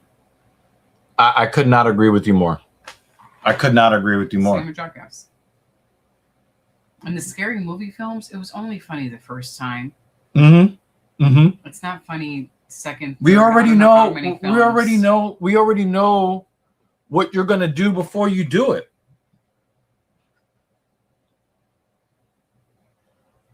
Yeah.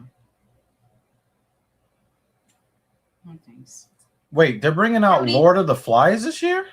Oh, it's on Netflix already. It already came Do you out. think we should do it? Okay. Don't say anything about this. Wait for us to watch it. Don't give us any opinions. Don't say anything else. Don't say anything else. Let us watch it. We'll come back to this. If this event ends soon, we might be able to sneak a peek at it before we go to bed. Oh yeah, we're here, Maine and Maine. So yay. We may watch that at your behest. We might do that when we're done with the stream, over dinner or something.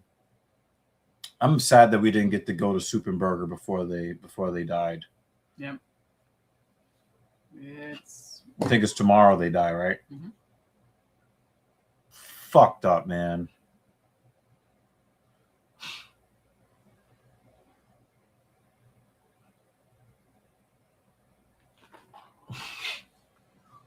Hold on a second.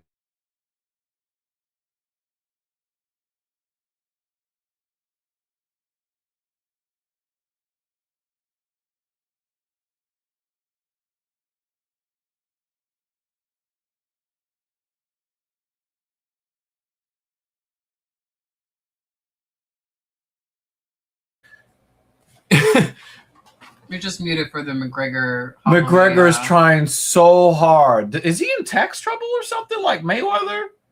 Because he's trying to create. Number one, you're not going to get a Jose Aldo reaction out of Max Holloway. Yeah. So you're not playing mind games with him. Mm-hmm. And like, first of all, he looks like he's roided up. Mm-hmm. He looks like he weighs 220 pounds. Oh yeah. Dude, this is what happens when you have kids. They think that you have to remind them that there is nothing new under the sun.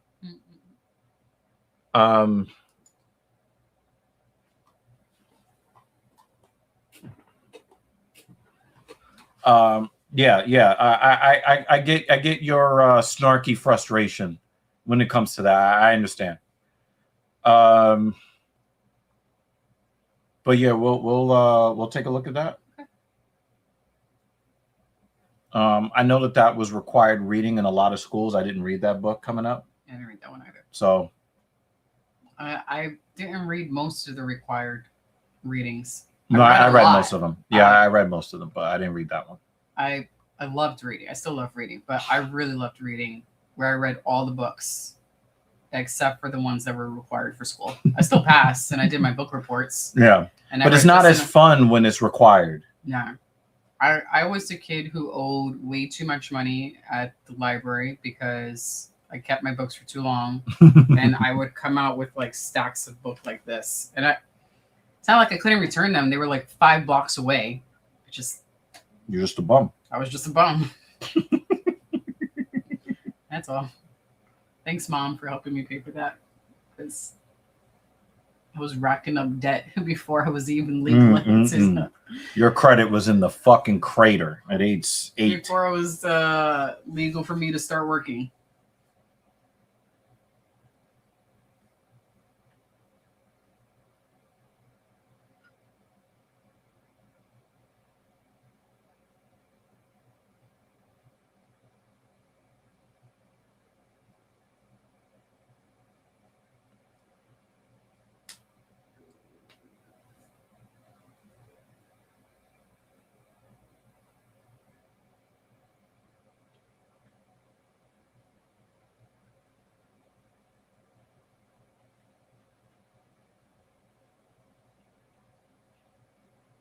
Yeah, Christian. There's a reason why I like Christian Rodriguez. There's a reason. Like he just seems like a dope dude.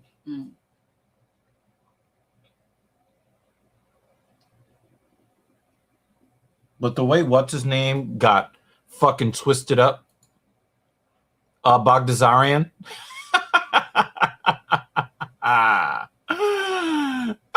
The way he got twisted up.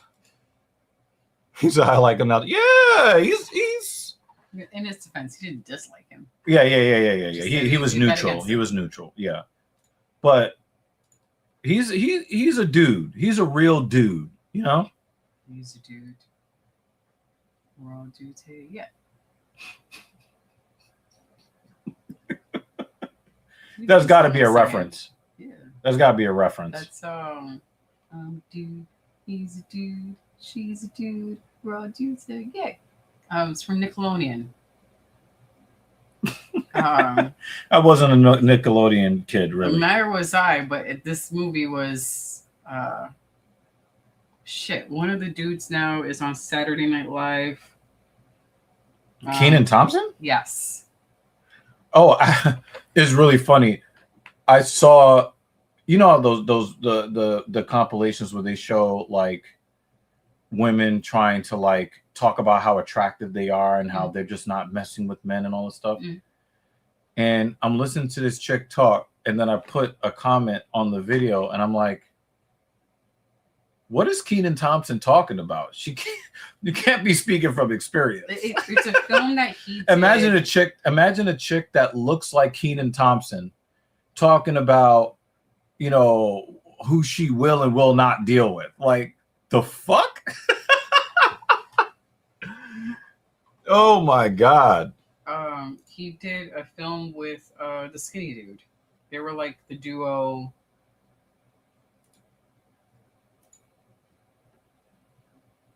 Keenan and Kel.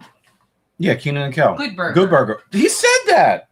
Oh, I didn't see. Whoa, it wasn't on the screen yet. Yes, it was. No, but when I was talking to you, this was the last thing on the screen. I was looking at my phone. Yes, Good Burger. Yeah, give Hal his flowers. Yes, I will. Just AI I was Hal. looking at you when I said that. See, guys. She was looking at me. I was distracted. She was distracted by the. I don't know. That's after the show.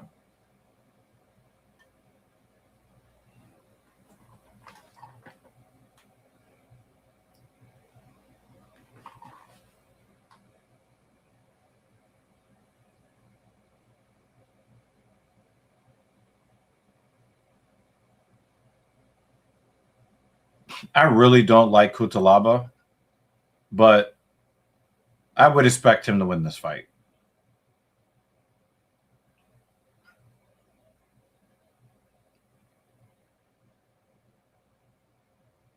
It is really crazy how Horiguchi just came back to the UFC and he's already ranked 5th. And Manel Kape is one of the most disappointing talents, and he's ranked number 2. They really do need to revamp the rankings.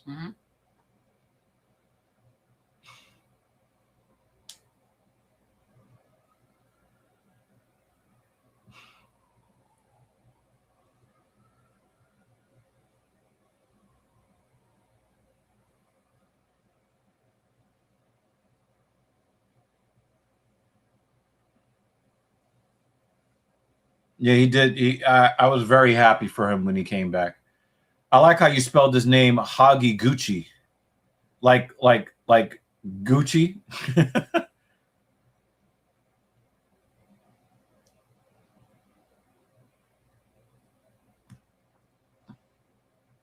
like a knockoff luxury brand.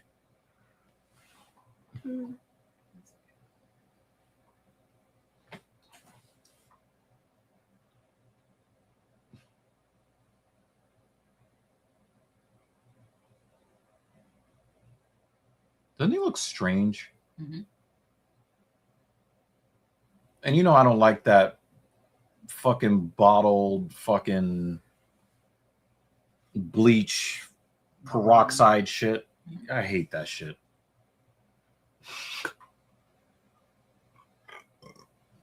That's a trend that's almost strictly male that I hate.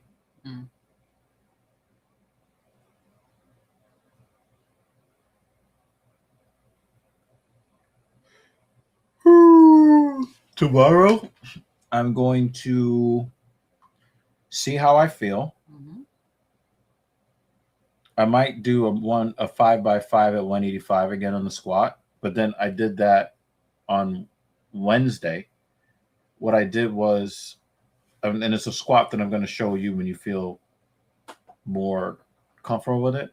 I went down to 135, and then I did a specific version a volume squat, Mhm.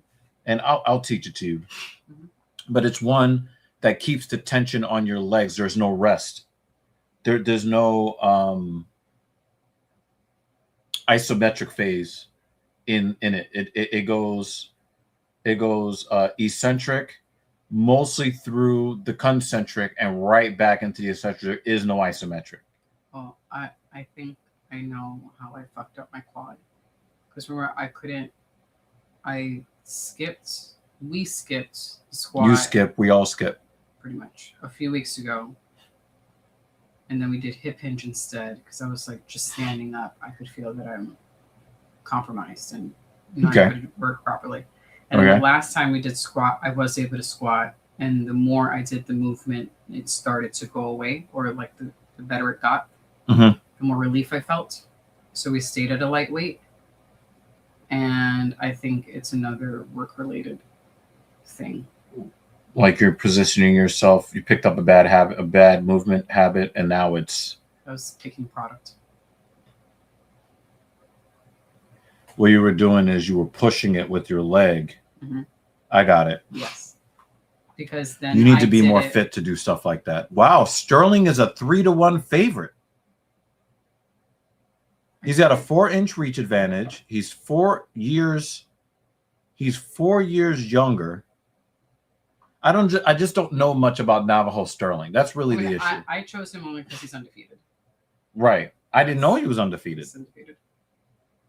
One of the losses on Kutalaba's record is when he was pretending to be knocked out. Mm-hmm. You remember that shit? Yeah, I know, and that's also part of the reason why I didn't choose him, because he's such a wild card. Yeah, like you don't know which version is going to show up. Going to be fucking ferocious. Yeah, sometimes he can be. He is bullshitting. Yes.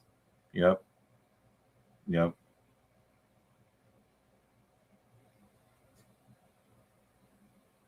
Why did they do that? Know. It was weird. That was so dumb.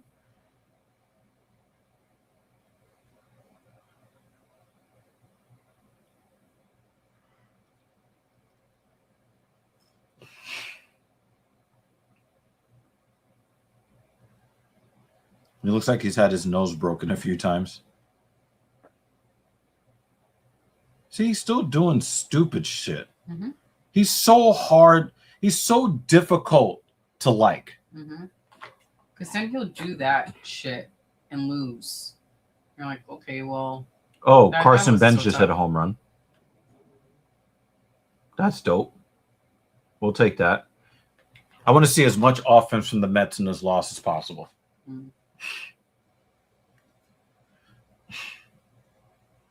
He had a 2-run Jackson.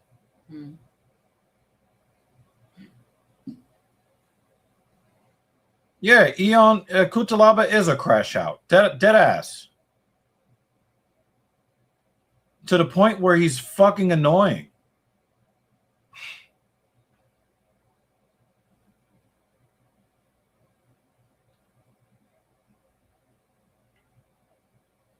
You reverse the position here on the cage.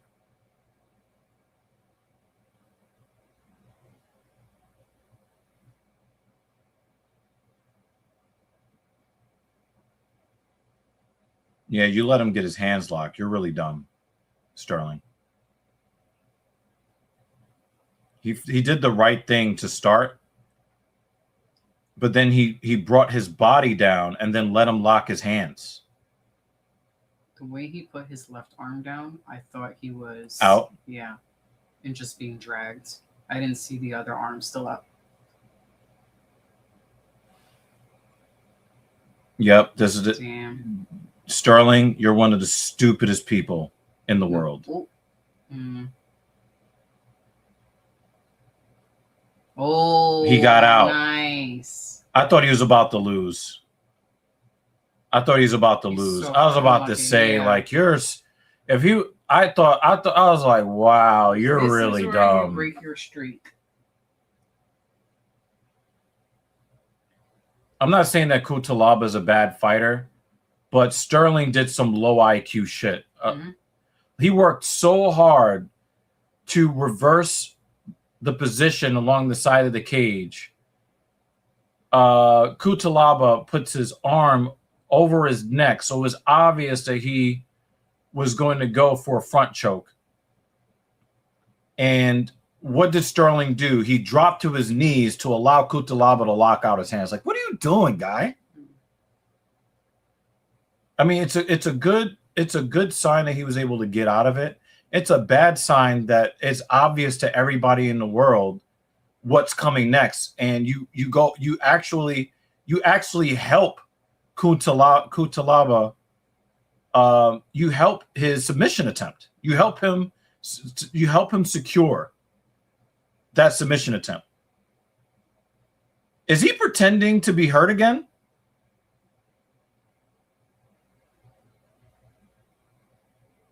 You can never tell with Kutalaba these days.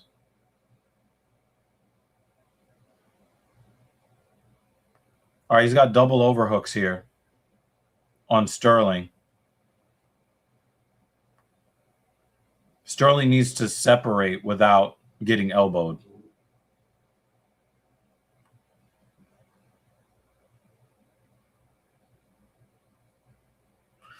You see that the failed judo throw, hip toss attempt that Kutalaba just did? Why does it always work on women and never works on men? Women, the center of gravity for women is so much better than men. Their lower body strength compared to their upper body strength is, ratio wise, is so much better than men. Mm. But they get caught with that fucking hip toss time and time again. Yeah. And you almost never see a guy get hit with that. I never understand it. I got Kutalaba winning round 1 if there's no stoppage. Yeah, same. Now, I got to say that I am impressed with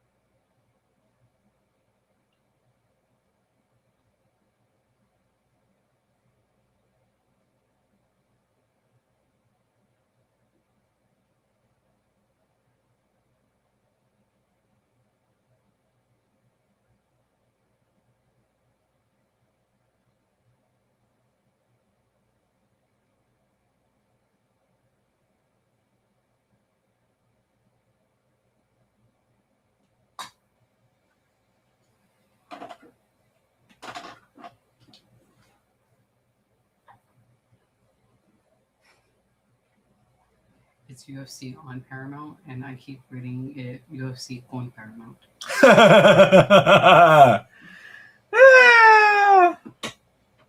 UF with Paramount. Mm-hmm.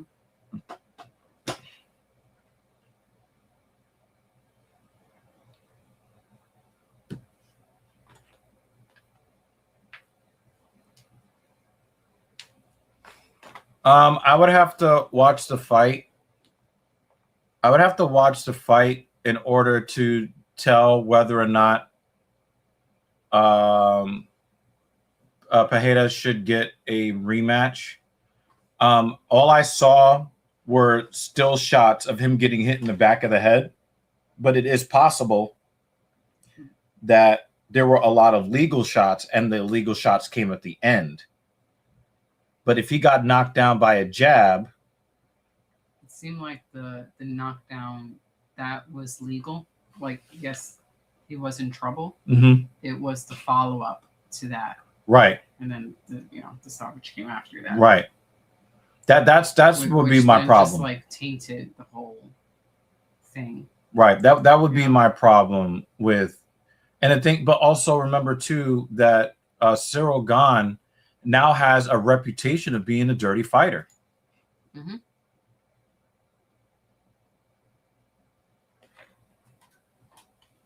Yeah, it makes the perspective of watching any of his fights just unenjoyable. Like I don't. I'll cross that bridge when I get to it. Mm-hmm. When he's scheduled to fight. But there's a strong we got a possibility Kimura trap here. That when it's time for him to fight, I might be like, guys, I'm going to bed. I'll be like, peace out. Yeah, Tom. No, I think that there is a. I think that's a done deal. That Aspinall has already agreed to fight Gane in Paris.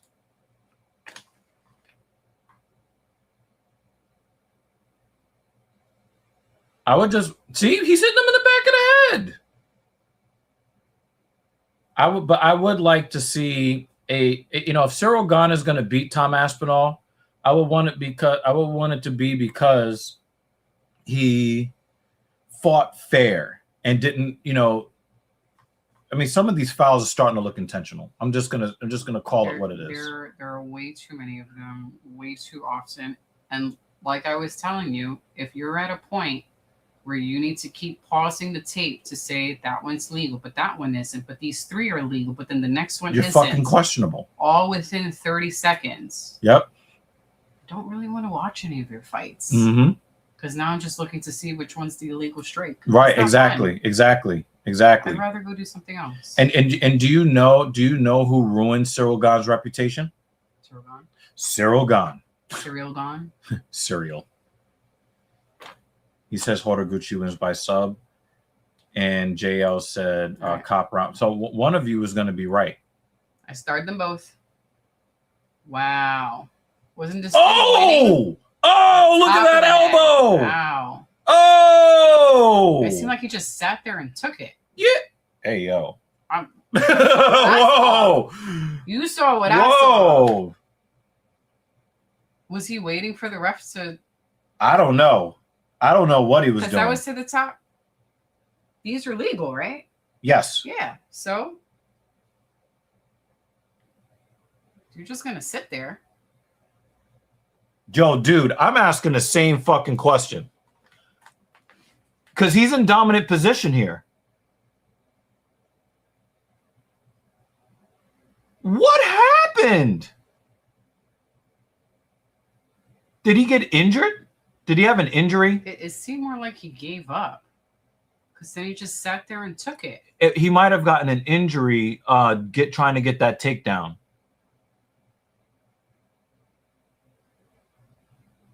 And the ref is giving him a chance. These are all legal strikes. Nah, I think he might have gotten hurt when he landed the takedown. No.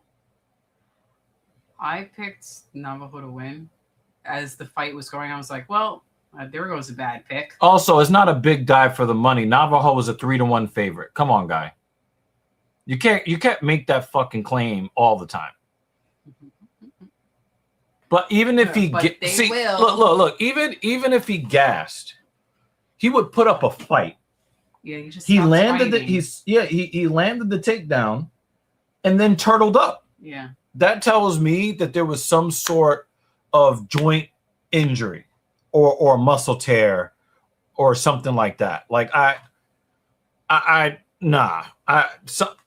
gonna be looking for the dirt sheets on this one to see the status of Kutalaba's health, because that was ridiculous. That didn't make any fucking sense.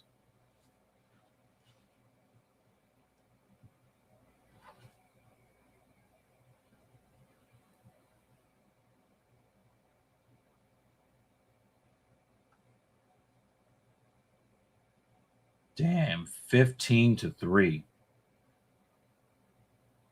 Schwarber's his third home run of the game.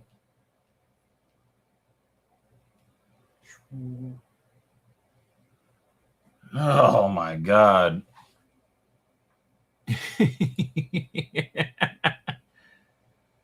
I want to see if he's got a limp or something. I do not understand what happened here. As a matter of fact, I'm going to mute myself. I got to hear this.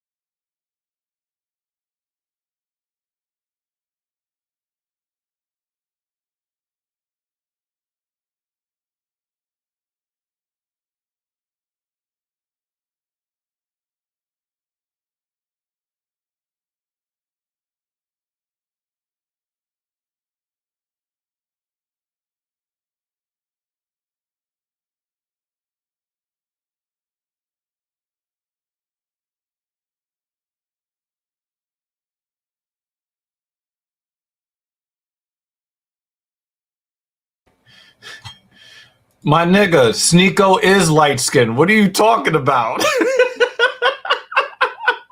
That was so dumb. Oh man. I don't have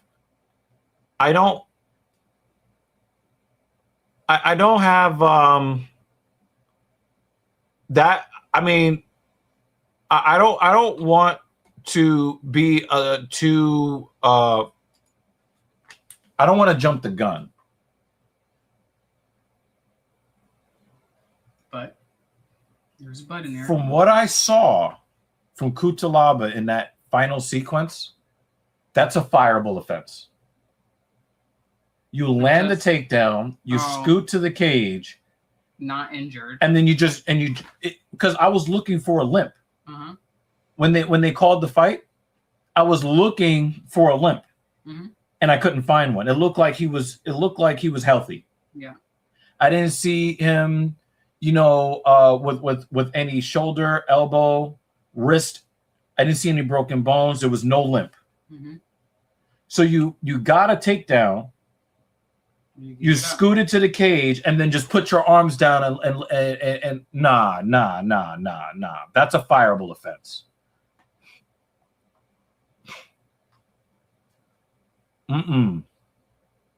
Kutalaba has to go.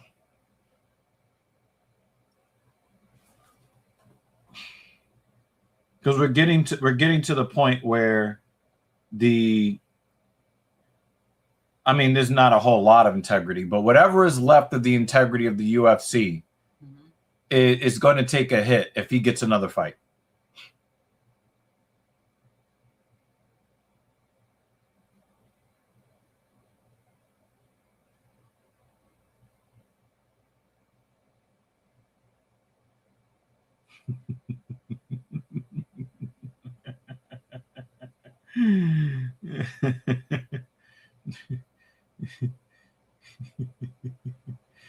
Oh man. You're gonna troll me, I'm gonna troll you.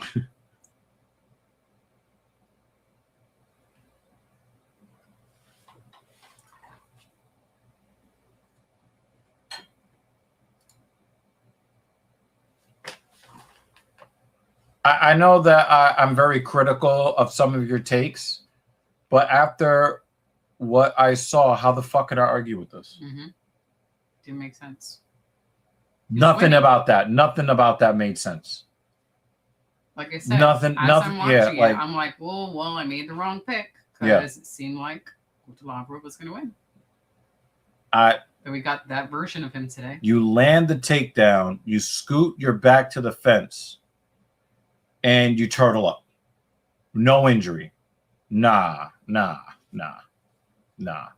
The only And then when they viable stopped the fight, explanation is okay. AI how. Like, he didn't look upset that it was stopped. Yeah. You know, Nope. Because when they're hurt, they go like, Yep. you know, and they go and they. Yep. He just shook his cradle. hand and walked off. Like the guy who had the leg injury. Yep. We're like, how did he get hurt? We didn't realize until he got on the ground and Yeah. his leg. Yep. Yeah, that was some fucking bullshit. I'm not with that. That was some fucking bullshit. I would love to hear what Dana White, if they're gonna question Dana White on this. I would love to hear what Dana White, if because the thing is, the press sees the shit the same way we do. Inflation is tough on folks. That's why we're hearing all of these women talk about that they'll do 50-50 and they'll be submissive now. The economy is really bad.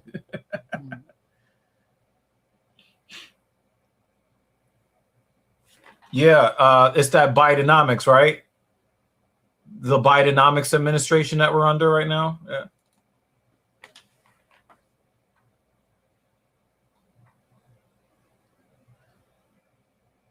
I used to be on the Manel Kape hype train, but he's a douchebag.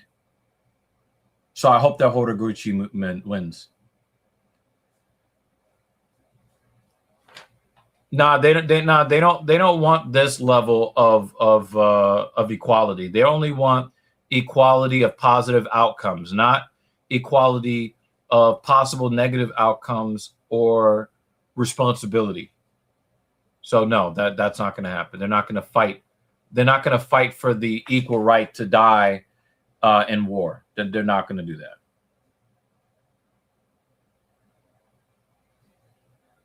They will fight to get into the military during peacetime, but they will not fight to get drafted in an actual world war combat event.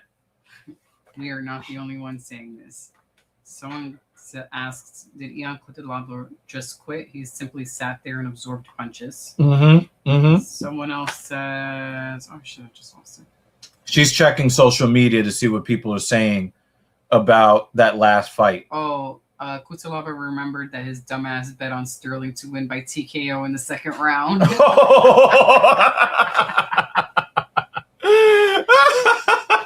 lot of these are not in English. They're trying to get to the English. Hey man. AI Hal had the right idea. He had it looks it. I need a member of the MMA media or the press to ask Dana White about the ending of that fight. Absolutely.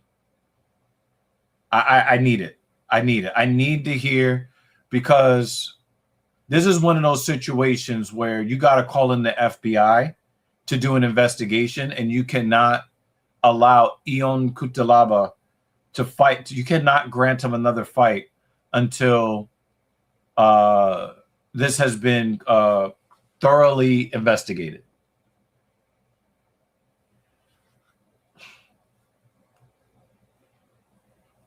And don't give me that fucking Epstein Files investigation. I'm talking about a real investigation.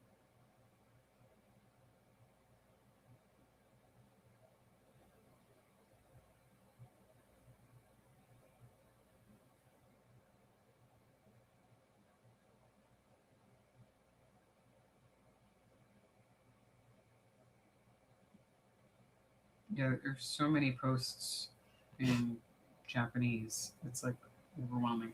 Oh, that's because Horiguchi is fighting. He's the No, but I mean like during the time that but also remember who's on the marquee. Yeah. Horiguchi's on the marquee, so you're gonna get more Japanese. Trying to find. But yeah, so what is those?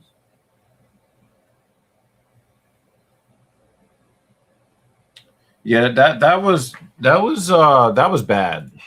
That was really bad, and I need to know. I need to know if there was some tomfoolery, fuckery, and what's your favorite word? Shenanigans. Shenanigans. I need to know. Oh, the Mets have a position player pitching.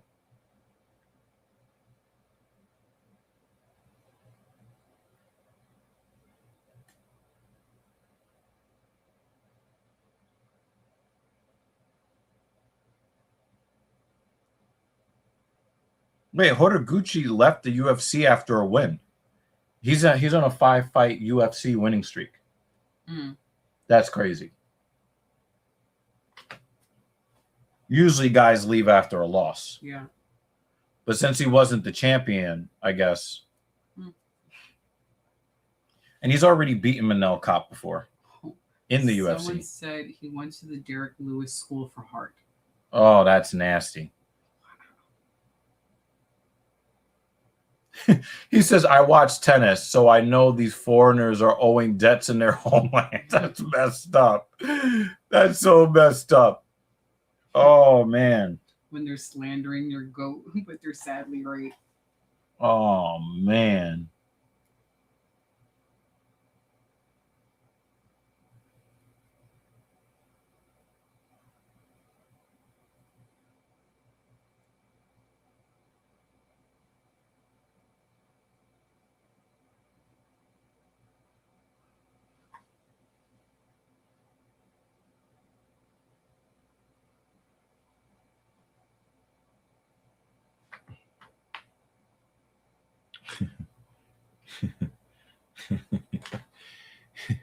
The only guy with a clean inning was Zach Short, the new backup infielder.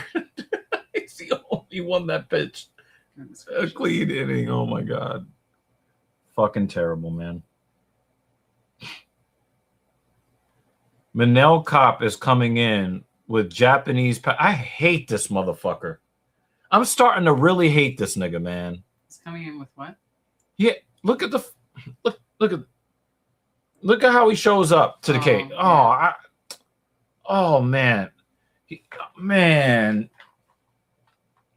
I hope he gets his ass whooped. He probably won't because I want him to lose, but.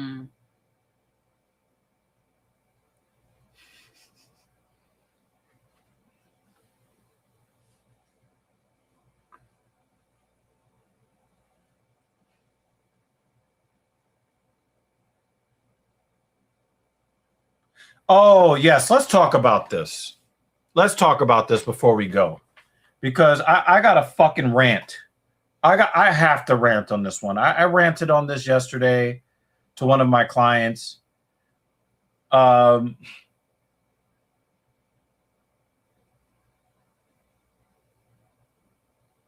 We have gotten to a place in society where we have completely lost the plot. This is a rare W for the Donald Trump Department of Justice. We cannot have any entity or any organization or any lifestyle choice infringe on people's right to A, practice their beliefs as they believe them, and B, to not be forced to co-sign or promote anything that they don't agree with that is not directly tied to their job description.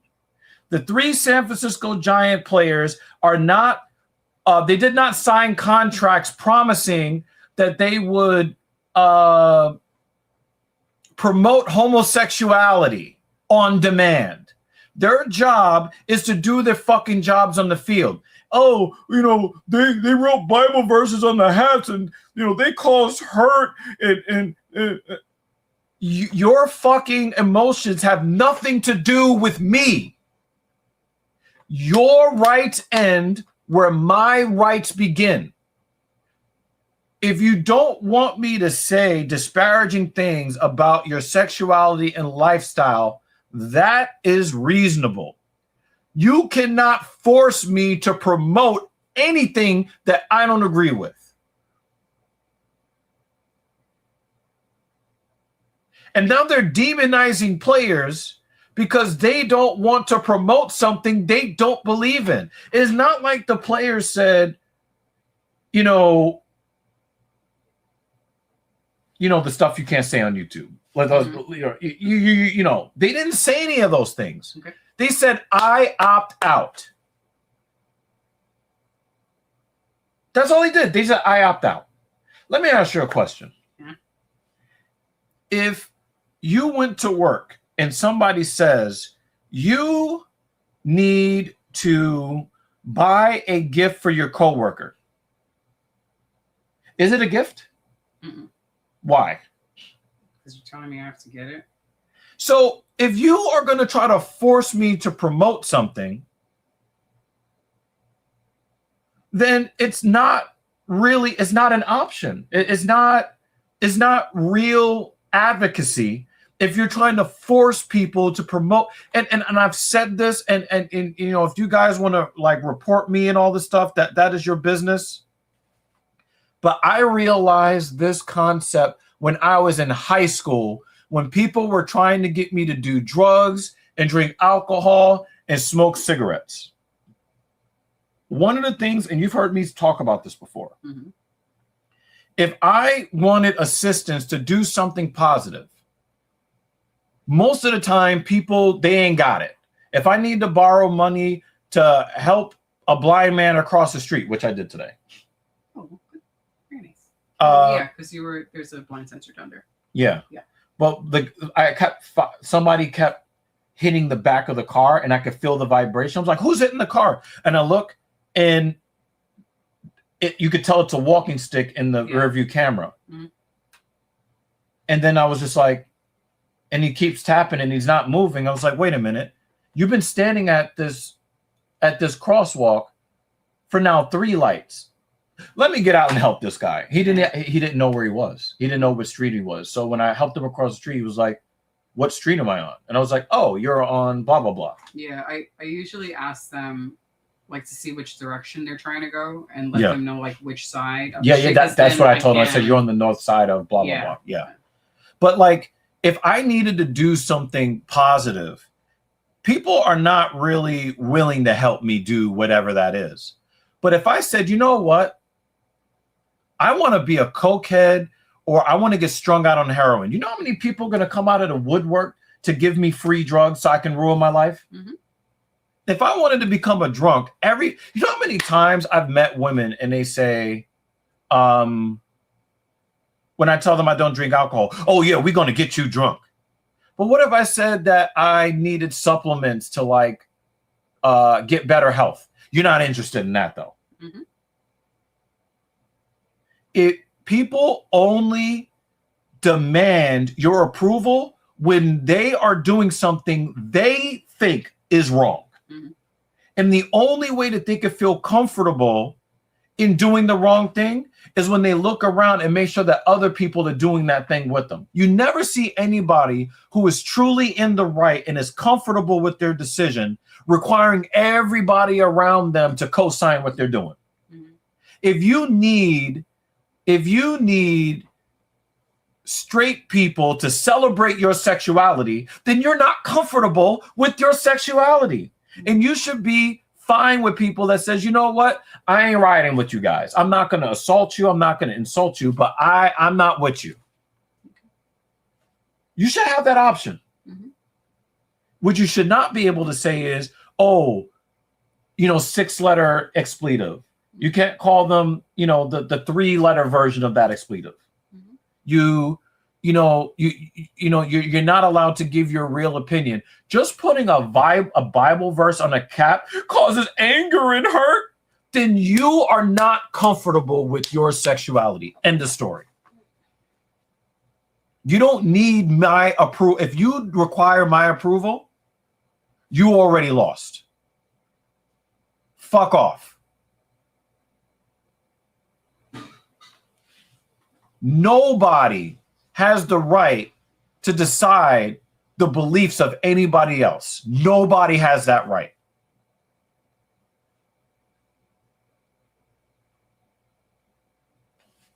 That shit got me fucking heated. In fact, I don't know if you know this, Hal, but a minor league baseball team forfeited because 6 of their players refused to wear their rainbow uniform. And what did they do in the public statement? They denigrated the players for opting out.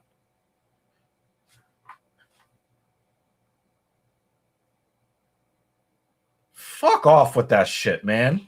That shit really pissed me off.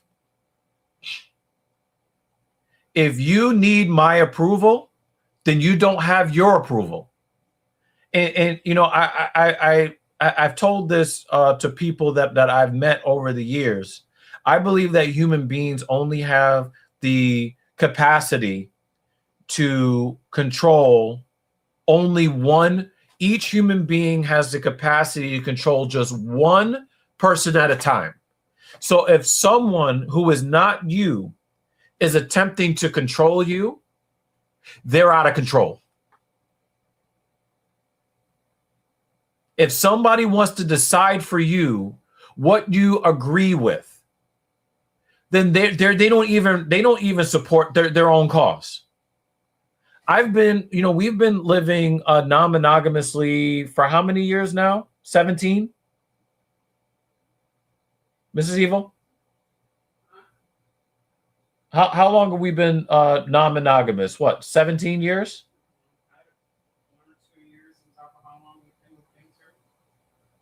Yeah, somewhere in that range.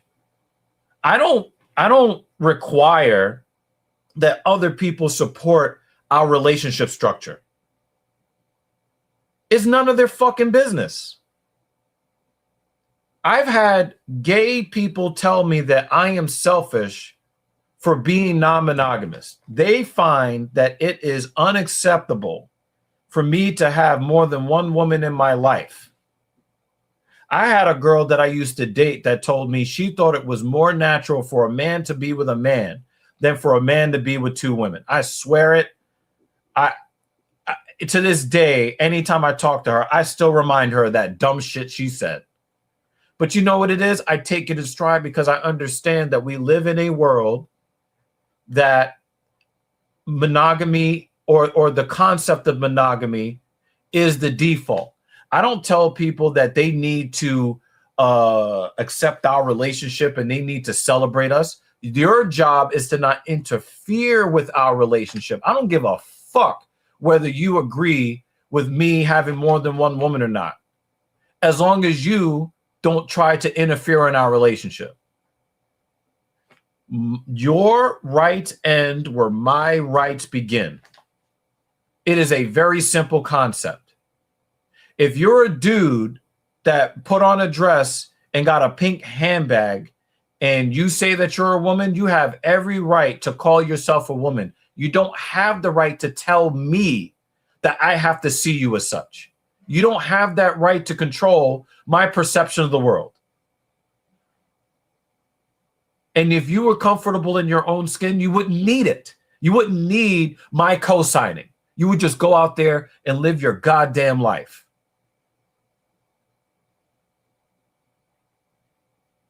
So while I'm not a religious person,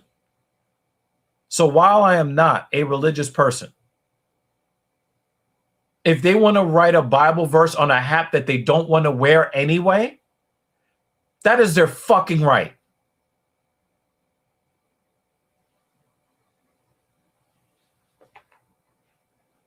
The NHL handled it properly. Get rid of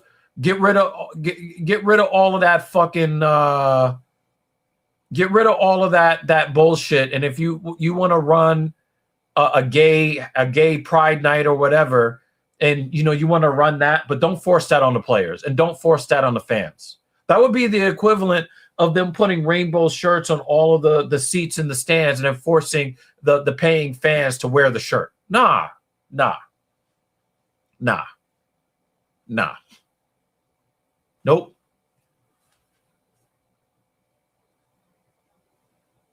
Nope. So TLDR, I stand with the 3 San Francisco Giants players as a person who does not believe in religion. I'm very anti-religion, but I will defend to the death. I will defend to the death their right to practice their beliefs. My watch is going to go up and say. Nah, that shit got me fucking heated. I know. And I can feel it in my left temple. So we're good now? Guess what he could feel in his left temple? Horiguchi's fist. Thank you for reminding me about that, Hal. That shit got me fucking heated. And you know what? My client, when I was talking to my client about this yesterday, she says, and I reminded her this and she agreed. Do you think that this is going to get people to be more supportive of the Libiquita community, or are they going to rebel and become less supportive of the Libiquita community?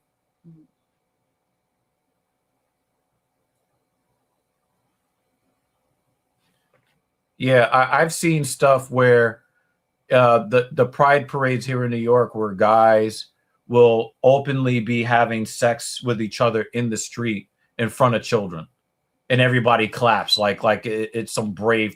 Get the fuck out of here with that shit. That shit got me fucking heated.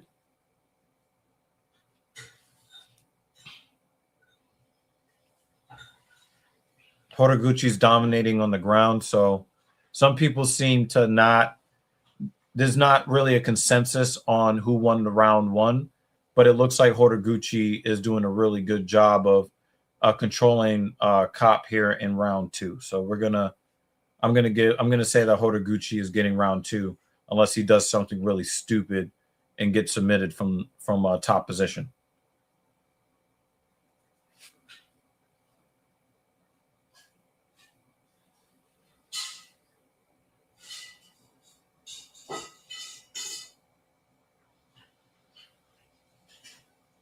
Hey, Sinister is here. What's up, man? Hey.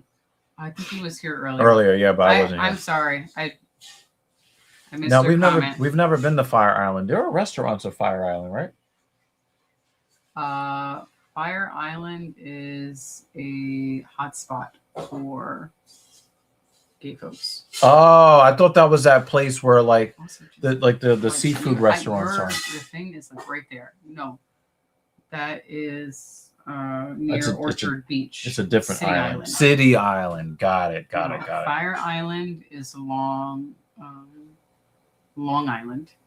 You have to drive out to like. It's like that. What is it? Is it called Fire Island because they all their genitals are on fire from passing? I don't know, and I don't give a fuck. STDs to each other. It's there. Oh man. I mean, they renamed a whole disease because it was stigmatizing the only people who were getting the disease. Like you're trying to like gaslight us from obvious reality.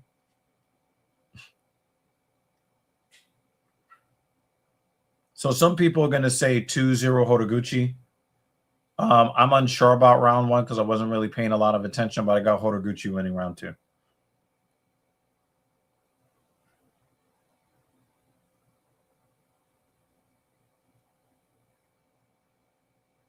I don't know what P-Town is. What is P-Town? You ever heard of that? I don't know what P-Town is. He says it's New York's P-Town. So that means that P-Town is somewhere else. But I don't know what it is. Yeah, I don't know what that is. Maybe that's where he lives?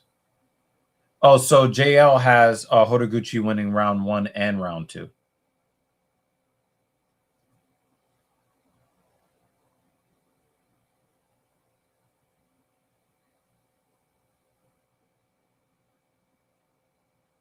I've never seen a guy get beat up that bad in a fight he performed that well in. When you're talking about Ilia Topuria. Yeah, Cop is a waste of talent. He's got supreme skills. He does not use them in the cage, and it seems like he puts out a lot of energy doing stupid shit. It does look like he's got some urgency here, though. Here in round 3, he's coming out on fire.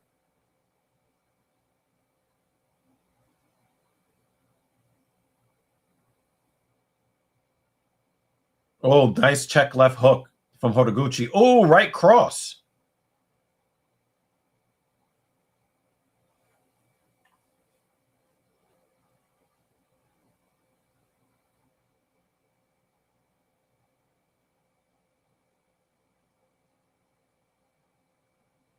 I don't have any thoughts on Strickland. I think Strickland is the 185 champion right now. He should be allowed to go to any event that he wants to. He's the fucking champion. So I'm not going to classify it as a stunt. I know that he was removed for his safety or whatever, but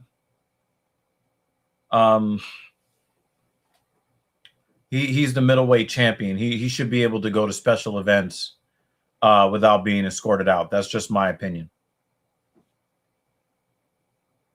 A lot of his antics, I'm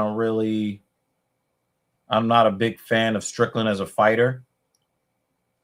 And I don't overly love his personality. But removing Strickland from that event was no good. Definitely out of pocket on the UFC's part.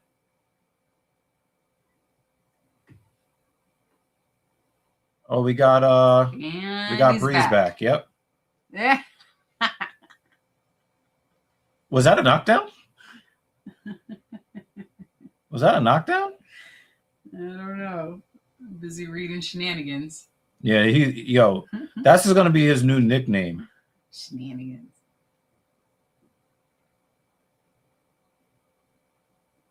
Anytime I walk past him in the gym, he has a face. Oh, no, not the chicken dance. No, Horiguchi's losing the fight. He's going to lose. Oh, yeah. He got caught. Oh. That uppercut that made him face plant. I'm not mad at stoppage.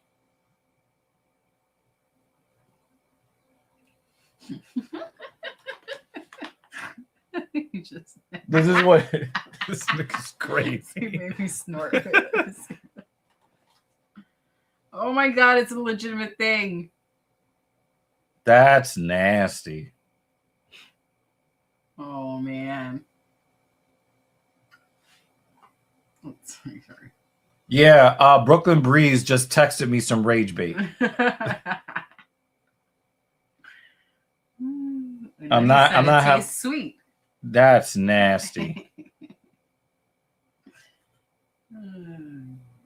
Whap. Oh yeah, he got him below the ear. Look at him. Look, yeah. Once he, it was a perfect spot. Yeah. It was the spot. Yeah. Yep. Look him sliding. Shit. Yeah. Damn, man. That's nasty. And look, and then boop. Yeah. That sucks, man. Ooh, boop. Yep. Nope. That sucks. No more abuse is needed. Oh, we're not even going to listen to him talk. We're not even going to listen to Manel Kape talk. I have no reason or no desire to hear him say anything. That was a very well placed right hook. Yeah. We're going to give him the credit for landing the shot and putting himself in position to land that shot. But I don't, as far as I'm concerned, I can just stop killing my iPad battery. Yeah. Okay, so Lord of the Flies. Also, thank you for filling in for me in the beginning. Mm-hmm. I spent 3 hours doing horizontal squeeze work back, Mm-hmm. Back work. I could still feel it, but I did a good job. So I'm gonna eat some dinner, people. I'm going to rest up, and then I have to squat and I have to chest press tomorrow. So I will we're gonna he's trying to pause on horizontal. Nah, nigga. Nah. Yeah, that was a stretch. That was a stretch, son. All right. So thank you for everybody that came by. Thank you to Dan for at least popping in to say he hi did. and giving us an update. Yep. What was the update? He started treatments. He said he's all right now. We are going to increase the dosage starting next week. So he's going to become the Incredible Hulk. So he's all right for now. It has begun. Right. So let's hope. Let's hope for the best here. Mm-hmm. So shout out to Dan. Dan has been supporting us for a long time. That's nasty. I'm not putting that up on the screen. Okay. And that, thank you to per usual for stopping in. Cop round 1 KO. Incorrect, but correct enough. And AI Hal was just plain wrong. But the most important comment of the stream is this one right here. We have to give the deference and the respect to Dan Jensen, and in his honor, Sinister is bringing us to the finish. Pause. Everybody out there, be safe out there in the real world. We'll catch you. Next event is next week, right? Next week, and it starts at 9 a.m. Oh, that means that I'll have to go to the gym at 4 a.m. Figure that out next week. Goodbye. All right. Peace, y'all. Peace.